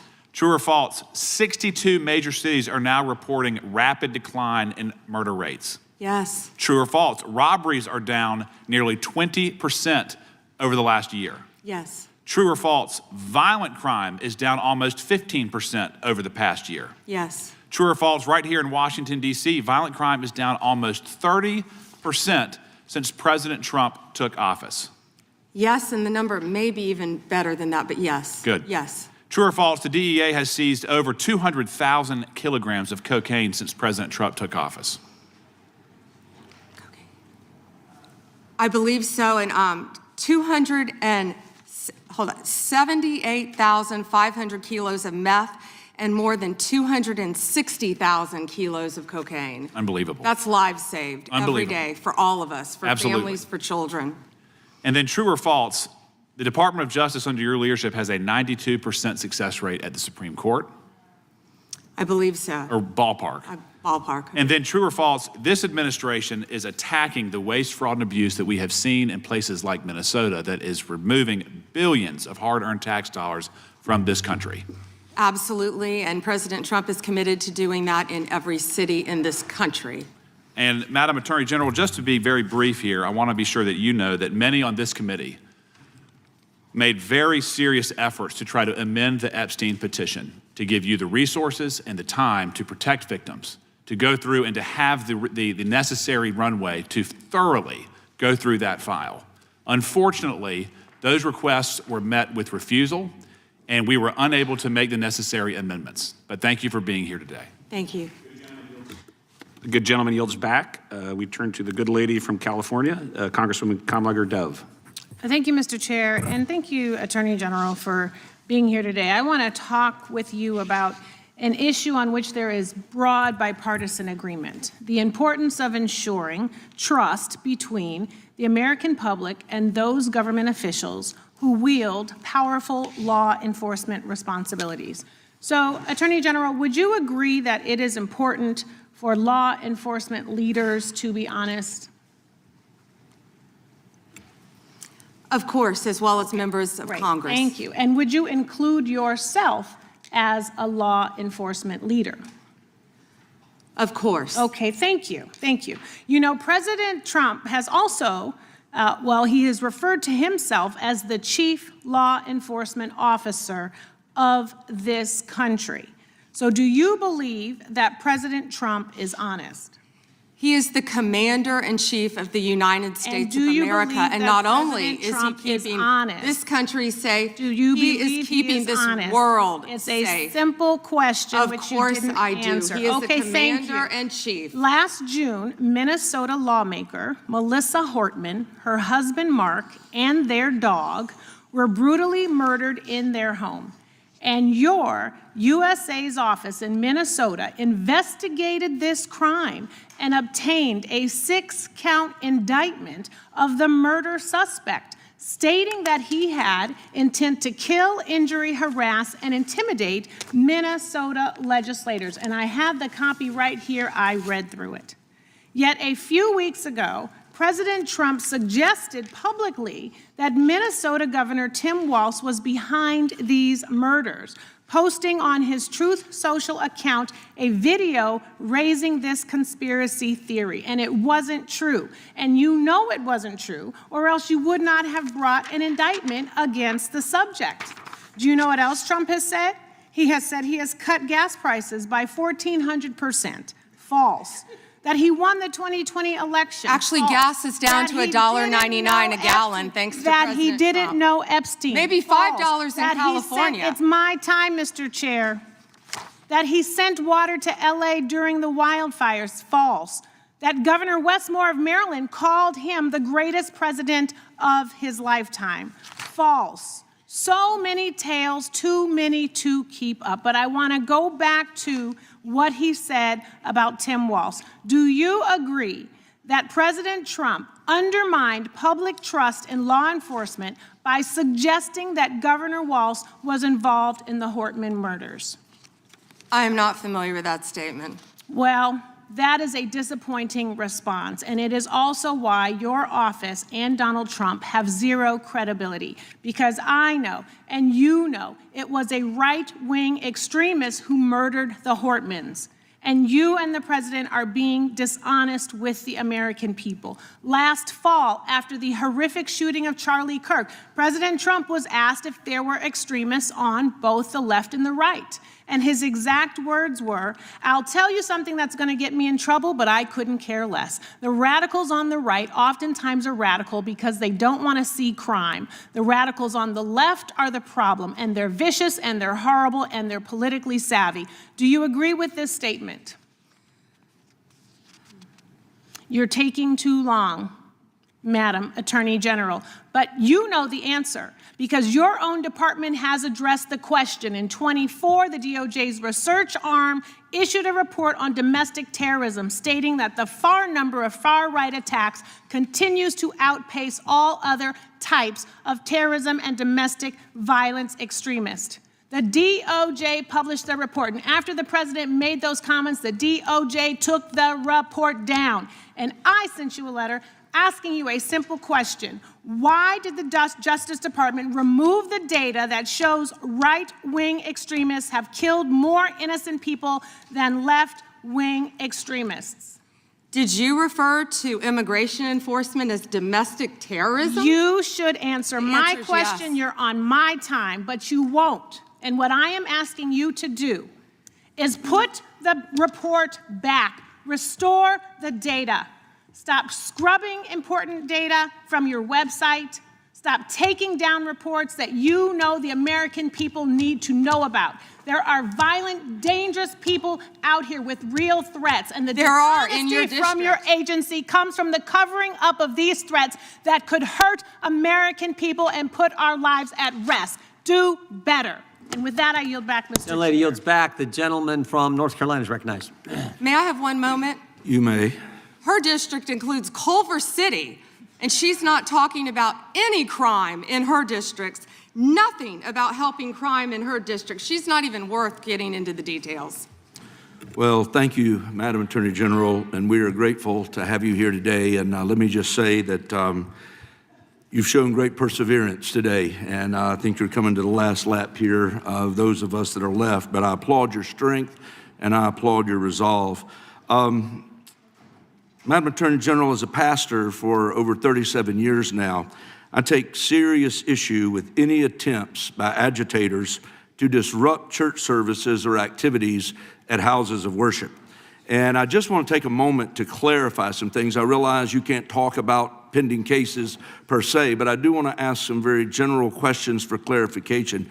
Does the DOJ consider unauthorized entry into a house of worship to be protected activity under the First Amendment when undertaken by a member of the press?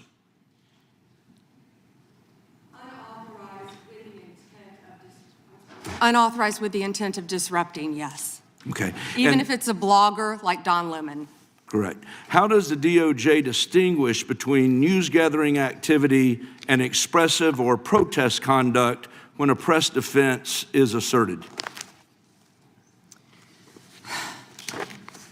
Congressman, I met with the pastor of that church, and what happened there was horrific.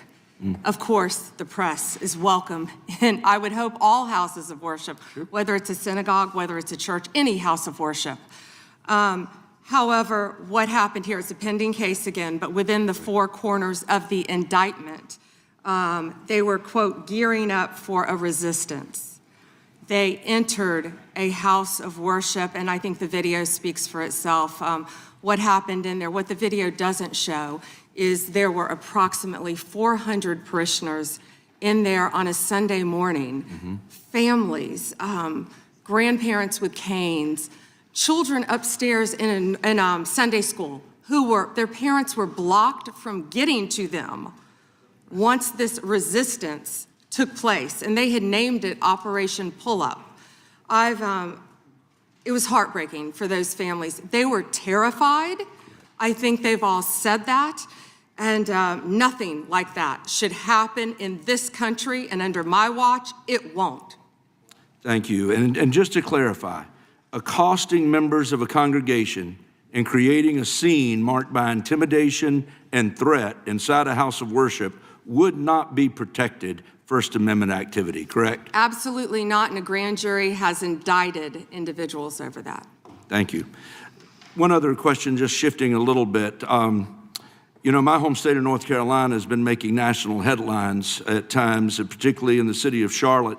We've made pleas at times for our governor to get involved, bring in the National Guard. Our Fraternal Order of Police had pointed out that we were about 270 local cops below what we needed in order to adequately police the city. And yet the governor's declined to offer to partner with the federal government to bring in reinforcements to Charlotte. I want to give you just a few moments, really the balance of my time, to explain the impact that Memphis Safe Task Force has had on crime and safety in Memphis, because I know there was a place we saw that cooperation has tended to breed great results, and I would love to hear a little more about that. Thank you. And I have numbers for you too. Well, and we're all right here in DC, we're all living right here in DC, and I think we've seen the remarkable impact that it has working with members of the Democrat Party on this, with law enforcement, with the mayor, with the police chief, doing everything we can to make DC safe. As of February 9th, there were nearly 10,000 arrests. This is DC. 1,000 illegal guns seized since the operation began, with carjackings down 81% from this time last year, and violent crime down 42%. DC is safer because of it. We know we had a National Guardsman shot, and we had a beautiful young woman killed. I went to her funeral, and I keep in touch with the National Guardsman who was shot, his parents. He's doing great. He's a miracle. Please continue to pray for him. I know my time is up, but same results I spoke about earlier in Memphis, and we're still working on that with the help of Make Memphis Safe Again. Well, again, I think it just draws an incredible contrast between what we've seen happening in Minneapolis versus what we've seen happen in DC, what we saw happen in Memphis, and what I would love to see in some ways, if we could ever get our governor to work with us in North Carolina, to happen in Charlotte. But with that, I yield back. Thank you. Time of the gentleman has expired. Gentlelady is recognized. Thank you. I seek unanimous consent to introduce into the record the research that Representative Kamlager-Dove and I referenced concerning the threat of right-wing domestic terrorism, which the Department of Justice scrubbed from its website in September. Without objection, the gentlelady from Thank Texas you. is recognized. Thank you so much, Mr. Chairman. And to be clear, I'm not going to ask any questions of this witness because this witness has revealed that she has no intentions of answering questions. But instead, I'm going to ask some very basic questions really quickly of my colleague, Becca Ballant, if she will answer right or wrong, raping children. Wrong. Right or wrong, killing random citizens.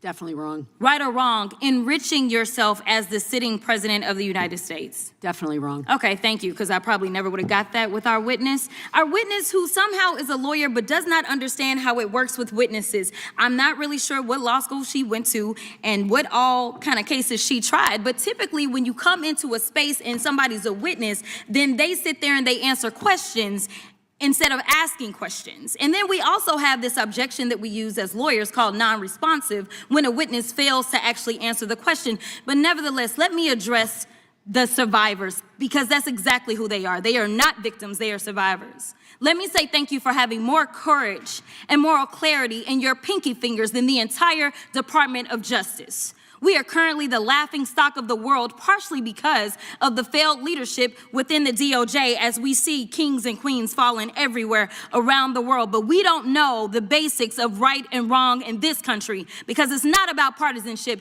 And that's why I applaud Thomas Massie, because he's the only person on the Republican side that has a backbone and knows how to stand up to corruption. But nevertheless, let me keep going.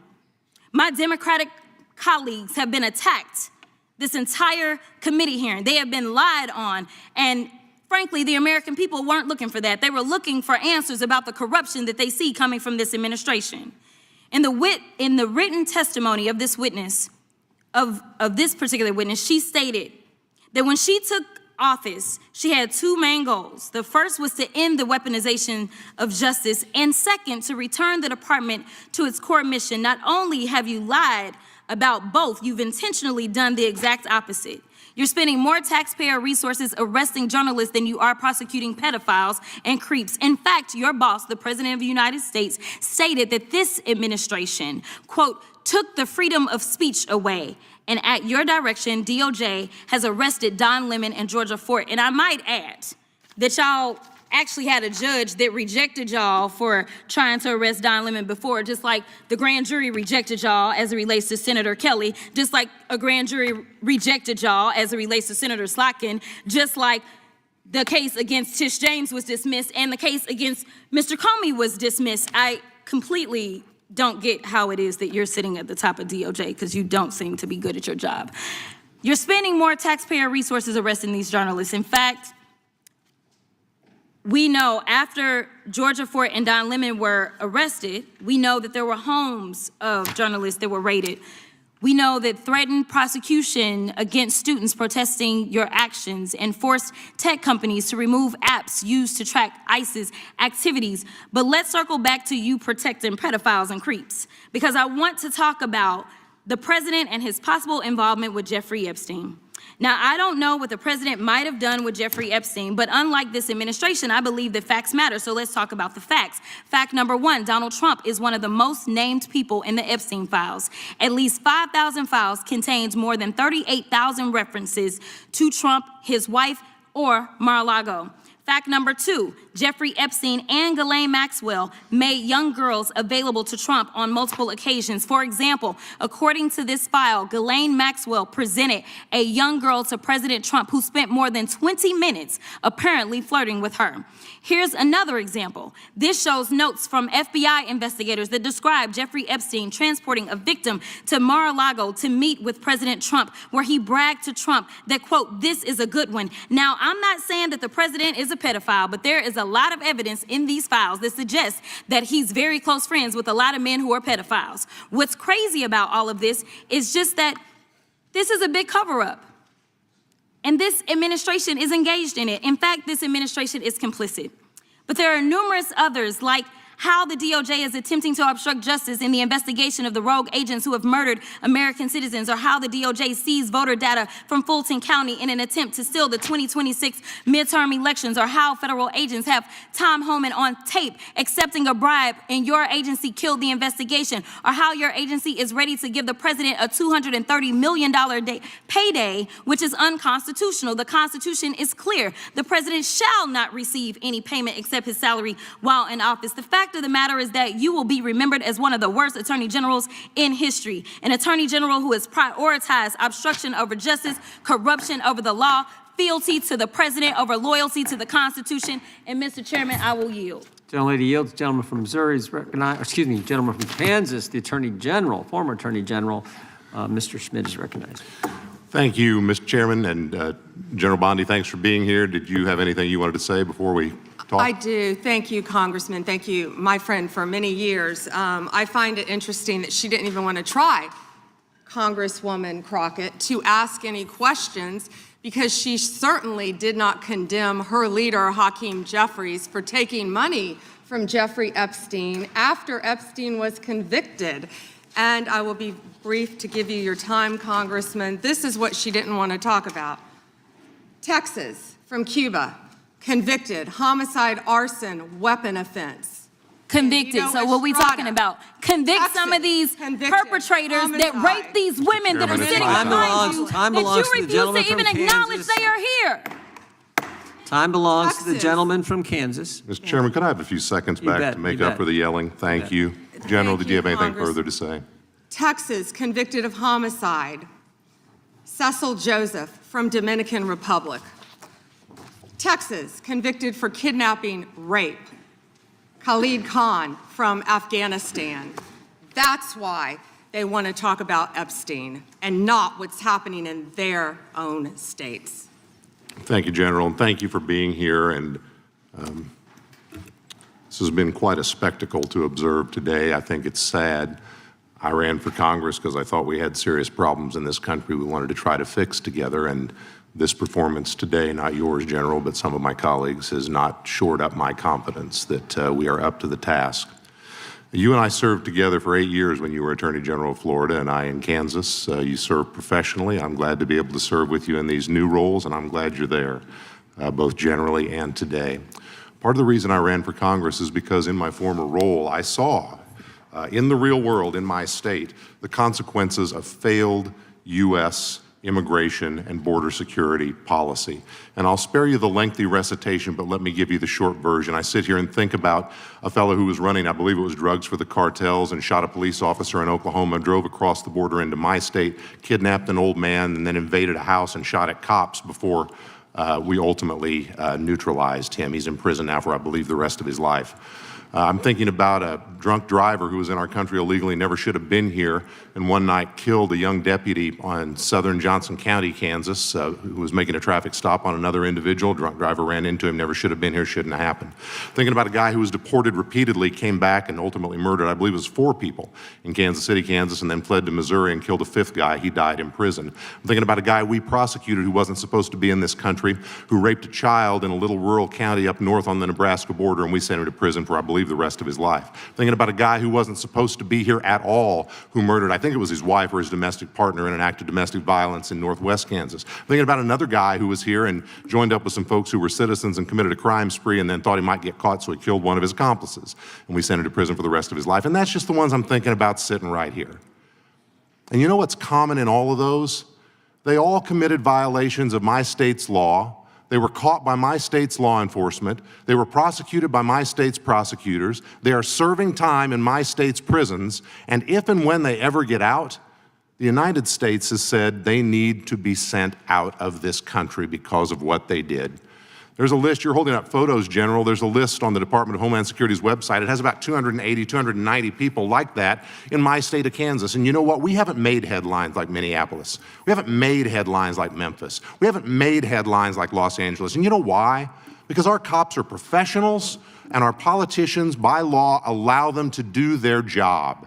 and to work with federal agents for safe handoffs in order to do everything that's supposed to be done, justice under state law, and the justice of deportation on the back end. So I want to do something that's been rare here today, General. I want to ask you about public policy. Donald Trump won't be president forever. I would like to lock in some of these gains we have made in public safety. Should we be exploring the idea, for example, of beefing up 287G partnerships, or maybe replicating that so that state prosecutors can work more closely with federal prosecutors to get deportation orders as well as state convictions? Absolutely. In terms of sanctuary jurisdictions, when a sanctuary jurisdiction says as a matter of politics, go pound sand to the feds, we won't honor your detainer, so they release those people I'm talking about into their communities. And those people commit another crime of property or violence against citizens. Should those citizens have some type of civil redress against the jurisdiction that as a matter of public policy turned those people loose who created the new victims? Yeah, and Congressman, it's risking the lives of all of the citizens of that jurisdiction. And you've been sued a lot, or the administration has, by folks who don't like your policies. Hundreds of times. You've won many of those. Yes. Isn't it the case that the law says under Rule 65 that when you win those and there's a wrongfully entered injunction that there's supposed to be a monetary remedy for that, so there's a cost? Yes. And didn't the president direct you and other agency heads to start seeking bonds in those cases? Yes. And should we beef up the law in that area by codifying that requirement going forward? I would love to discuss that with you. Thank you, General. Thank you for being here. Gentleman yields back. Well done. Some of the questions he raised, we plan on taking up in a markup in a couple weeks on the whole sanctuary jurisdiction issue. With that, I recognize the gentleman from Texas. Thank you, Mr. Chairman, and thank you, Madam Attorney General, for taking the time to speak with us. We certainly really appreciate it. I've got a series of questions for you that we can get through pretty quickly, I think. Can you tell me, is it true that the Biden-Harris DOJ raided President Trump's home? They did. Did the Biden-Harris DOJ allow Jack Smith to spy on over a dozen Republican members of Congress? Absolutely. Did the Biden-Harris DOJ seize the phone of a sitting Republican congressman? Yes. Did the Biden-Harris DOJ and Jack Smith pay at least $20,000 to confidential human sources to provide information on President Trump? At least. At least. Did the Biden-Harris DOJ and FBI fail to apprehend the suspect who placed pipe bombs near the Capitol ahead of January 6th? Yes. Did the Biden-Harris DOJ target parents as domestic terrorists? Absolutely. Did the Biden-Harris DOJ target pro-life Catholics, going so far as to interview a priest and a choir director? Yes. Did the Biden-Harris DOJ send FBI SWAT teams to arrest pro-life advocates with no criminal histories? Yes. Did the Biden-Harris DOJ use the FACE Act to target pro-life advocates while it allowed anti-life agitators to vandalize, destroy, and firebomb pregnancy resource centers and churches? Multiple times, I believe. Multiple times. Did the Biden-Harris DOJ ever determine who leaked the Dobbs decision? I can't discuss that. No, under Biden-Harris. Got it. No. Did the Biden-Harris DOJ and FBI target whistleblowers for revealing waste, fraud, and abuse within the department to Congress? Not to my knowledge. Did the Biden-Harris DOJ refuse to say whether it coordinated with Alvin Bragg, Fani Willis, and Letitia James in their lawfare against President Trump? They refused. Did the Biden-Harris DOJ slow-walk the criminal investigation and prosecution of Hunter Biden? That's an understatement, in my opinion. Yep. Did the Biden-Harris DOJ determine who brought cocaine into the Biden White House? They did not. They did not. Did the Biden-Harris DOJ cover up the extent? As far as we know, they did not. Right, that's right. Did the Biden-Harris DOJ cover up the extent of the Russia collusion hoax? Absolutely, in my opinion. Yes. Did the Biden-Harris DOJ seek leniency from a federal court for an IRS contractor who leaked sensitive tax information on over 7,600 Americans, including President Trump? Yes. Did the Biden-Harris DOJ sue Texas because the state wanted to secure its own southern border? Yes. And finally, did the Biden-Harris DOJ attack SpaceX for hiring too many Americans? I believe they did. Yep. Unbelievable. It is unbelievable, and I appreciate that a lot of this is being cleaned up under your leadership. So thank you for returning the DOJ back to its core focus, which is on the rule of law. And I think that we see the results of that. I've got a few more similar questions for you. How have, over the past year since President Trump has been in office, how have murders trended in the United States? Since President Trump has been in office, the murder rate has dropped to a historic 20% drop in the national murder rate, lowest since 1900. 20% drop in 1 year. That's incredible, isn't it? And that's thanks to the incredible men and women of law enforcement, FBI, DEA, ATF, everyone working together to solve violent crime, along with our sheriffs, our local law enforcement, working as a team throughout this country, and our great state and federal prosecutors. Yep. And how have robberies trended? Have they gone, even if they've just gone up or down? Robberies, all violent crime, all violent crime has decreased, as well as robberies. So murders, violent crime, the country is more safe now, it's fair to say, would you agree, than it was a year and a half ago under Joe Biden? Absolutely, and Director Patel is working tirelessly to catch those, I'm sure you've been seeing, on the most wanted list. He and Deputy Director Bongino from day one said, we're going to get the most wanted list, and that's what's been happening, working hand in hand with all of our agencies. Yep. And I want to thank you for that. Thank you for the work you've been doing to refocus the DOJ again on doing your core job. We're very happy with it, and I'll yield the remainder of my time to the chairman. I appreciate it, gentlemen. I would just say, earlier one of the Democrats said that they said, who are you, who you are? And I think you're the Attorney General who I think on the first day disbanded the FIDF, first day on the job, rescinded the memo that required spying on parents that Mr. Garland had issued, and stood up the weaponization working group. I think you did that all on day one. Day one. Not to mention, you're the first Justice Department that's put in place, as we've talked about earlier, this Deputy Attorney General for combating fraud. So we appreciate that, and of course, all the things that Mr. Gill pointed out with the crime stats that have went down. So our last questioner today, but not the least, the gentleman, I'm sorry, we're going to have two more. We got Mr. Onder and then Mr. Baumgartner. So Mr. Baumgartner, well, let's go that way since you're here. You're ready to go. Mr. Baumgartner, and then we'll come back to Mr. Onder. Thank you, Mr. Chairman, and thank you, Attorney General Bondi. You know, being a freshman on this committee, you always get a bit surprised, I guess, even this 1 year into my term here, how theatrical days like this can be. But I think you've performed well today and answered the questions well today, and that's a credit to you and appreciated by the American people. You know, the Epstein issue is certainly important and is important for the victims. I think both I and the American people have a little bit of trouble taking the Democrats super seriously on this issue when they have been so uncurious about President Clinton's relations with Jeffrey Epstein. And even myself, I had no idea that there was actually a sitting Democrat congresswoman who had taken substantial campaign donations from Mr. Epstein, only when that came to light on the floor with the potential resolution. And you would think there would be more outrage on those types of things if they were going to be taken credible. But we do know the performance value of what goes on in this committee. I want to talk about the big things that Department of Justice is doing. And when I look at the dramatic decrease in crime in this country in the last year since the Trump administration has come, you see the board behind me, violent crime plummets across major U.S. cities. And I guess so my first question would be, and when it comes to the big stuff, how are you guys getting this stuff so right? What contributes from your perspective to this dramatic decrease in crime in major U.S. cities under the Trump administration? When I first took office, I met with all of our agencies. And the one thing that stuck with me, that one of the heads of the department said to me, one of the law enforcement department heads, President Trump has taken the handcuffs off us so we can keep the people of America safe. And that's what he's done. He has given our law enforcement officers the tools that they need and the backing that they need, the support that they need to combat violent crime and all crime throughout this country. And, you know, I'd be remiss, we've talked about the FBI, we've talked about DEA a bit, but can I please brag about ATF?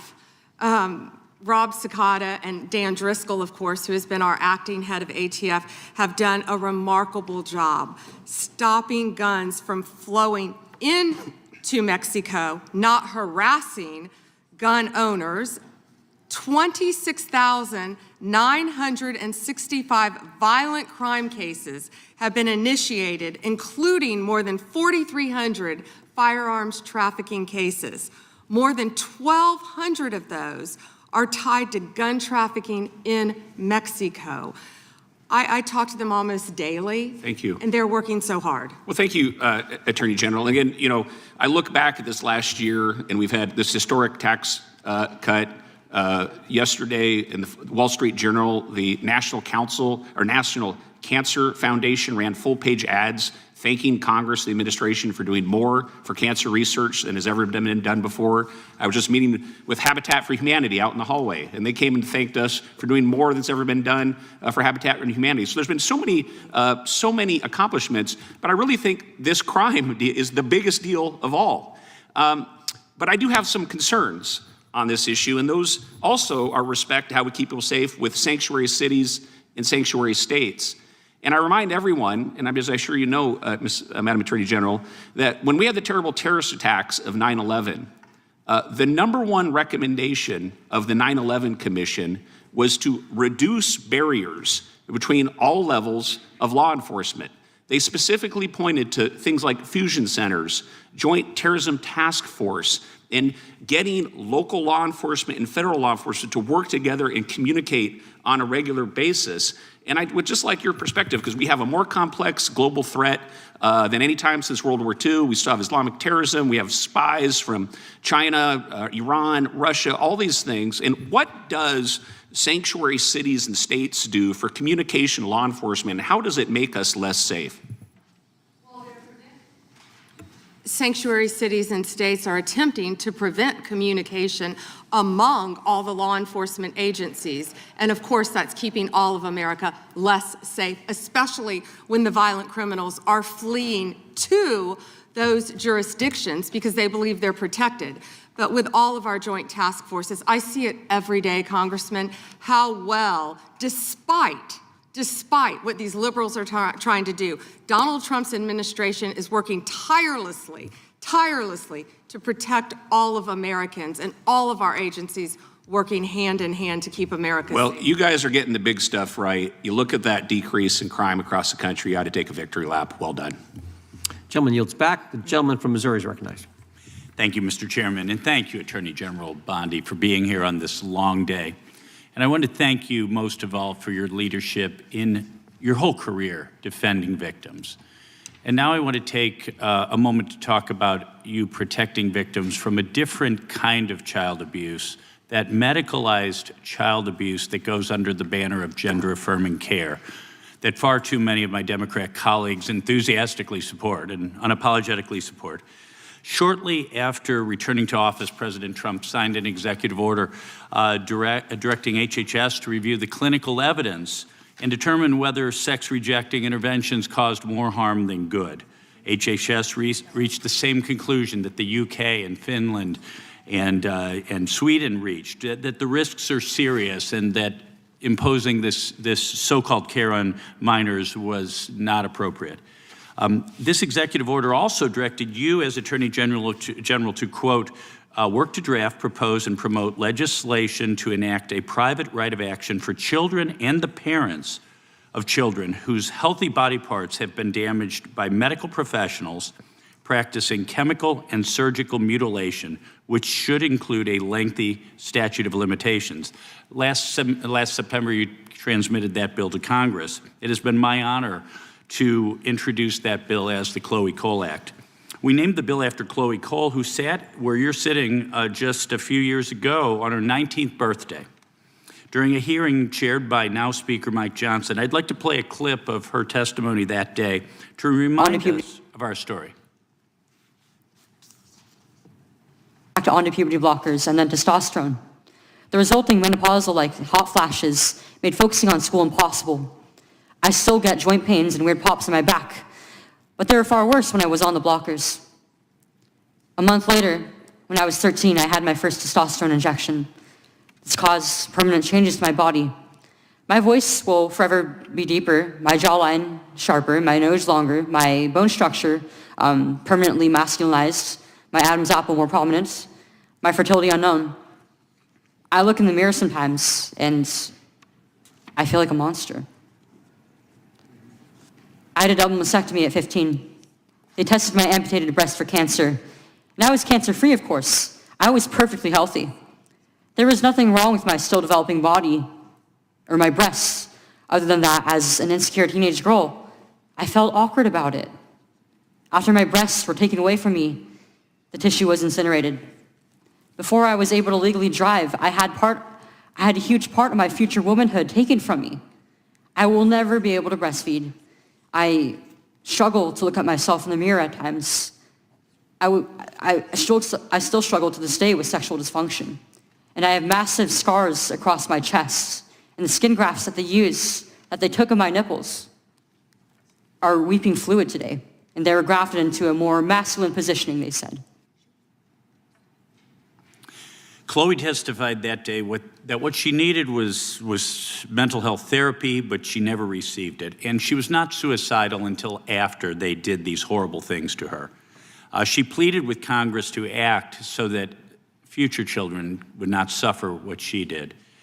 Last week was a major turning point in for these medical malpractice claims when a detransitioner was the first to successfully hold doctors liable with a $2 million settlement for what they did to that poor girl. Just days later, the American Society of Plastic Surgeons announced that they would no longer do transgender surgeries on minors, and the AMA followed suit. This proves that if the bill your DOJ drafted were passed into law, these barbaric practices would end immediately, because all victims would be able to hold those who harm them accountable. Could you share with us a little bit about your work in advocating for victims like Chloe and what a private right of action would mean for victims like her and their families? Yes, and first, Congressman, thank you for championing this bill.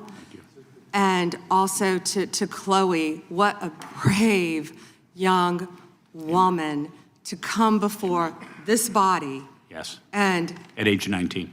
At age 19, and talk about what happened to her. It's not about just giving relief to children who have been harmed. It allows victims whose healthy body parts have been damaged to seek relief and obtain relief. And thanks to you, and we are proud to work hand in hand with you on this issue. And I think it's pretty sad none of your colleagues on the other side of the aisle even brought that up. But I hope they support this to protect all children throughout this country. Well, General Bondi, thank you so much to you, to your department, to President Trump. I yield back. Gentleman yields back. I've just saved some UC requests for the end, Mr. Chairman. Okay, go right ahead. Thank you kindly. Record low crime during the Biden-Harris administration. Crime down in every category in 2024 under Biden. FBI report says Trump takes credit for violent crime drop where rates were already falling. From NPR, Trump administration targets ATF with plans to cut jobs and ease gun restrictions. And then a few oldies but goodies. I've introduced these before about the claim that we didn't have anything to say about Epstein before the Trump administration. Raskin joins call for Attorney General to reopen Epstein case and publicly release Acosta misconduct investigation in documents March 1, 2019. Oversight Committee plans hearing with Acosta on plea deal with Epstein, July 10, 2019. And finally, 68 House members call for resignation of Labor Secretary Acosta, July 10, 2019. Without objection, Attorney General Bondi, thank you for your service to the country. And thank you for being here for a long day. We appreciate your willingness to come and answer our questions and the great job you're doing for our country. And I got one thing I got to say. This concludes today's hearing. We thank our witness for appearing before the committee. Without objection, all members will have 5 legislative days to submit additional written questions for the witness or additional materials for the record. Without objection, the hearing is adjourned.